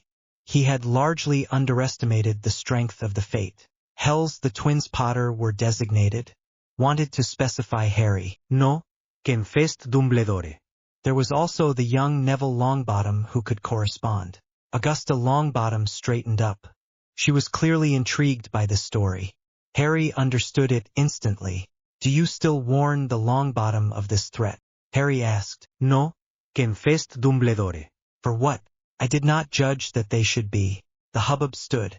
It looked like no more or less than in the endangerment of others. Considered the so-called light family, according to the director's habits, the Longbottom should have been warned. Harry, however, saw further. If Augusta, Alice and Frank Longbottom had been informed of the prophecy and its content, they would have been better prepared and they could have avoided the attack that had cost Alice and Frank. Just with that, Augusta Longbottom was not going to miss it. Besides, the matron kept its composure with difficulty. But her grandson had known for a long time the young Harry, and she expected many twists and turns. Why exactly did you not warn the Longbottom? I wanted to focus on the Potter, draw attention to them. I wanted Voldemort to be interested in the Potter. And by what way do you want to do this? I knew that Peter Pettigrew had been Death Eater since his 7th year. I wanted him to bring information to Voldemort. The whistle of anger that James let out summed up perfectly the state of mind from the whole room. The director had played with the lives of 2 families with children in the lower age. It was simply criminal. And once Voldemort had the information, he would have attacked the Potter. According to the prophecy, he marked the child who should defeat him. He would not die immediately, but the instrument of his defeat would finally be designated. I could have been dead, scolded Harry. I know, declared Dumbledore. But as long as I had my surviving child, regardless of, it was necessary for the greatest good. Harry did not know if he should be surprised by the conception of the world, according to the director. He decided to continue. Why have you chosen the Potter? Harry asked. I had a huge grip on James, admitted Dumbledore. He couldn't take a step without asking me for authorization. Everything I said was sacred. I thought that for the survivor to do exactly what I wanted for the greatest good, he had to do what I could educate him as I understood. One thing that I could not have done with Augusta Longbottom around. I also played on the fact that James had deeply blurred with his parents shortly after his marriage precisely of the education that the heir Potter would have.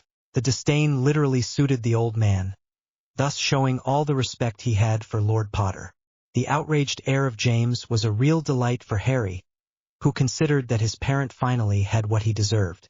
How did you choose the survivor between us? Harry asked, really curious. A black magic aura surrounded Aurora, explained Dumbledore. Something you didn't have. And she was awake while you still slept. Blood in blood. So he had told the truth to Lily. But in front of everyone's skeptical air, Harry understood that many had come to the conclusion of Hermione. It not surprised you that a child so young managed to fall asleep with a wound, especially in the face? Harry asked. No, said Dumbledore. A thrill of horror took all the parents. The idea was simply inconceivable. An injured child would scream until he takes care of him. Especially if, as everyone imagined, the parents had arrived a few minutes after the attack. It was therefore not natural that Harry fell asleep. Donk, you designated Aurora as a survivor, said Harry. What did you do next? I gave James to take care of her, to always support her, revealed Dumbledore. I didn't think he would go so far as to ignore his son. But the fact that he is only focusing on his daughter suited me. What did you think of his attitude towards me? Trembled Harry slightly. The question was not trivial for the Brown. If the director had noticed James' completely mind-blowing conduct towards Harry, then Dumbledore could have, as he had confessed to the father, ordered him to watch his son again. He shouldn't have admitted Dumbledore.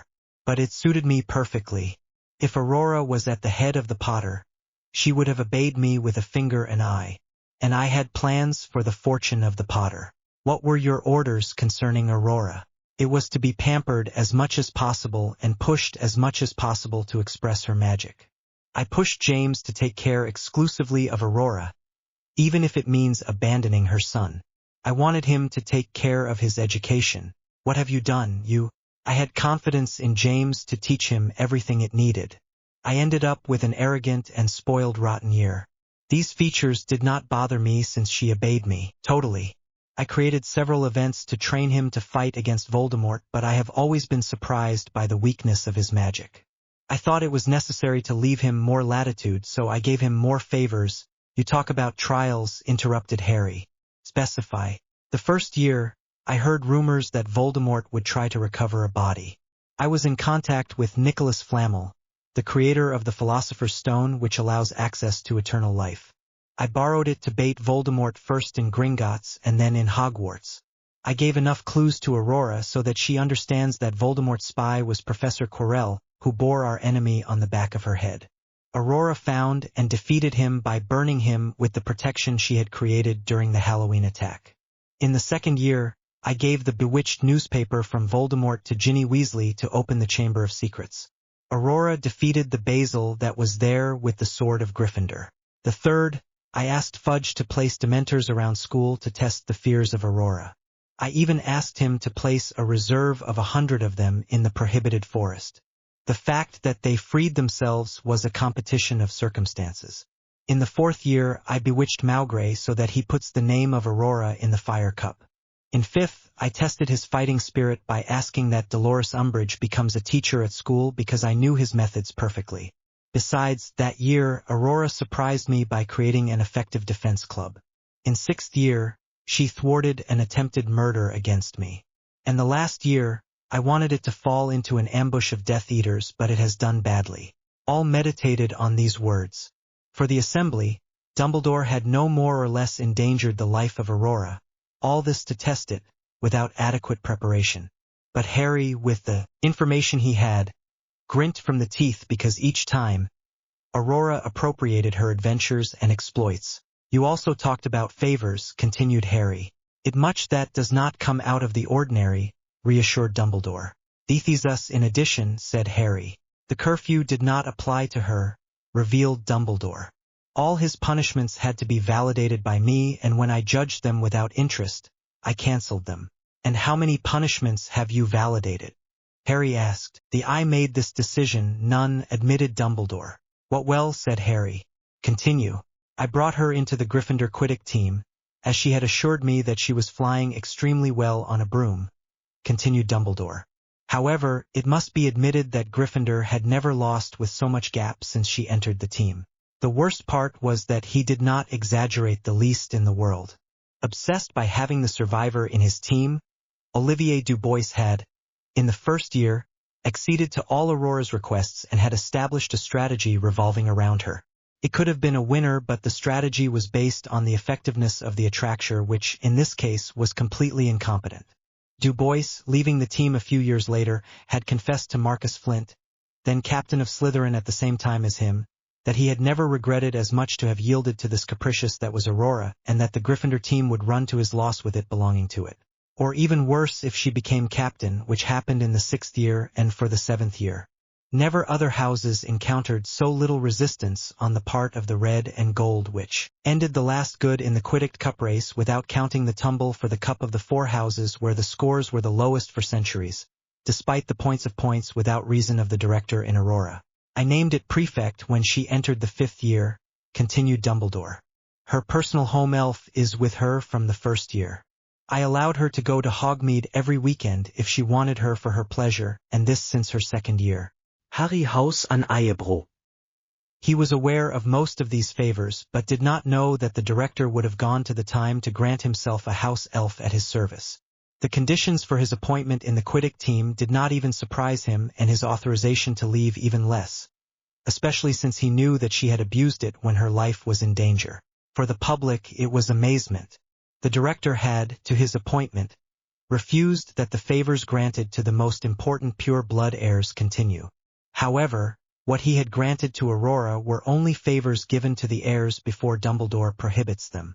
Hypocrisy was therefore very far away. What are Aurora's abilities? Harry asked. I must have resolved to accept that she was a witch below average, admitted Dumbledore. Her academic results were very below what I expected, especially if I had asked for she had been trained from an early age. But, points Harry, feeling a hesitation in the voice. James admitted to me after I am surprised at the results of Aurora that she had studied very little, preferring to have fun instead. She only knew how to read, write, and still very badly, and count as well as some base spells that she only succeeded once in 4. Results increased during his school career? Harry asked. Sell it all, replied Dumbledore. His level remained below that of his weakest comrades. So why she always went in the upper year? Fit Harry. Absolutely shouldn't have been that the survivor, said Dumbledore.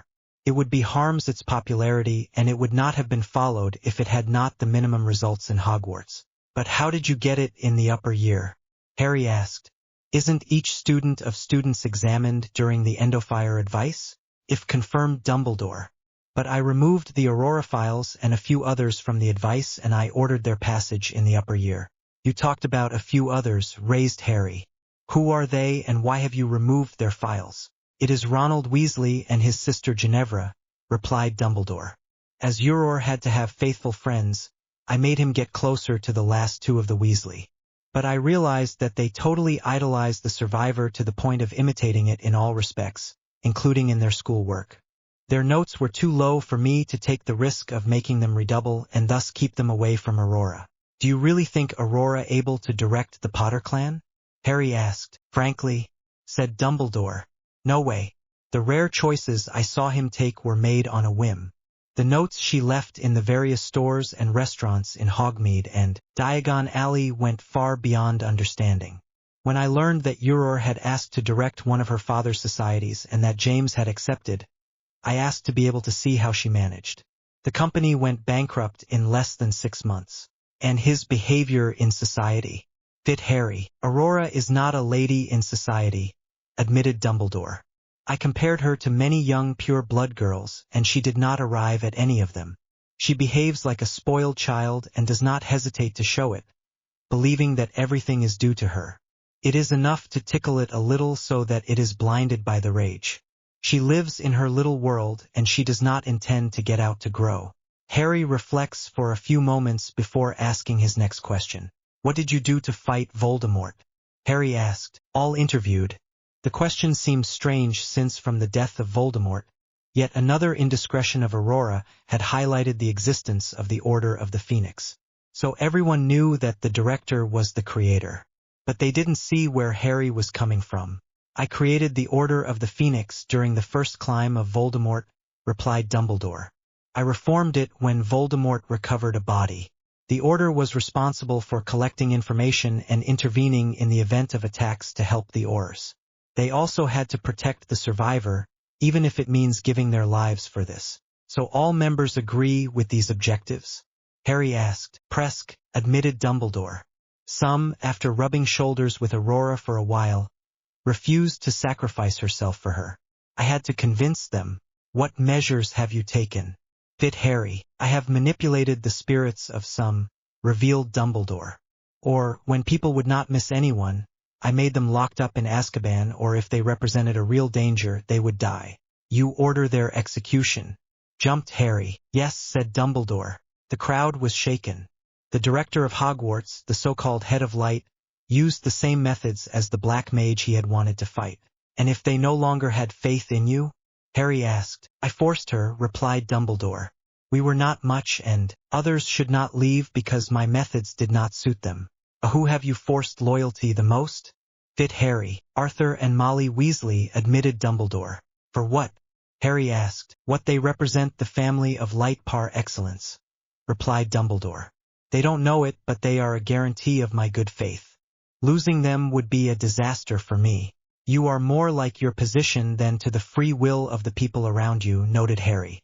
It's true, confirmed Dumbledore. Donk, you would have done everything to keep your social and political position? Harry asked. Including trapping your opponents? Thus replied Dumbledore. Harry was tempted to admit to Dumbledore all his small convenes. But he didn't have at all the time for that. So he moved on to something else. Do you do the death of Voldemort? Harry asked. Well, obviously, replied Dumbledore. Just that you would have gone. Fit Harry. When I understood that Aurora would not defeat Voldemort during the duel, I had to resign myself to finding another way to reduce it definitively to nothing. How? Harry asked. Put in the bias of one of my contacts in the Alley of the Floods. I got a potion that could shave the whole combat zone. I received several vials that I placed in strategic places all around the arena. Precise how? Asked Harry. I have submitted to the Imperium 4 children born Muggle and orphans, explained Dumbledore.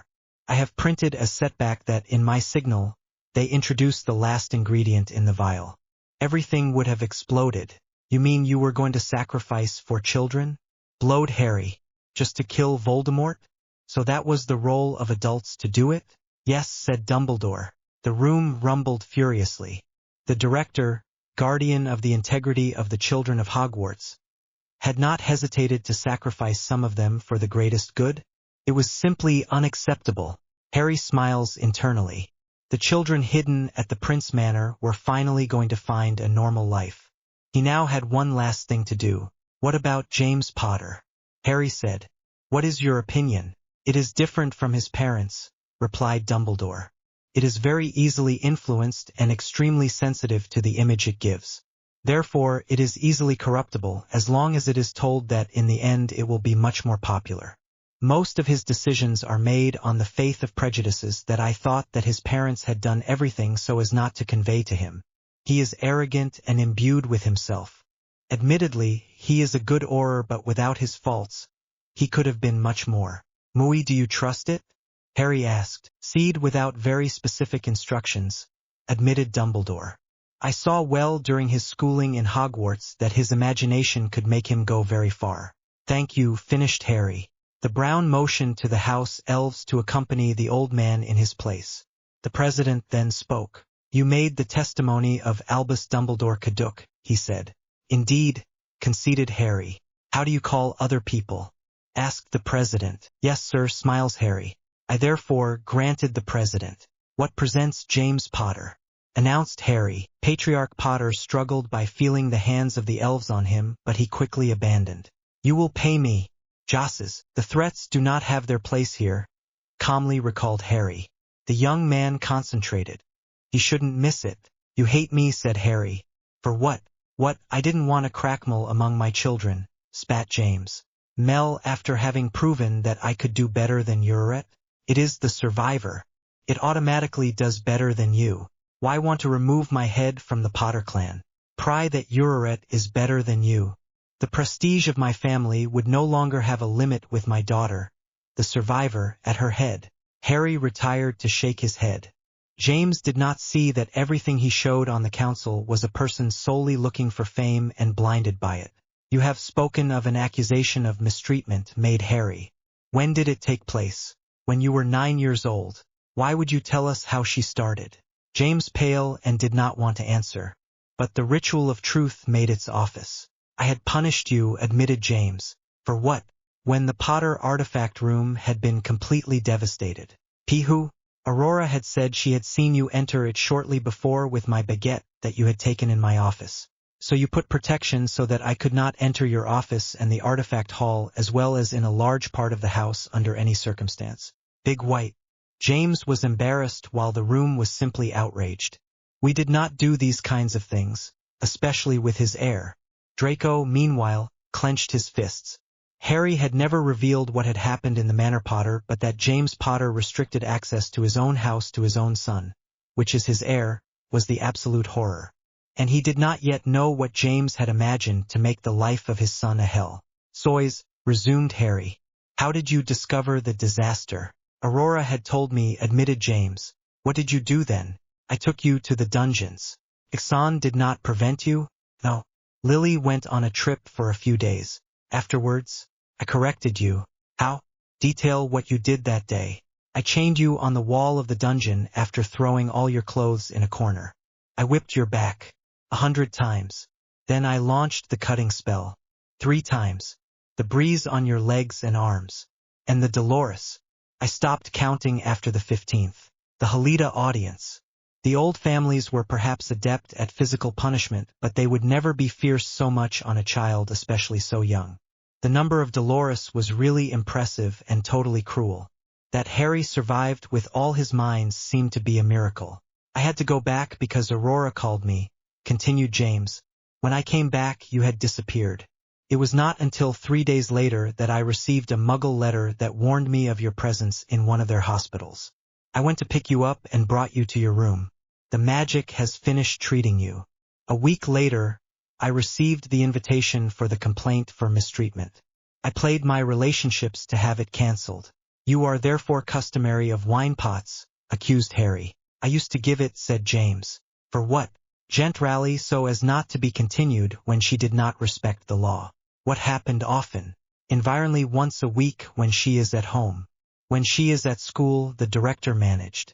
Donk the director, and you protected Aurora when she was doing nonsense. Yes, for what? Dumbledore quickly convinced me that nothing should tarnish the reputation of Aurora. What, you were still part of the Auror's office, what were you doing?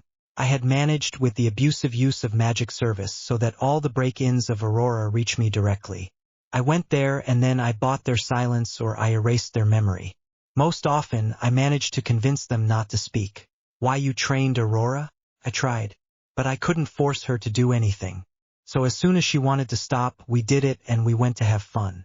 Do you learned the customs of pure blood? I thought she didn't need it. She is still the survivor. Do you showed how to direct the Potter Empire? I took it with me during the company's meetings under my control. She made a strong impression there. This, did you ask to come with you during meetings as a heir? No. I didn't want anything to do with you. Nothing to do with a dirty Slytherin. Why are you hate the Slytherin so much? What, they always have everything for them. Even if they all practice black magic. They are famous, feared and respected. Even Snivellus succeeded, despite the fact that I did everything so that he does not succeed. Harry sank into the breach. That's to say, to be the only one we would notice, I paid several people so that my promotion does not progress as much as it should. I prevent them from shining, going to the end of their dreams. Severus's gaze hardens even more. He had certainly managed to obtain learning with an English master potions, but as the latter had pointed out to him, he had the level to study with the best, and this was not his case. And his lack of luck, he therefore owed it to James Potter. He carefully ranked his desires for murders towards the Patriarch Potter and looked at the following events. Thank you, said Harry. The house elves put James in place. The testimony of Lord Potter is eloquent, said the president noticed. I know, said Harry. The brown breathed deeply. The funniest part of the clan council was going to begin. The Council of the Clans Part 2. The Clan Council, Part 2 Twin. The brown breathed deeply. The funniest part of the Clan Council was going to begin. What arises, Aurora Potter? Announced Harry with a badly grin. The shrill howl pushed the girl, almost returned the whole assembly. She was, like her godfather, her father and her mentor, attached to her chair and relieved with her wand. I haven't done anything, Piilla Aurora. I know, replied Harry. So why am I here? Plurnica Aurora. And were a few small questions. Harry retained a sneer. It was going to be a real pleasure to drop Aurora from her pedestal. Riove in the tests of our dear director, declared Harry. Aurora became extremely pale. I would like you to tell this assembly how you managed, announced Harry. Aurora fought with all her strength, but the ritual forced her to speak. I didn't do anything, admitted Aurora. For the Philosopher's Stone, I only followed Harry and take the stone once he defeated Quirrell. The same for the Chamber of Secrets. I recovered Ginny and Gryffindor's sword before leaving. In the 3rd year I was outside after the curfew. Lesting attacked me and I passed out. When I woke up, I saw the Dementors run away and Harry on the ground. When Voldemort came back, I fled as soon as Harry managed to free us. I didn't even fight Voldemort. When I went to the Mysteries Department, I abandoned Hermione and I fled. When there was the attempted murder on the director, I knocked out the director at the same time. And you all saw what had happened when the Death Eaters attacked the village. The group surrounding Harry was obviously remembered openly. But the latter had not finished it. Do you train to defeat Voldemort? Fit Harry. Well, sure not. Sniff Aurora. I am the survivor. I have the power that the Dark Lord ignores. And in Hogwarts, do you work? I'm the survivor. Everything must be owed to me, including the notes it takes to be the best. But you have never been the best, Aurora. But you never have higher than distressing notes except with Lockhart only because you were a celebrity like him. But I have always passed in the upper year. If you listen to the director of the director, it's not for your notes. Only for your reputation. Aurora sank into a loudness silence. Have you been trained by James? Asked Aurora. Tried, but as it was so boring that I quickly asked to stop. And by Dumbledore? Also. But I didn't happen. How was you able to enter the Auror school? You hadn't had your aspic in potions and defense, right? Papa played his relations to become the director of the school. Then, since he took care of the recruitment of the students, he had not had trouble to register me as well as Ron. How? I did not have all the details, but it seems to me that he made a joke to the former director who remained nailed to his house for several months. Harry made a mental note to find out what had happened to the former director of the Auror school. Are you used magic from the duel against Voldemort? The question was incongruous for everyone. Yes. And then, what happened? Pardon? No one understood what you said. I can't make magic anymore. James became pale. Her little girl could no longer make magic. Her daughter had become crackmull. How is it done? Harry asked. Mo wand no longer reacts. I can no longer throw spells, admitted Aurora. The brunette sketched a mocking smile. His twin sister was never going to be able to take the head of the Potter clan, especially if the old families knew that the person at his head had lost his magic, and especially an incapable of the first category not even knowing their customs. What well, said Harry. Finished. The house elves put Aurora in her place. I would like to finish with a particular thing, said Harry. The always, said the president. I declared my defense under the seal of the truth. I didn't want lies anymore in my life. This is why I want to show you moments representative of my years in Hogwarts. Your schooling? For what? I would like to show you who is the person who pretended to be what they are not. The council caught quickly. It accepted the president. Harry had a quick wand. Harry revealed a thought. He concentrated and took out all the memories that needed. Another stroke of wand projected the memories in the room. Aurora had never found anything on the Philosopher's Stone. Harry had from the start sympathized from the start with Hagrid, the school guard of the school, unlike Aurora who had immediately despised him because of his giant blood. During one of their conversations she spied on, she had heard Hagrid mention Nicholas Flamel, and Hermione told her about the link with the Philosopher's Stone. When Harry wanted to get Norbert, the baby dragon that the gamekeeper wanted to raise, Aurora had heard everything and wanted to denounce him by taking him to the fact. But Harry was not born from the last rain and had changed the meeting place at the last moment, passing from the astronomy tower to the Howling Hut, whose secret passage he knew thanks to Sirius, knowing perfectly that his sister wanted to harm him in one way or another. However, Draco, whose friend he had become very quickly, had heard from what Aurora wanted to do and tried to warn him. Race results, Aurora, Ron, Draco, and surprisingly Neville had been taken and had reached a restraint with Hagrid. It had deeply shocked Aurora because it was the first time in her life that she had been punished, though she had of her mother still being cancelled by her father and thinking that her survivor status put her above all of this. Not wanting that Draco and Neville stay alone with these fools that were Aurora and Ron, Harry had decided to follow them in their journey in the prohibited forest. He was surprised to see that Aurora had demanded to be with Draco and Hagrid's dog, and not with the gamekeeper himself, but he did not ask himself questions. All three had seen the shadow that Voldemort was drunk with unicorn blood, but the howl that Eurorius pushed, while Draco had expressly silenced, interrupted him and launched him in pursuit. Aurora had immediately fled, abandoning without Draco's state of mind, and without the presence of Harry's mind which threw a shield, the blonde would not have come out unscathed. A centaur came to lend them a hand and escorted them to the edge of the forest. Along the way they found Aurora who had succeeded we knew how to climb in a tree. The centaur had descended her and she had peak a crisis because she didn't want to walk anymore and wanted to get on the back of the centaur. Draco had understood that night the abyssal gaps of the little girl concerning magic society because even he would never have demanded such a thing because the centaurs, very proud, considered it to be a submission and it was intolerable. The centaur did not give in, and after a dozen steps where Aurora had refused to move, she started.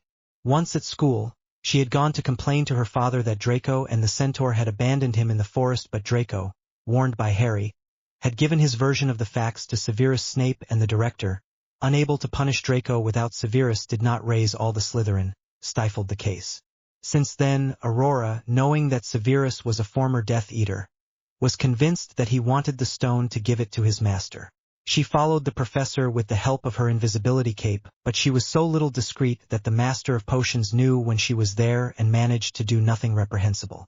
When Dumbledore left the castle at the end of the year, Harry knew that it was the moment that Quirrell had chosen to steal the stone. Loading Draco to warn Severus, Harry had gone to the room where Tuffu was locked up and had spent all the trials. He did not know that Aurora had, as usual, using a small hi-fi chain, he fell asleep. Then he had burned the net to the devil. Harry being much more gifted than in rear on a broom, it was in less than 5 minutes that he recovered the corresponding key. The many chess parts that he had disputed with Remus and Theo had borne fruit, and he had managed to win the game. He did not have to defeat the troll present as in Halloween, exploit once again monopolized by Aurora, who had passed out in front of the creature when she wanted to face her, and who had unfortunately woken up a few seconds after Harry knocked out with his own club, and thus rescued Hermione, who had lost consciousness after a piece of ceiling fell on him. The Severus enigma took him a few minutes to be resolved, the Master of Potions counting on the natural laziness of the wizards who hated logic. The Brown appeared before Quirrell and the Mirror of Rised. The latter confused Harry with Aurora, the boy who had not yet done the changes necessary to no longer look like 2 drops of water to his sister. Harry did not show his surprise by feeling the stone in his pocket, but Voldemort had noticed it and had ordered his host to take it by force. Aurora had arrived at that time. Harry had proof of it by revisiting the memory and for once had been quiet. She had thus seen Harry protect herself with her hands and burn live Quirrell. Voldemort's shadow had left the body, had to die, and crossed Harry, who had passed out in shock. Aurora had recovered the stone, and when Dumbledore and Severus had arrived, she said that it was she who had defeated Quirrell. The director, happy with the success of his plan, had not even verified the veracity of his statements. They had taken the 2 children to the infirmary, and Harry had the bitter surprise to discover Aurora brought to the clouds. However, he had not pipped a word, because having burned the professor with his hands alone told him that he had gifts that should not be revealed futurely. The second year had been very trying. On the faith of his daughter's lies, James had not hesitated to throw his son out of the house. The pride of the burning Potter in his veins, Harry was not long in bringing his meager possessions together, that is to say, all that his mother and grandparents had offered him who had survived the wickedness of Aurora, and he had left his head high. He had joined his godfather who, when he understood that his former best friend had crossed the limit not to cross, and he had answered it by demanding the tutelage of a young boy.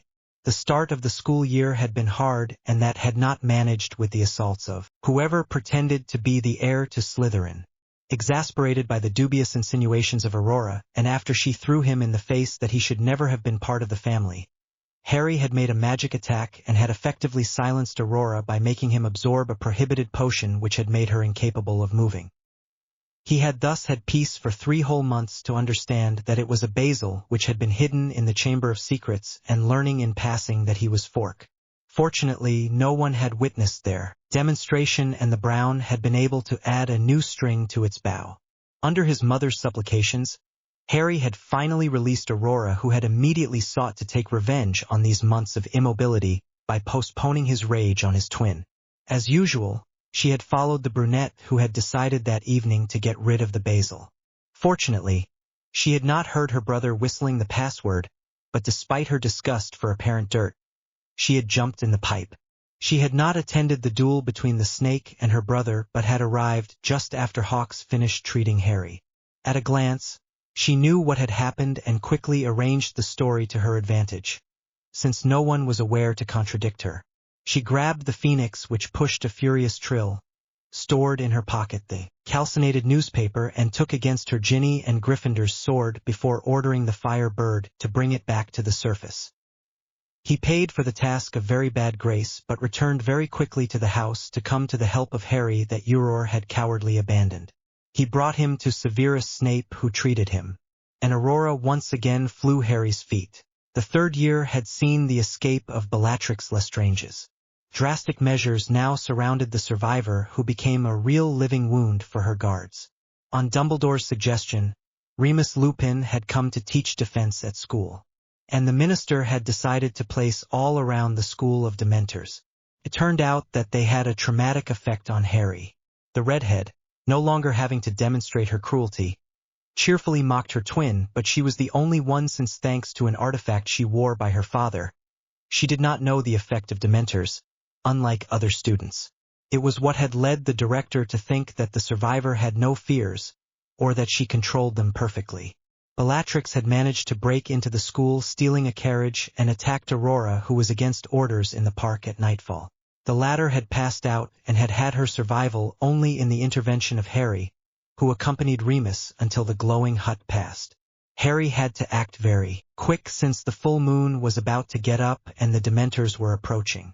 Without state of mind and taking advantage of the surprise effect that the appearance of creatures brought, Harry expelled as far as possible the madwoman, who took advantage of it to flee.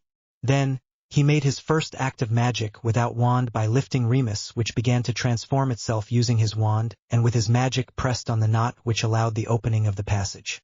He threw the wolf in it and closed the passage behind him. Finally, he turned around the 100 Dementors who approached him and his sister and launched the most powerful Patronus he has never created, training on this fate since he had discovered the harmful effect that he had on him. He succeeds in pushing them off the limits of the school and vanished at the end of force.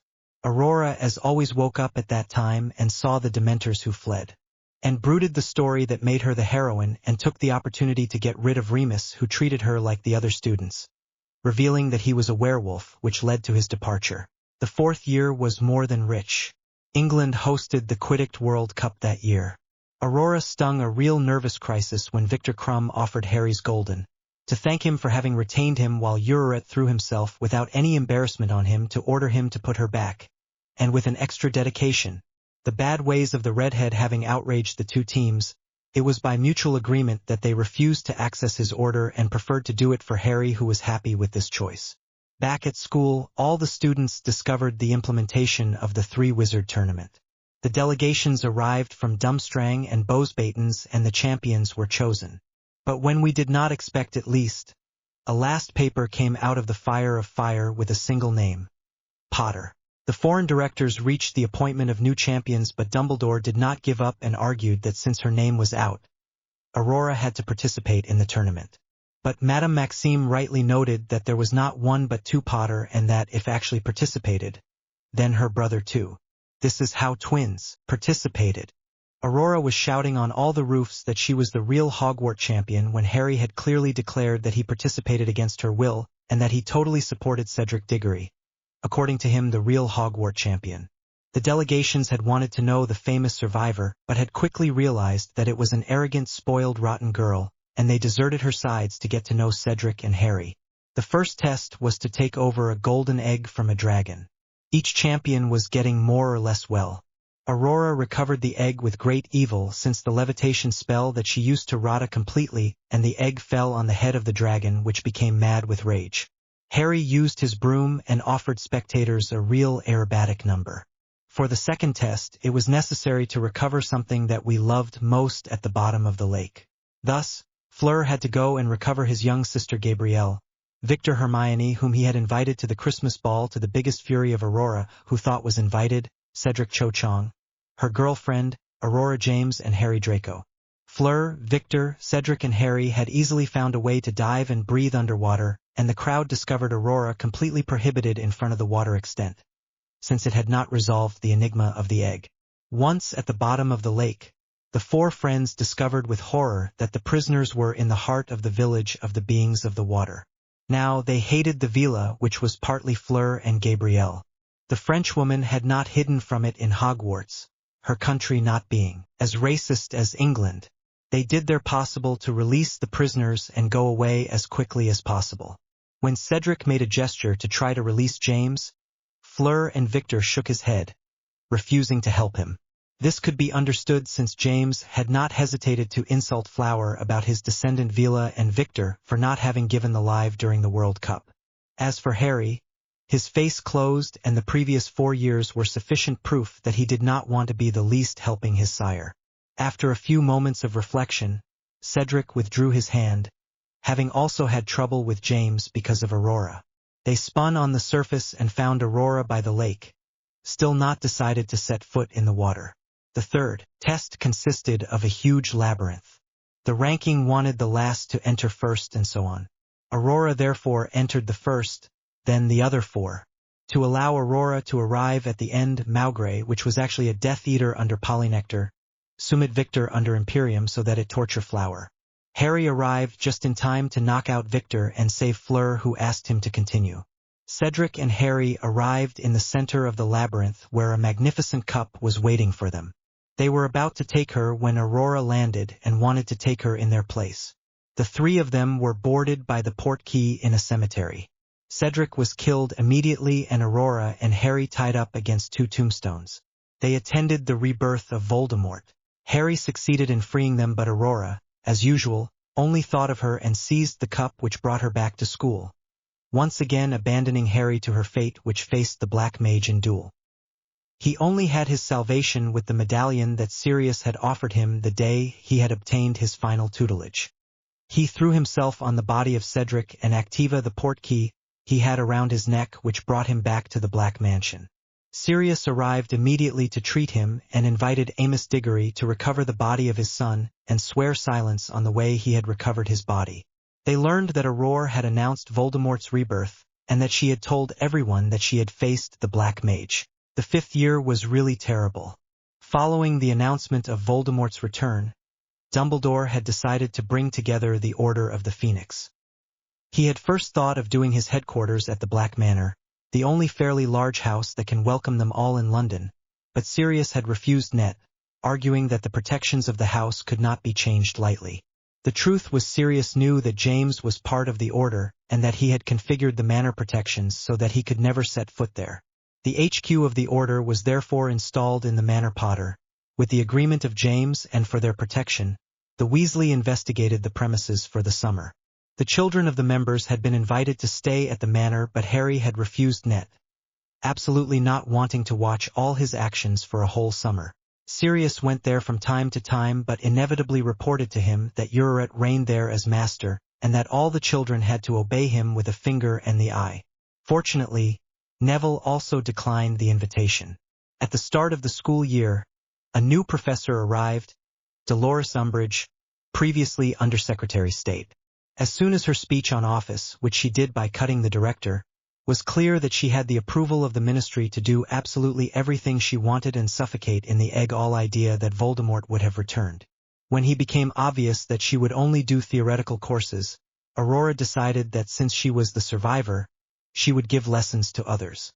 The idea had the merit of being good, but she quickly realized that no one came, apart from the Gryffindor, under the very strong suggestion of the director.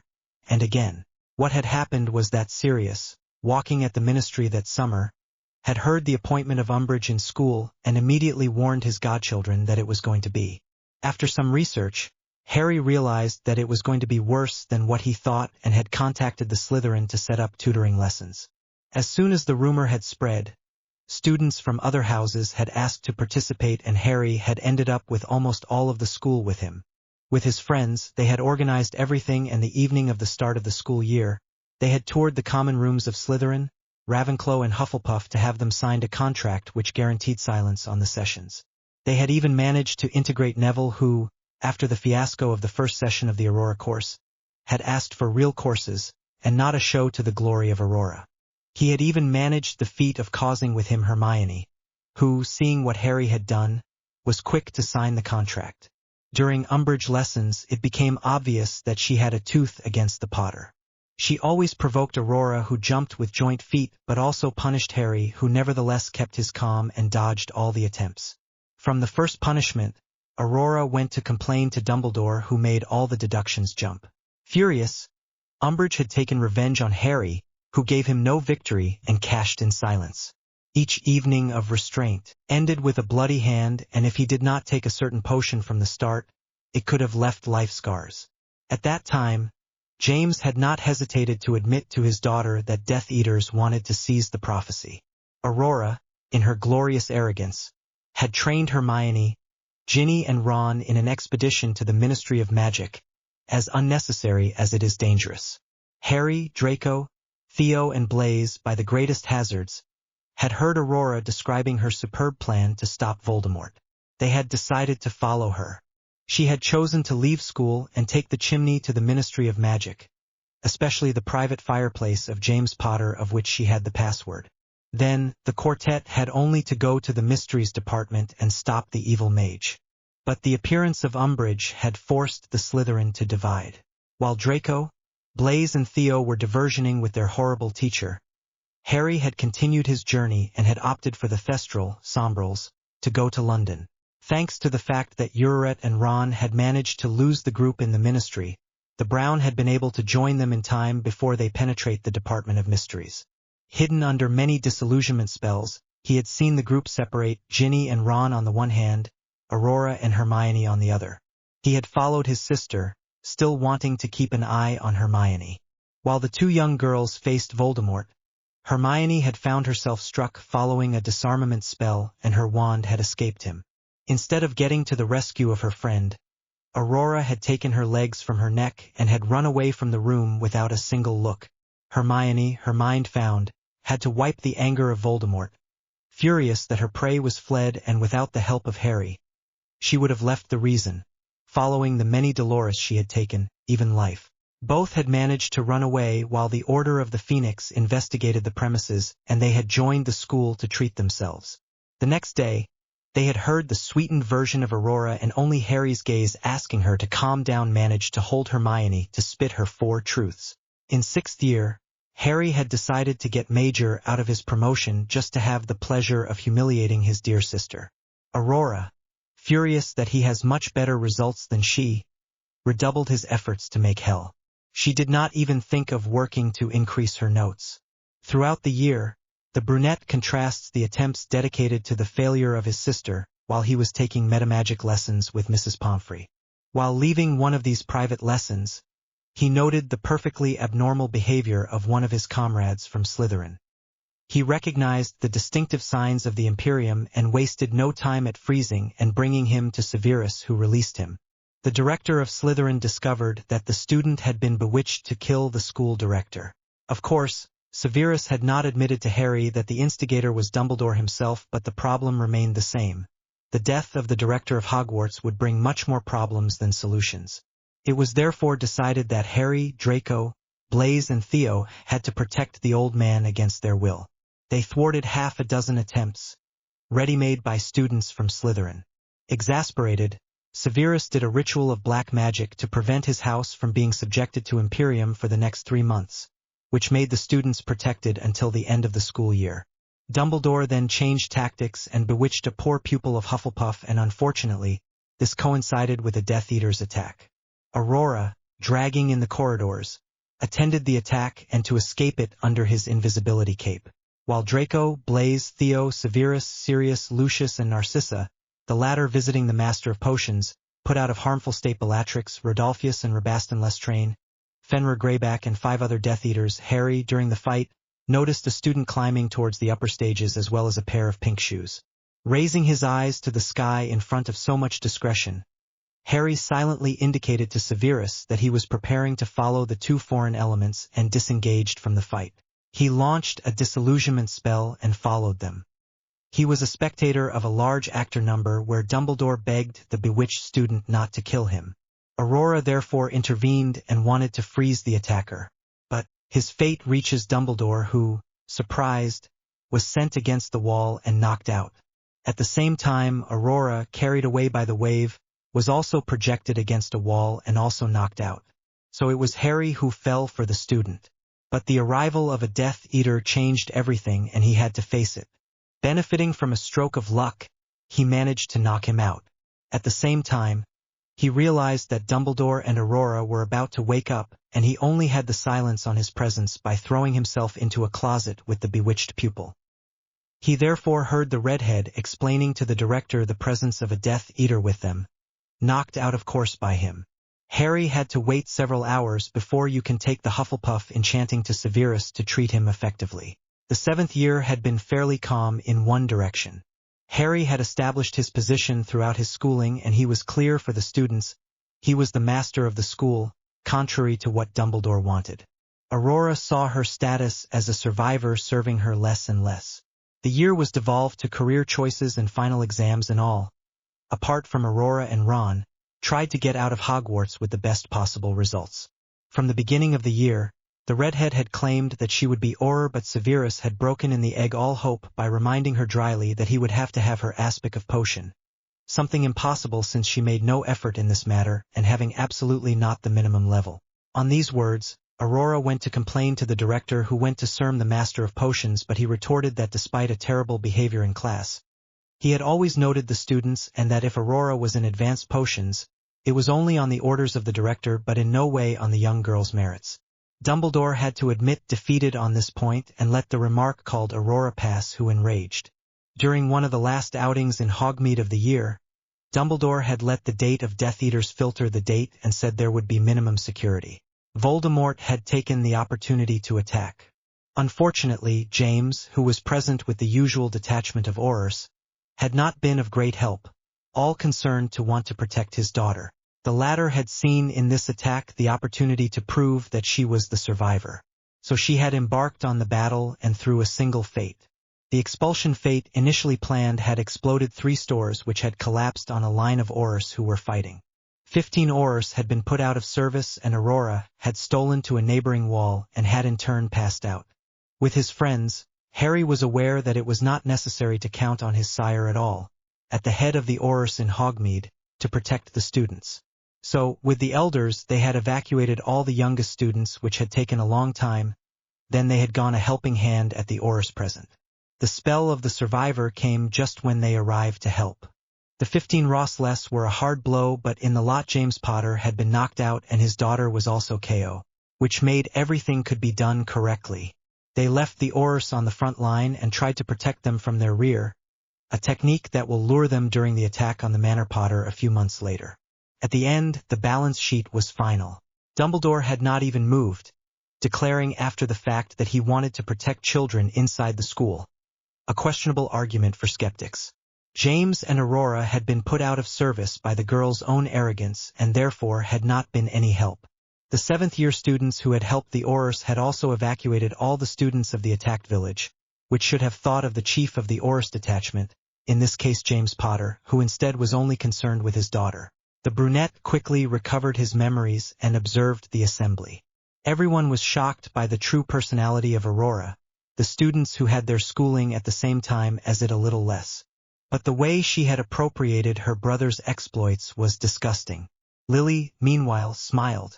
She had always found the adventures of her daughter an extravagant. And especially given Aurora's abilities, she could not conceive that her daughter could do everything she said she had done. "We will withdraw to decide our response," announced the president. "The session is suspended until the end of the deliberations." While the council went in an annex room, Harry went to join Hermione and Draco. "I didn't know you had planned so many things," smiled Draco. "I had some bonuses," smiled Harry. "In my opinion, you won," said Hermione. "I just wait for him to give their verdict," sighed Harry. "I want this story to end." "I can understand," agreed Draco. They decided to discuss something else, but they were interrupted by cries that came from the other side of the room. "Let me go!" roared the easily recognizable voice of James Potter. "I have to talk to him." James tried to appease Dumbledore. "You, shut up," spat James. "I trusted you and you despite me." James emerged from the director's grip and planted himself in front of Harry. Draco and Hermione wanted to stand in front of him to protect him, but their friend prevented them. "What can I for you?" Harry asked calmly. "How do you dare reveal so many lies on Aurora?" "Josses, I only showed the truth," retorted Harry. "Your daughter is far from perfect. She did not defeat Voldemort. She never mastered his magic. She does not know the practices of pure blood. She has no business sense. She knows how to do anything of her 10 fingers. She is hated by all the people who could have given her support. And above all, she has nothing to do with the Potter clan. She just wants to have fun and spend as much money as possible. Is that what are you looking for the Potter? Decadence? Ruin? Shame? Rejection? Because this is what will happen if Aurora becomes the heiress. And the clan you cherish so much will disappear in a few years. Because don't be upside down. No one will want to marry Aurora despite everything the gold she could have. It is engaged to Draco Malfoy, so you met Lucius to agree on marriage? No, because you went directly through Fudge, which is against all our laws. Even if Fudge signed in place of the Malfoy, the magic of this family did not feel concerned. So no union is provided between Aurora and Draco. Who knows, you may have signed a marriage contract between the son of Fudge and Aurora. Disgust was painted on James' face. It was a horrible scenario to imagine. You're not my son, spat James. I never been, whistled Harry. Since the day Aurora has been designated, you preferred to be interested in the popularity that it could bring to you rather than to think about your family. Race results, your daughter is a good time, you have denied your son, you lost your wife and your clan is about to disappear. Are you happy?